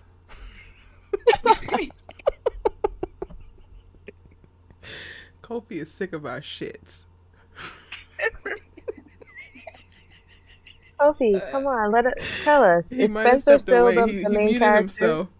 He might have stepped away, y'all. You might gotta repeat it. Okay, y'all can hear me now? Back. Yes. Yeah. Okay, I was about to say, the fact of the matter is, you try to tell me... You didn't answer the question, Kofi, before you get to pontificating. You didn't hear it? No, I didn't hear it. They got a question for you. What did y'all ask me? Because y'all keep asking me this shit. The question is, reflecting now in season 6, do you still think Spencer James is the leading person of this show? Is the main character? Based on this season? Up Or to now. Up until Overall. now? Mm-hmm.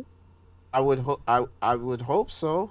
Yes or no? Yeah, they've veered into other stories.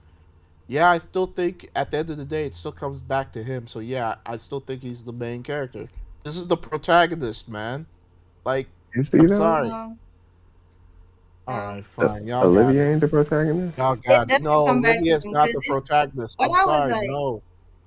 It's not even just Olivia, because like It's I Baker He's remember not the twins. main I character, on here bro. It's and an I talked ensemble about show, so of I course talked you're No, gonna about focus on now it is. other characters, but 100 It's it'll Now it always is, but it didn't start now it out is. like that. But 100 It Can I didn't pause start real out like quick? that. And one, we're gonna go around because y'all got very valid points. But Kofi, I would also argue, and this is probably just gonna stir the bees nest, and I'm fine with that. Spencer getting this Super Bowl is also a here damn. Antonio, Micah, hip, happy, and in shock.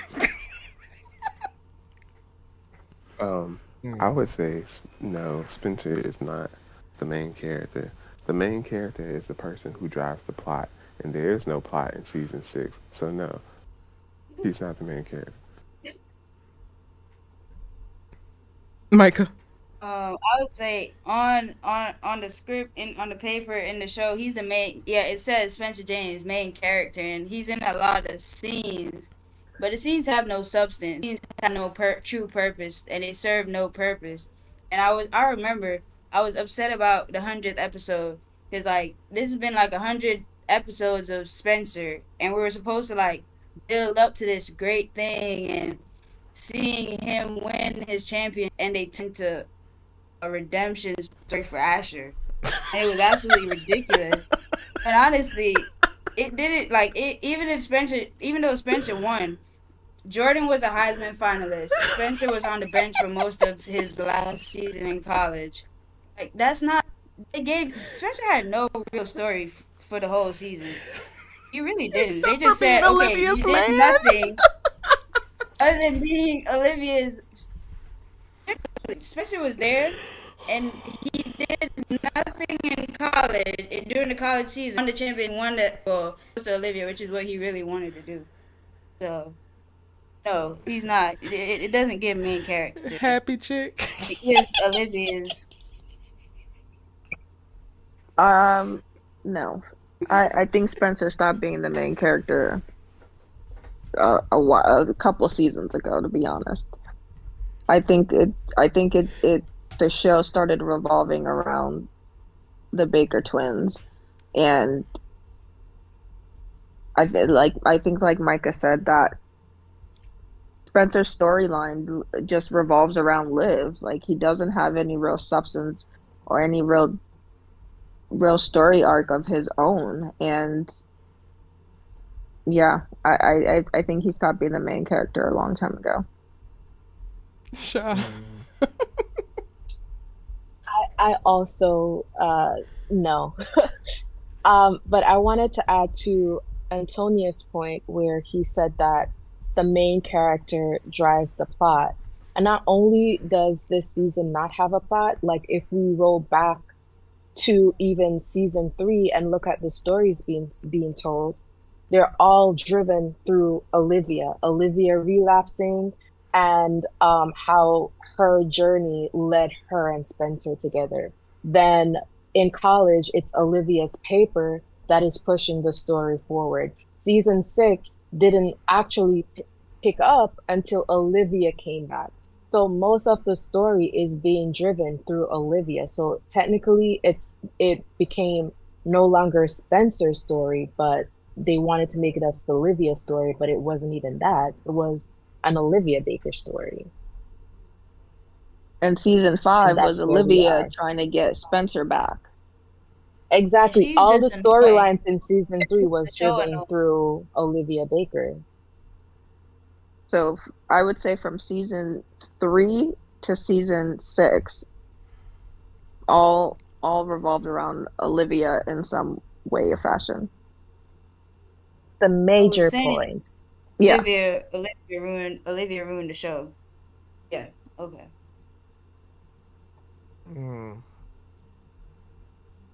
Well, there. I got nothing else for y'all. So I mean, y'all really wanted my boy to go outside, but we wanted him to go outside. We didn't write it. So, we didn't write it, Kofi, Kofi. we love Spencer. We love Spencer. And I don't want you to leave thinking that Spencer is not appreciated. I love Spencer, and the story that they were telling with him for the first 2 seasons, I think the writers just got caught up in the love story angle and were more concerned with telling his love story than his dreams of struggling to become an NFL star. I feel like the ship took precedent and that story became second, where I, as a viewer, came into the show when they were announcing it during the flash. Like I saw the ads on TV. Like I was an avid CW watcher. Like I was there when they were making petitions for it to come back for a season 2. And when it blew up on Netflix, that's when they were like, all right, maybe we can do something with this show. So I was there in the uncertain moments because I loved Spencer's story and what they were doing with him. But as the story went on and as they became more secure, they kind of lost the grip of the story that the audience actually came in wanting and thought that the vocal minority were just there for the ships. Where people that watch YA shows, of course, we love the ships, we love the drama, but we also love the story. And like when everything is done, like people still remember the story if it was good. And specifically to that point, the appealing thing about YA dramas is that young people can relate in real time and older people can relate in retrospect. So once you devoid yourself of any type of grounding and authenticity and lean into whatever you decide that's outside of those things, the show is doomed in and of itself. All American, I think, was in such a very sweet spot, even though the network couldn't recognize it very early on, because it had such broad appeal because of those two real things. And the leaning into the shipping just literally ruined that, because older people have already lived, loved, experienced certain things and know certain things not to be true. And now you're hyping up and over sensationalizing this very one part of a young experience as if it's the whole thing. So you're ill-equipping the next generation who might be buying into it, but they're being sold a lie and a fallacy. So nobody's actually winning. Y'all aren't telling great stories. You aren't equipping the next generation with anything useful. And you're not actually helping the older generation process things that they might not have healed from or have healed from or whatever. Like, it's just a big fucking mess. Sorry.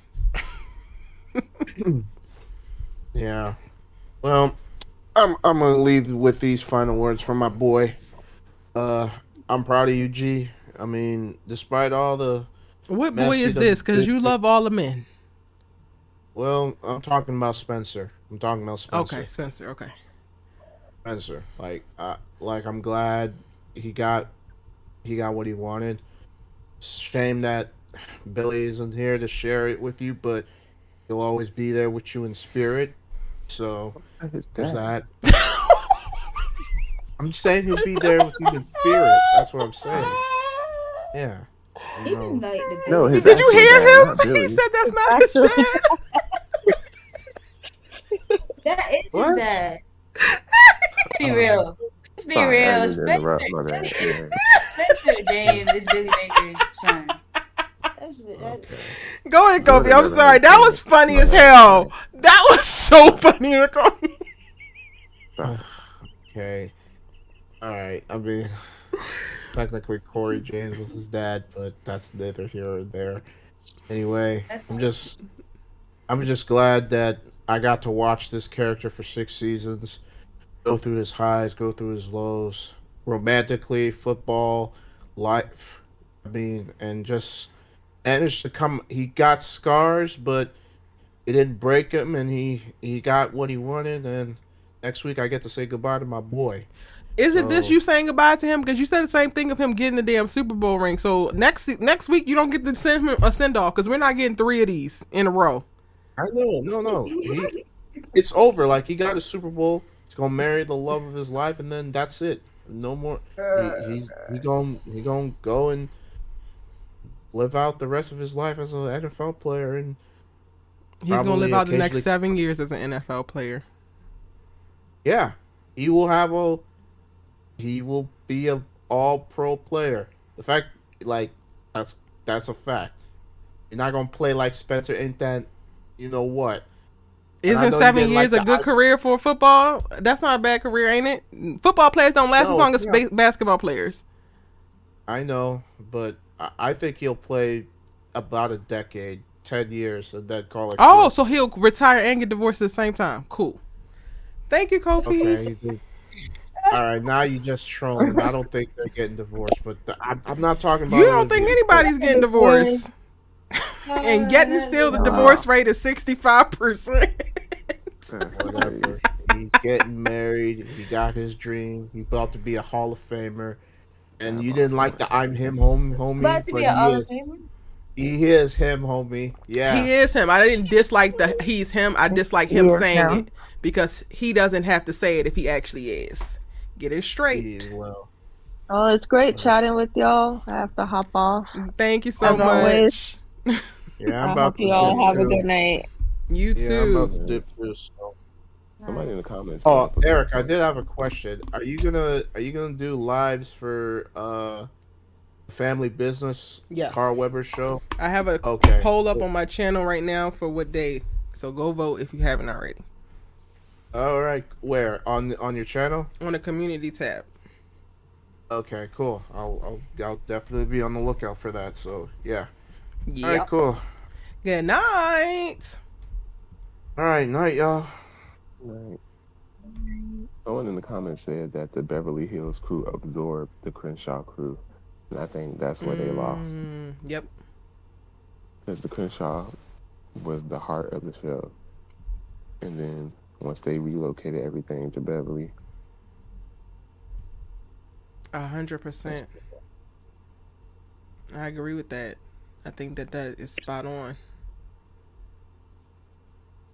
Which, if they had intended, I feel like if they were a little bit more specific with even that as the storyline, and they could have told the story of like colonization and like assimilation and like really did some really cool things, but they just prioritized that group trivially, aesthetically, and had no real plan or intent. So that's why we didn't get any good story out of it.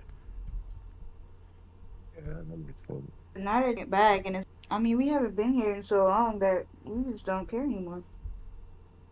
Now that they're trying to bring back, they're trying to center Crenshaw again. It's like that's like 2 seasons too late. I didn't hear you, Antonio. Blue had asked like about the budget, and I was like, I don't think that had anything to do with it initially. Nope. At least. No, because the turn happened in season 3, and they had they were on a high into season 3. They got to do whatever the hell they wanted in season 3, and what they wanted was what the hell we got. Child. That's crazy. I wonder what was the switch that flipped that made them decide to go so hard with Vegas and that storyline. Like setting up in season 1, episode 1. The show got big after season 2. Mm-hmm. After season 2, so after like season 2 was on Netflix. Yes, coming into season 3. Well, like probably midway through season 2. I would say probably like episode 10, because I found it after after season 1 premiered, going into season 2, I think. Yeah. By the time it hit, by the time season 2 hit Netflix, it was like peaked. It had peaked, and like going in, and people were like waiting for season 3. Like season 3, we cannot wait. It was definitely after season 1. Nobody was watching it back then. There were a lot of Spelivia fans. Like, I think maybe that was it. Like, maybe like after season 2 drop. How did season 2 Yeah, end? Is there there like a wasn't really hint like Bolivia fans until after season two. after? Okay. Like it wasn't the stands until after season Like two.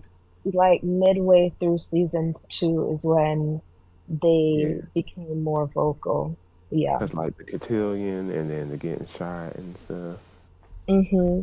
Oh, that for sure. The I remember vividly like being on Twitter after Spencer. It was revealed that Spencer got like shot for her. Everybody was just like, "Oh my God, this is it. He loves her. That's gonna be his wife." I feel like it's solidified since that moment. Mm. So I think maybe that was it. That's why they decided, everything that happened. They were like, I think they might have always wanted to explore Spelivia because it's YA and they're known to like, do stuff like that. But I think that they were pigeonholed into it that they couldn't really fully explore any other pairing because of how vocal the Spelivia ship is.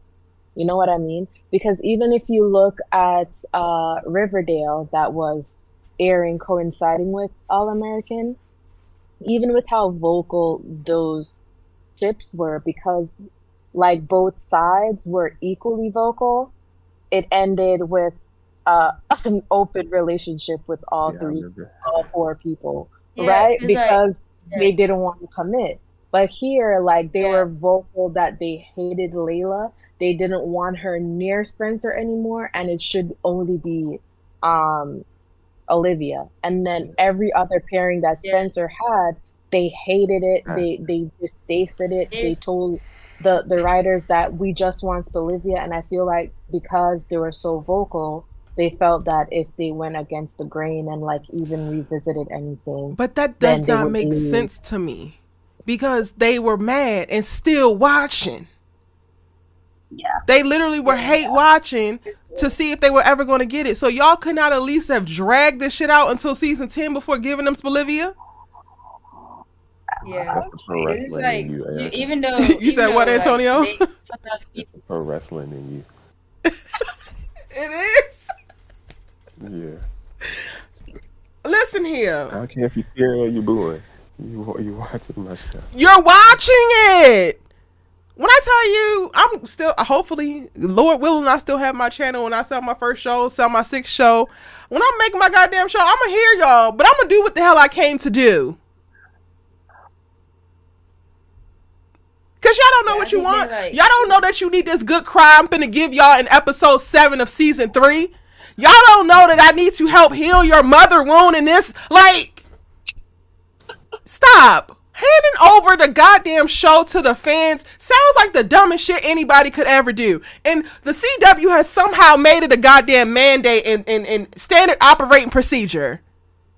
Bro, they done it No, so but many times. even that, I will have to say that the writers could have pushed back because an example that I could give is The Flash. I don't know if you guys No. watched it, I but did. there was a little white chick that was very vocal in that show that they wanted the main actor to be with, like the Snowberries. I Nobody, remember yeah. very vocal, they very Mm-hmm. wanted Barry vocal. and Kate and They Caitlyn. wanted that, and Because they Yeah, the were good writers friends. were I But very, no, yeah, like the writers they were weren't as very vocal. hard that Iris West is the main character. She is the Flash's love interest, and we're gonna double down on that. We're gonna tell our story, Like I even Mm. don't think though though. they kind of I ruined think Olivia Iris.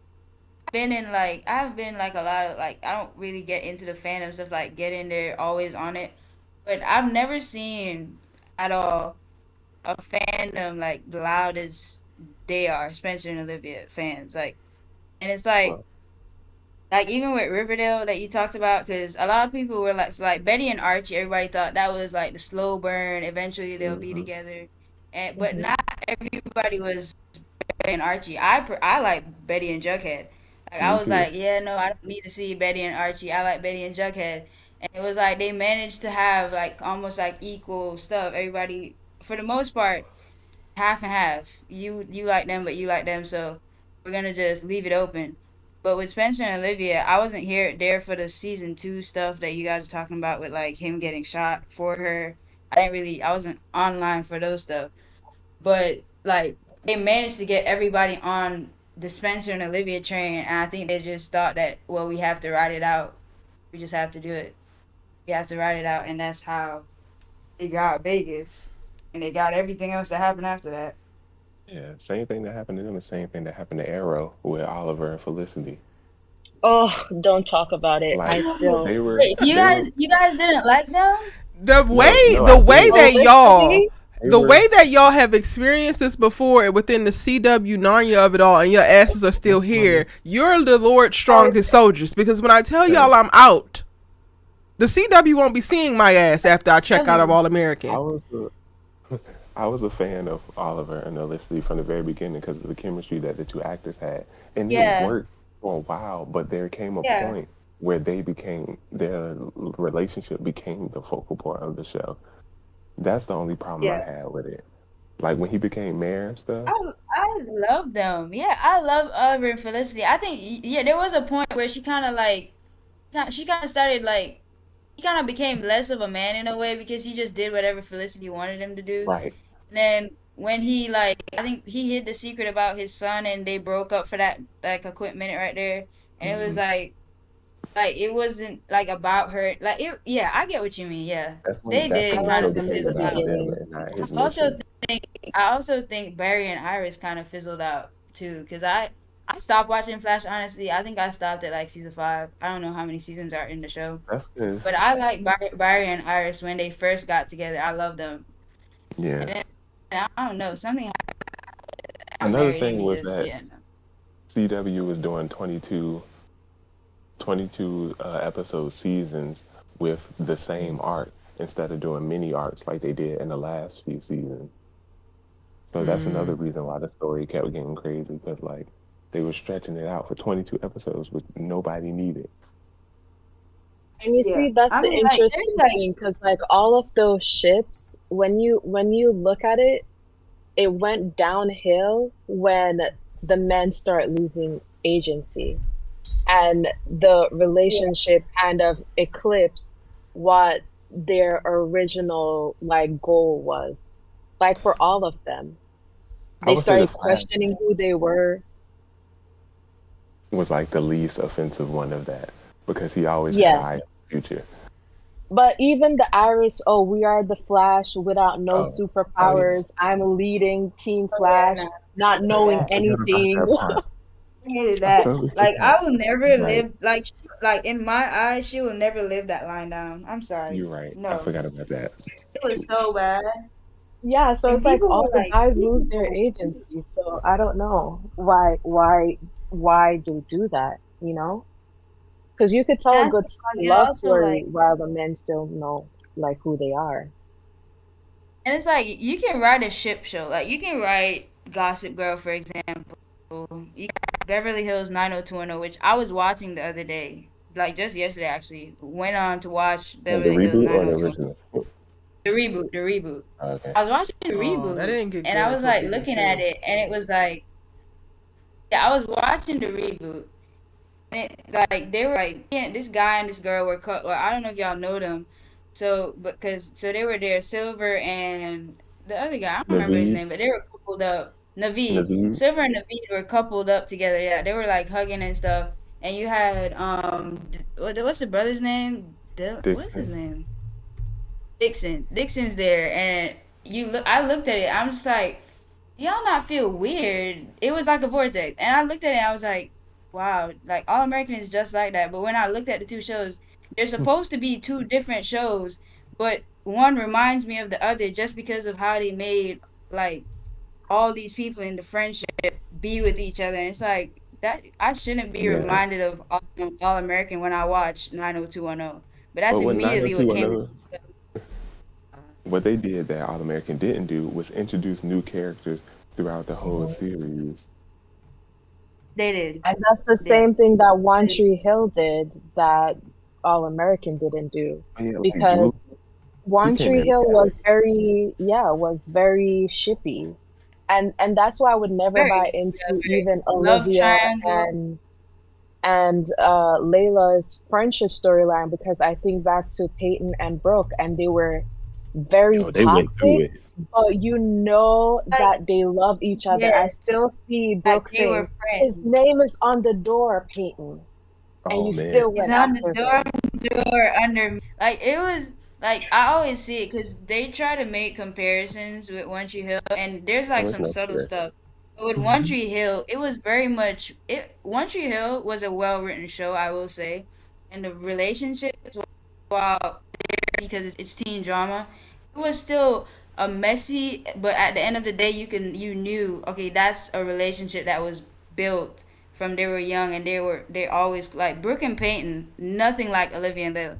Like you can never convince me that Olivia and Layla are best friends. But Brooke and Peyton, no Nothing. matter how bad, how dirty They they Brooke, did did worse each other, and stuff. Brooke knew when Peyton they did wrote worse. They did worse. wrote pour on her dress in like lighter that you could see under the light, that means that they could move forward. And she knew if she didn't show up to this dance after doing something like this, something was wrong. And she was able Something to was show wrong. up and save her friend. Like, It really is. Like they did, Brooke and Peyton did way worse than Olivia and Layla did. But at the end of the day, you knew that there was a friend. There's a friendship. There's love, and there's true friendship between them. And I think that's what made the show. It made One Tree Hill kind of that show that was very much a It made it. It was nice to watch. As it much as was there was their drama, love story in a way, like Peyton it and felt real. Brooke. It felt like It, their love story.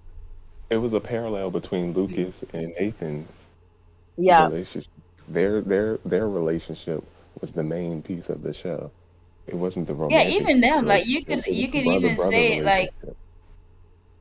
Lucas, you could like even if you kind of contrast it to Spencer and Jordan in terms of be resented because he had the father and he didn't have the father and stuff like that. It's like you there's still a brotherhood. Like they both were there for each other in different points of their lives, and they both supported each other. You can't say the same. Like I think All American tried to do it, but at the same time, it just didn't come out as I guess or as they think it did. It just didn't come off as genuine. I would yeah, it agree. was a lot of telling and no showing. It's like they wanted to tell us to believe that this was happening, even though the things that we were seeing contradict everything that they were saying from their mouths. Mm.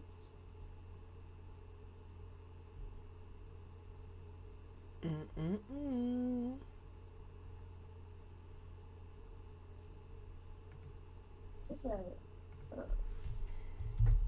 Well, we got one episode left as it pertains to them.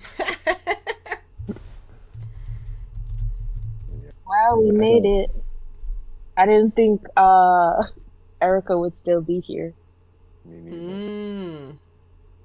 That actually shook me. Like when I saw so many episodes going along and you were still like surviving, I was like, wow, wow.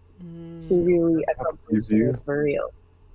For the Vegas bachelor thing, Vegas themed bachelor party, I was like, oh, Erica is gonna hate this. Cause I was watching with her when she saw that Vegas episode. Yeah. That was an emotional one for me. That one was a lot. It's so diabolical. It's like so diabolical. Like you knew they were going to be there. Like you knew they were going to show up, and it's just like we didn't talk about this, but I guess, I guess, Right, and y'all the ones who threw it, like. I guess I have to swallow my pride and just act like everything is okay. You know? That's what it is. Like you didn't sleep with me in Vegas, you know? Vegas But was an Erica, episode what's that the key? I'll never forget watching that episode. Episode hurt. What'd you say, Shaw? I was really curious of what the driving force was that kept you going, even with the continuous disappointment week after week. In season 3, the hope that we had gone to that pit of hell because we were going to come out of it. So like the Mhm. deep desire to watch the climb.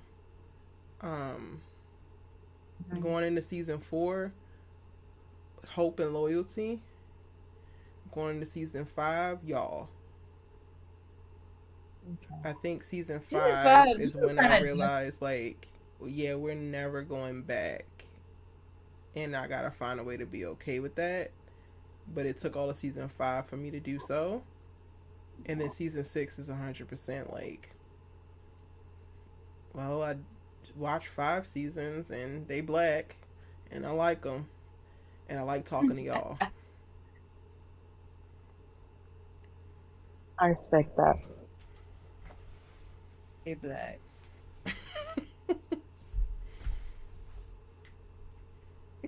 Yeah, I'm in a similar boat. Because, like, I haven't been watching the episodes until right before the lives, Mm. which is why I hadn't seen Homecoming yet. Would you Yeah, I guys went and ever I do a messaged Antonio. I said, Antonio, when y'all were going at it about Jordan, I went to our group chat. Because I had came in the live earlier and y'all were talking about it. And I was like, oh, no, I didn't watch it yet. Chill. Yeah, that's what has kept me. I think I gave up a while ago. Yeah, it's sad. I was just thinking, like, am I done grieving the show? And I think I might be. Because all of it doesn't even, like, even a Vegas, like, honestly, I don't even recall looking at the screen. I think once I saw the words Vegas, I turned and I, like, started doing something else. And I just kind of heard what the scene was. So I don't even remember, aside from her pulling that ring out of her pocket, I don't remember much of anything else happening in that moment. And the dialogue was inconsequential. So, like, I've been like checked out as well. So that's also what was sustaining me. I'm not fully dialed in, and I don't really care anymore.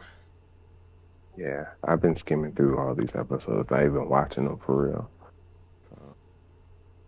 Do you think it was worth it? All the bullying, and I don't know why I'm asking this, but I'm just interested now that the show is gonna end, and like looking at your journey and everything that like you had to suffer through beyond the show, and seeing how everything is ending. Like, do you still think it was worth it? I don't want to give a mixed answer, but like for the sake of like just the show and being able to take up space there, no.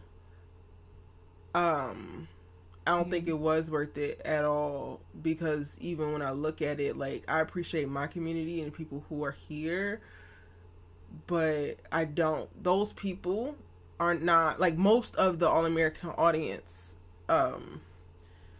it's not people who I actually want to be in community with uh in a real way. Like, I make a joke of like, I'm not a gym pop girl, and I really, like, that's a joke, but I also am very serious. Like, the way I think about things, the way I internalize things, the way I articulate things is just so different, that it was never going to be easily digestible by the masses.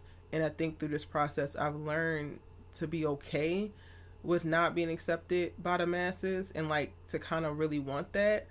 I will say it was worth it for my personal growth, because it pushed me to accept a ton a ton of disrespect, which might pale in comparison to what I'm going to experience as I continue to push forward within my career, and accept in a way that it doesn't affect me in the way that it did coming into it. So yeah, those are my thoughts on that.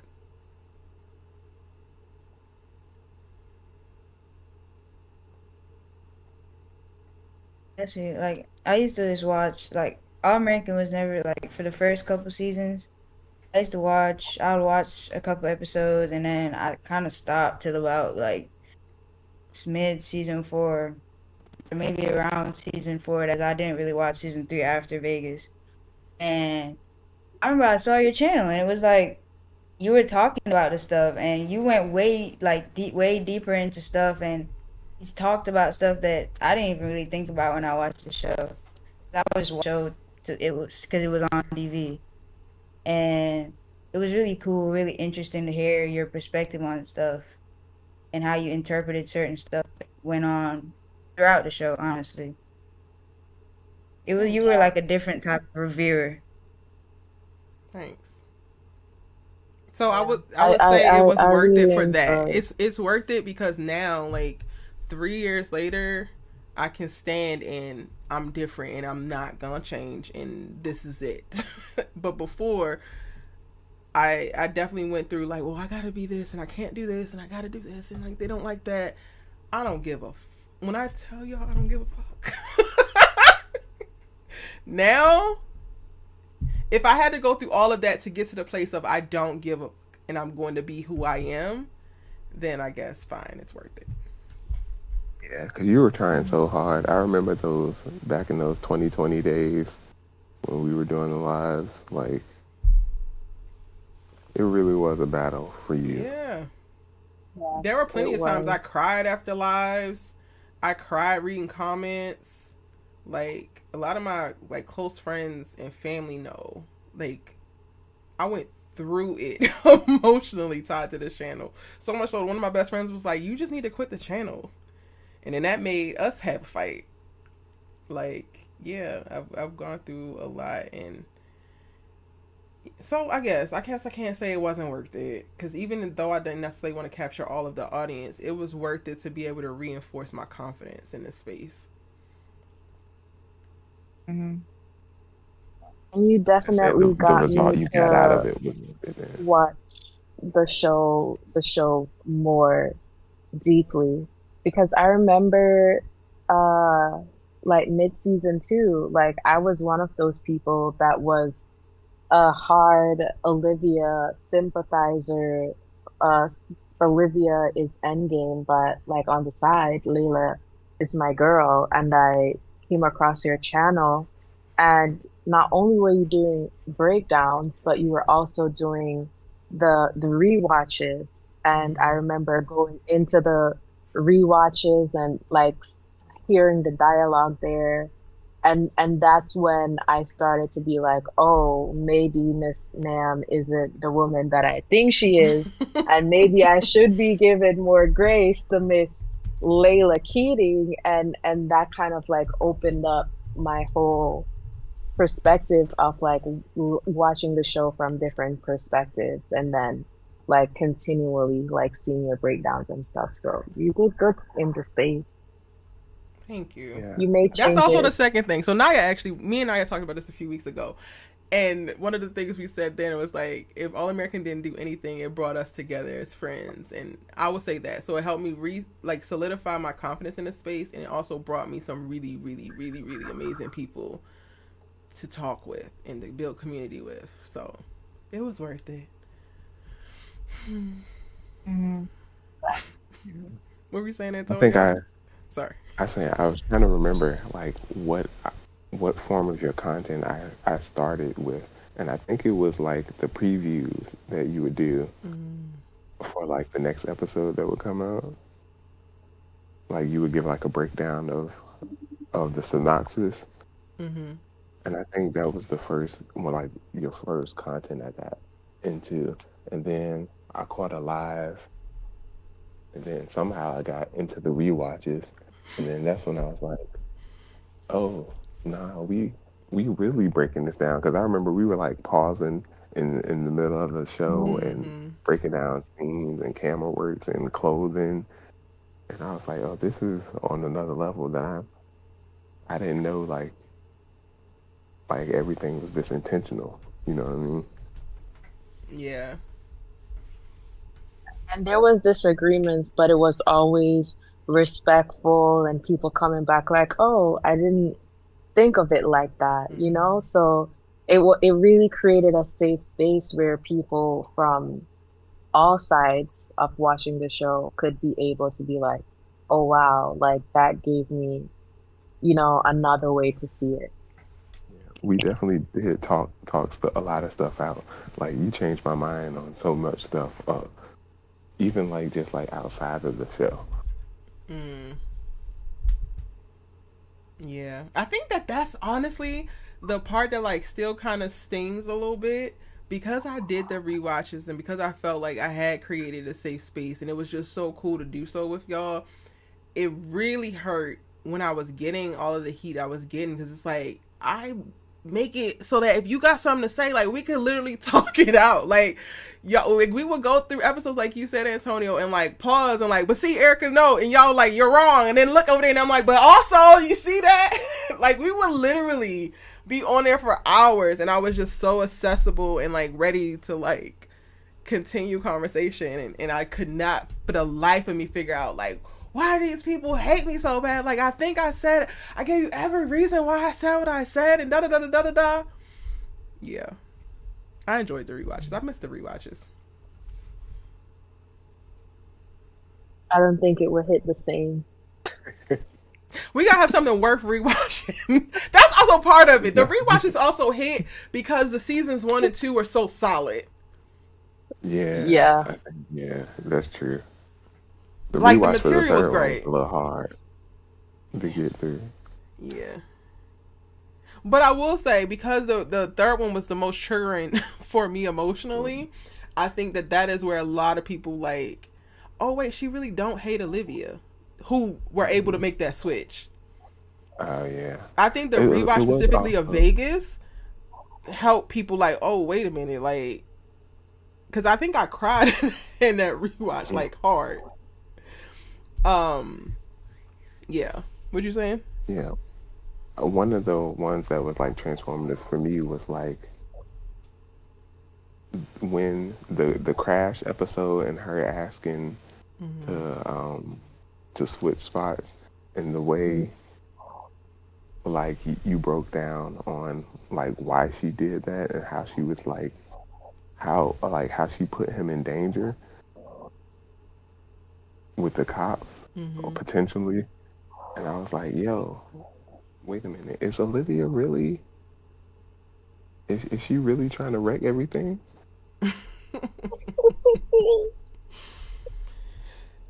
That was child. The asking Olivia to switch spots was a choice for the writers, man. It was a strong one, but it was not a choice that y'all needed to make if y'all really wanted to push this. She is the underdog narrative, child. Yeah, that's crazy. And they tried to walk that back hard. Boy. And now it's about to end. That's wild. Are y'all gonna miss it? No. Yeah, because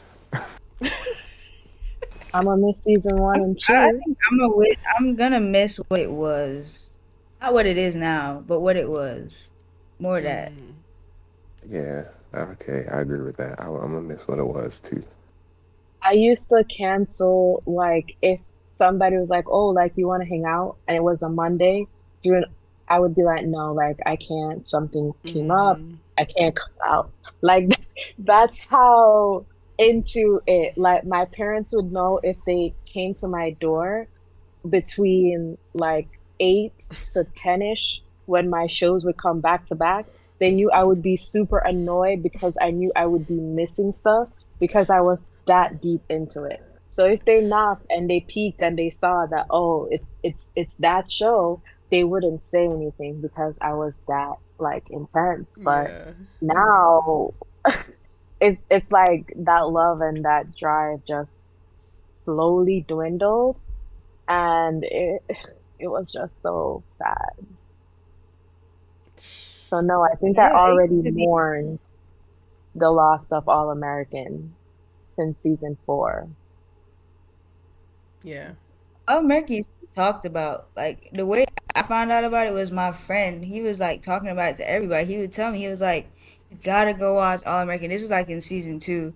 You have to go watch it. It's such a good show. And I was like, I was like, I'm gonna check it out, sure. And like that's really how it like it was very talked about. People were watching it, and then after a while, I think the whole like general public, it just kind of dwindled. After a while, it just kind of became people just saw it as a joke, especially after about season 3. Mm-hmm.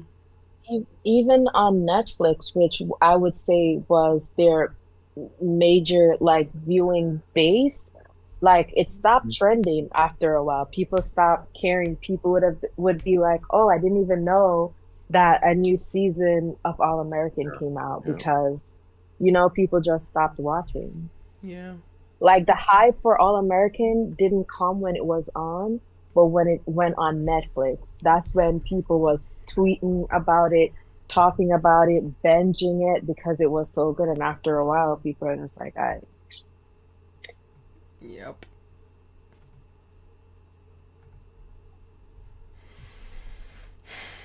I'm not gonna miss it, but I think I'm gonna miss this. The lives, the community.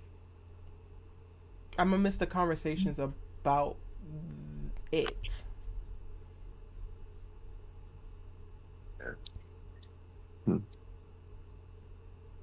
Because so like some people watch other shows up with me. Like some people watch other things. That's cool. But I've noticed it's like a very unique culture to each series, and like the community I've cultivated, the active community I've cultivated around each. And while like Sisters is a very wildly popular show on my channel as well, it's still a very different conversation because the subject matter is a bit different in the Sisters' lives than All American. So I think I'm gonna miss that whole like discussing of the topics and the characters and y'all in that way. Yeah, same. Yeah. I want to see guys. I mean, we can restart and we could do a rewatch of like Friday Night Lights if we need to figure out. Ooh. Y'all down? Yes. I would definitely do that. Open to that. Yeah.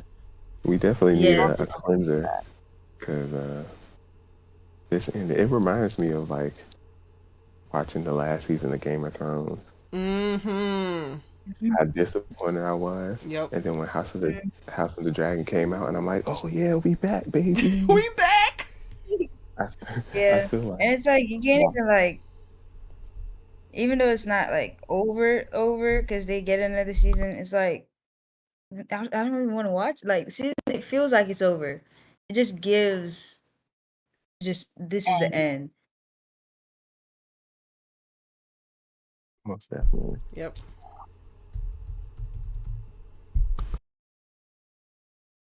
Yeah, I don't watch Sisters, but I do come into your life sometimes, and I'm just like, speak the truth, sis. 100%. I love that. I love that my brand is becoming. I'll be there for. Go ahead. Bel-Air Lives. Okay. Bel-Air starts back. I'll be there for Bel-Air Lives. Oh yeah, I forgot about Bel-Air. We do that. Wait, Reasonable Doubt too. I need to do a rewatch for Reasonable Doubt. Y'all should come in for that. I love that my brand has finally come to the place of like, if Erica talking, she probably speaking the truth. She's speaking the truth and standing on business. You're in your villain era and the BFFR. I think I'm never leaving it. I fear. I think I like it here. I don't know. I want to watch Sisters, but people be telling me about Sisters and telling me about Fatima and how they don't like. There's some people telling me, oh, they don't like her and they don't like this. I don't know. I might watch it. Zachary, somebody is not a good person, and he's, playing Fatima like a fiddle. Is that, I got a question because I don't watch 2 different shows like Sisters and then there's Zach and Fatima, or is it the same show? They started out on Sisters. They are a couple that got together, started getting together in season 2. Tyler Perry saw the chemistry and how the fans went crazy on social media. He decided to give them their own show, which is a 30-minute comedy that comes out on BET Plus. So it's 2 separate shows with these same couples. However, they remained on the original show as well. So we're kind of like ping-ponging back and forth to track their storylines, but their storylines don't fully line up because the season finale of Fatima said she was pregnant, and all of the seasons after Sisters, because season 3 hasn't come back yet, her ass has been getting drunk, stressed about the shit that Zach putting her through. So are you pregnant or are you not? And she has yet to mention it on Sisters. I don't actually believe her to be pregnant. I feel like Tyler just be writing shit. So Mike, I also tell you, if you're going to watch it, you better pack your patience because Tyler be writing shit. It's not a prequel. It literally it premiered after season 4 of Sisters. So this couple had already been together for 2 seasons solid. And also, it's 22 episodes in a season. Tyler shoots them over the course of 10 to 12 days. That's the problem right there. And pace.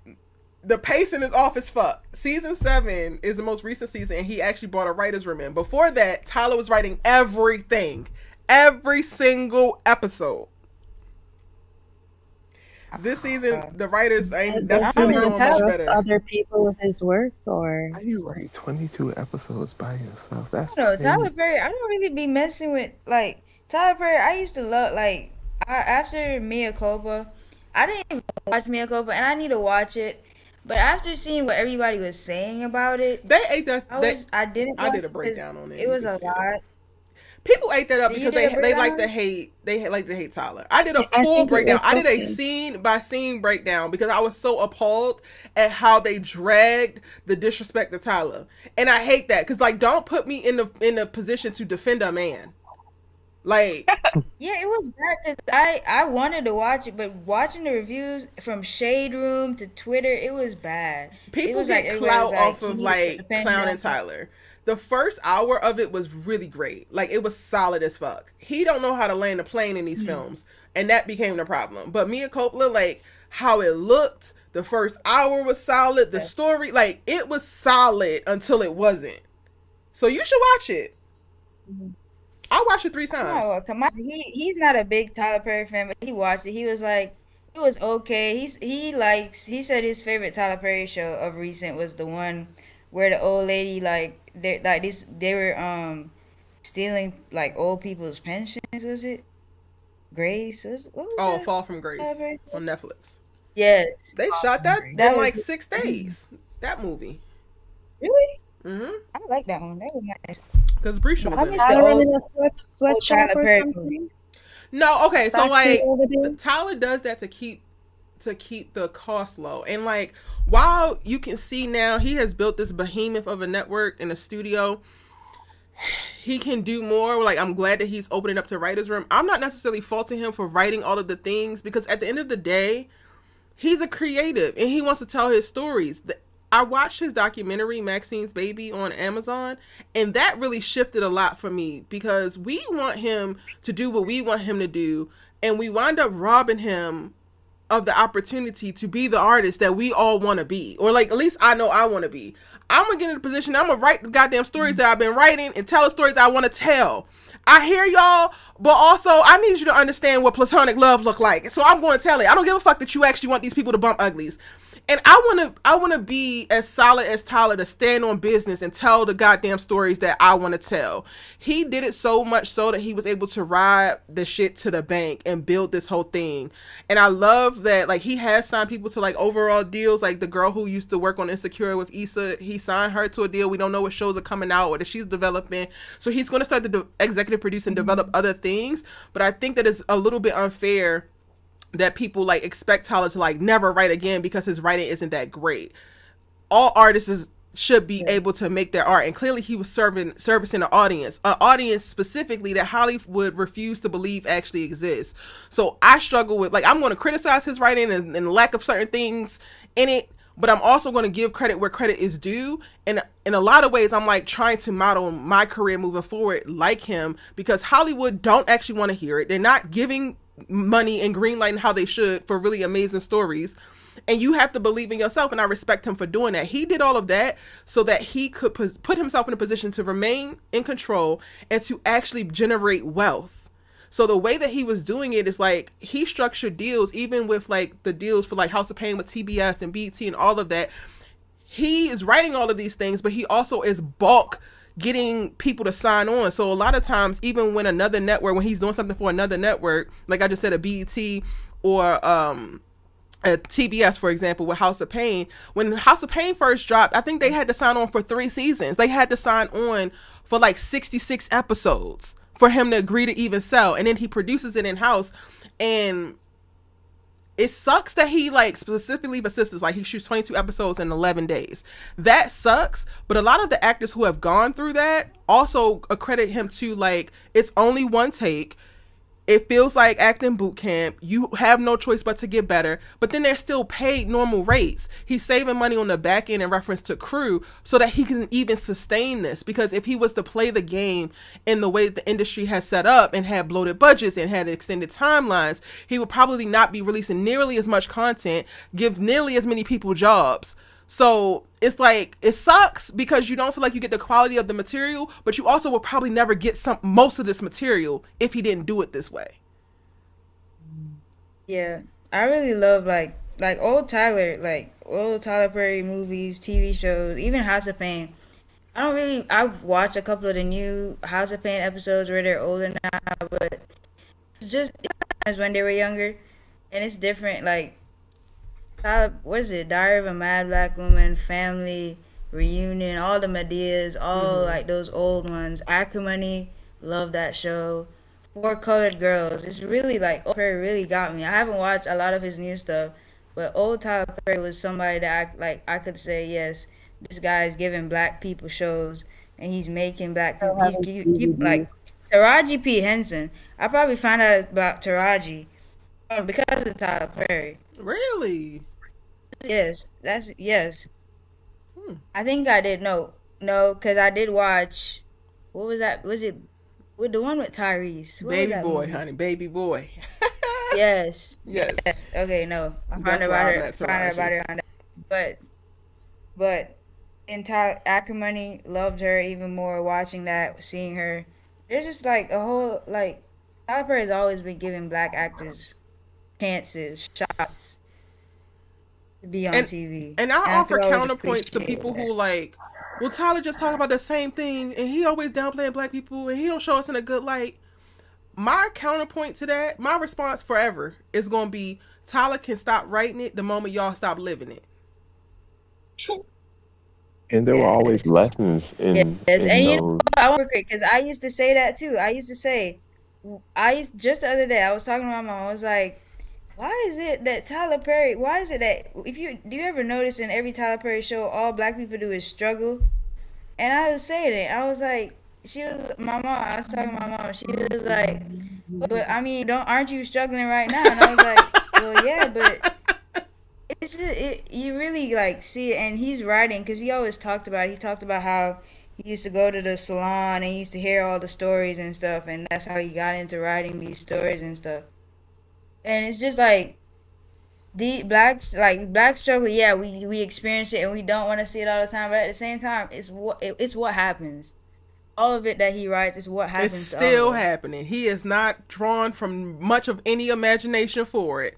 The way that even in 2022, and I hate it for some of the people I know. I hate it for my friends. Like, to know people who are still navigating their relationships like Fatima is navigating Zach hurts my heart. But it also is just like, I can't say shit. I can't say I don't want to see it. Because a lot of people are still living it. Like, for real. And that's not even trying to throw no shade to you. It's throwing shade to whoever wants to criticize it. Because until y'all actually do something different, how dare we say you cannot write this no more? When y'all are living it and people are identifying with it and watching it. He goes #1 every single time he drops. But he's not supposed to be writing it. Artist is known for something, and I feel like they don't get criticized for that stuff, but he does. Like, if you know that you no longer want to watch these stories, then go on to somebody else that's telling new stories. I feel like if you change the channel, like, there's a bunch of stories being told, but don't go to a creator that you know specializes, build his brand on like telling these type of stories, and then try to villainize him for it. You know? Mia Coppola premiered a month after Origin. So Origin is out in theaters for a whole month before Mia Coppola hits y'all streaming. And everybody is ethering Tyler because he's not giving us any kind of critical excellence. He's not thinking deeper. He's not showing the complexity with black people. Meanwhile, Ava DuVernay's Origin is rotten in the goddamn theaters with nobody watching it. Stop. Like, when I tell you, every time I see that particular point now, I got those 2 points. Tyler will stop writing it when y'all asses stop living it and stop looking for one creator to do something that somebody else is already doing. You cannot force your perspective and project your needs onto somebody else to fill them. Go find what you're looking for. It's there. It's there. And I hate it because I don't want to defend men. In the way that we tear down each other, it's crazy sometimes. Tyler, like, I am in awe at the fact that he keeps people employed. Like, Antonio, he, like, there are so many of our actors who have been able to sustain themselves financially because of working with him. Antonio, you gotta mute because you play back. You haven't playback. I don't know if he can hear me. Okay. I'm in awe, honestly. Like, I'm in awe that Tyler, what he has been. Oh my God, Antonio, you're killing me right now. Are you there? There we go. I'm in awe of what he's been able to do financially for actors that, like, look like me. So yes, it's grueling. I'm not gonna hold you. I am on the hunt. I am watching for every last casting that's coming out of Tyler Perry Studios because I'm going to goddamn audition moving forward. The way, like, there's a supporting character that I know who just finished filming season 8 of Sisters, and he's like, I'm good financially for the next year and a half off of 12 days of work. Wow. I'm trying to fix it. And he's married. Discord is being stupid. Oh, no problem. And he's married, so he's supporting a family in LA. Flew to Atlanta. 12 days.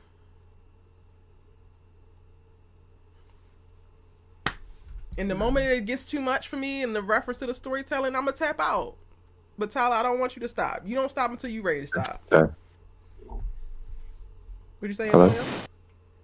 Okay, my Discord, I couldn't hear any of you guys talking.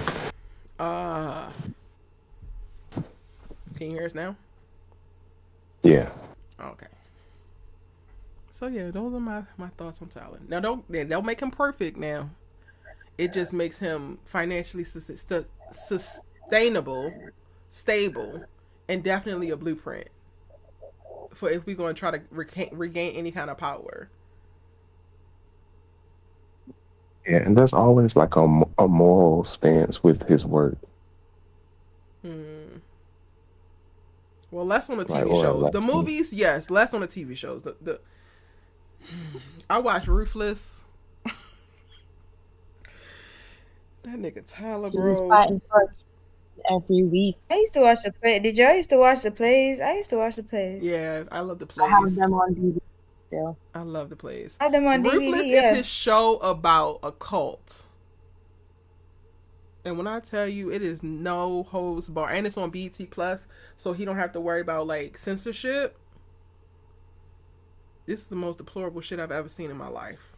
Like, he be taking it a little too far, but also it's your art, nigga. I'm gonna fast forward through this part, cause.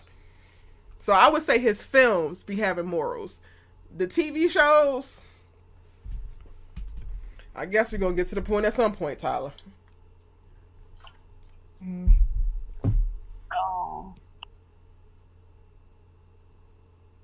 So, Micah, if you really gonna watch it, bless your heart, because it's so far 7 seasons, 22 episodes each. Actually, season 1 is 25 episodes. It's a lot, and they're hour long. It's a lot of content to catch up on, and you will have to really be patient. Well, I'm a binger, especially now that I'm like, it's summer. I'm starting back to the fall, so I got 6 weeks. Bless your heart. I've been binging. I'll just keep watching Erica's lives where she goes ballistic and tell everybody to go to hell. It's truly a good time. I gotta stop saying it, y'all. I'm trying my best. I do quite literally go ballistic and tell everybody. That's it. That's the lies every week. Yeah, it's so funny though, because so much of the Discord was very similar. Like, the way that the Spelivians hated me is very similar to how the Zatemians hate me. And it's very funny. They can't stand my ass.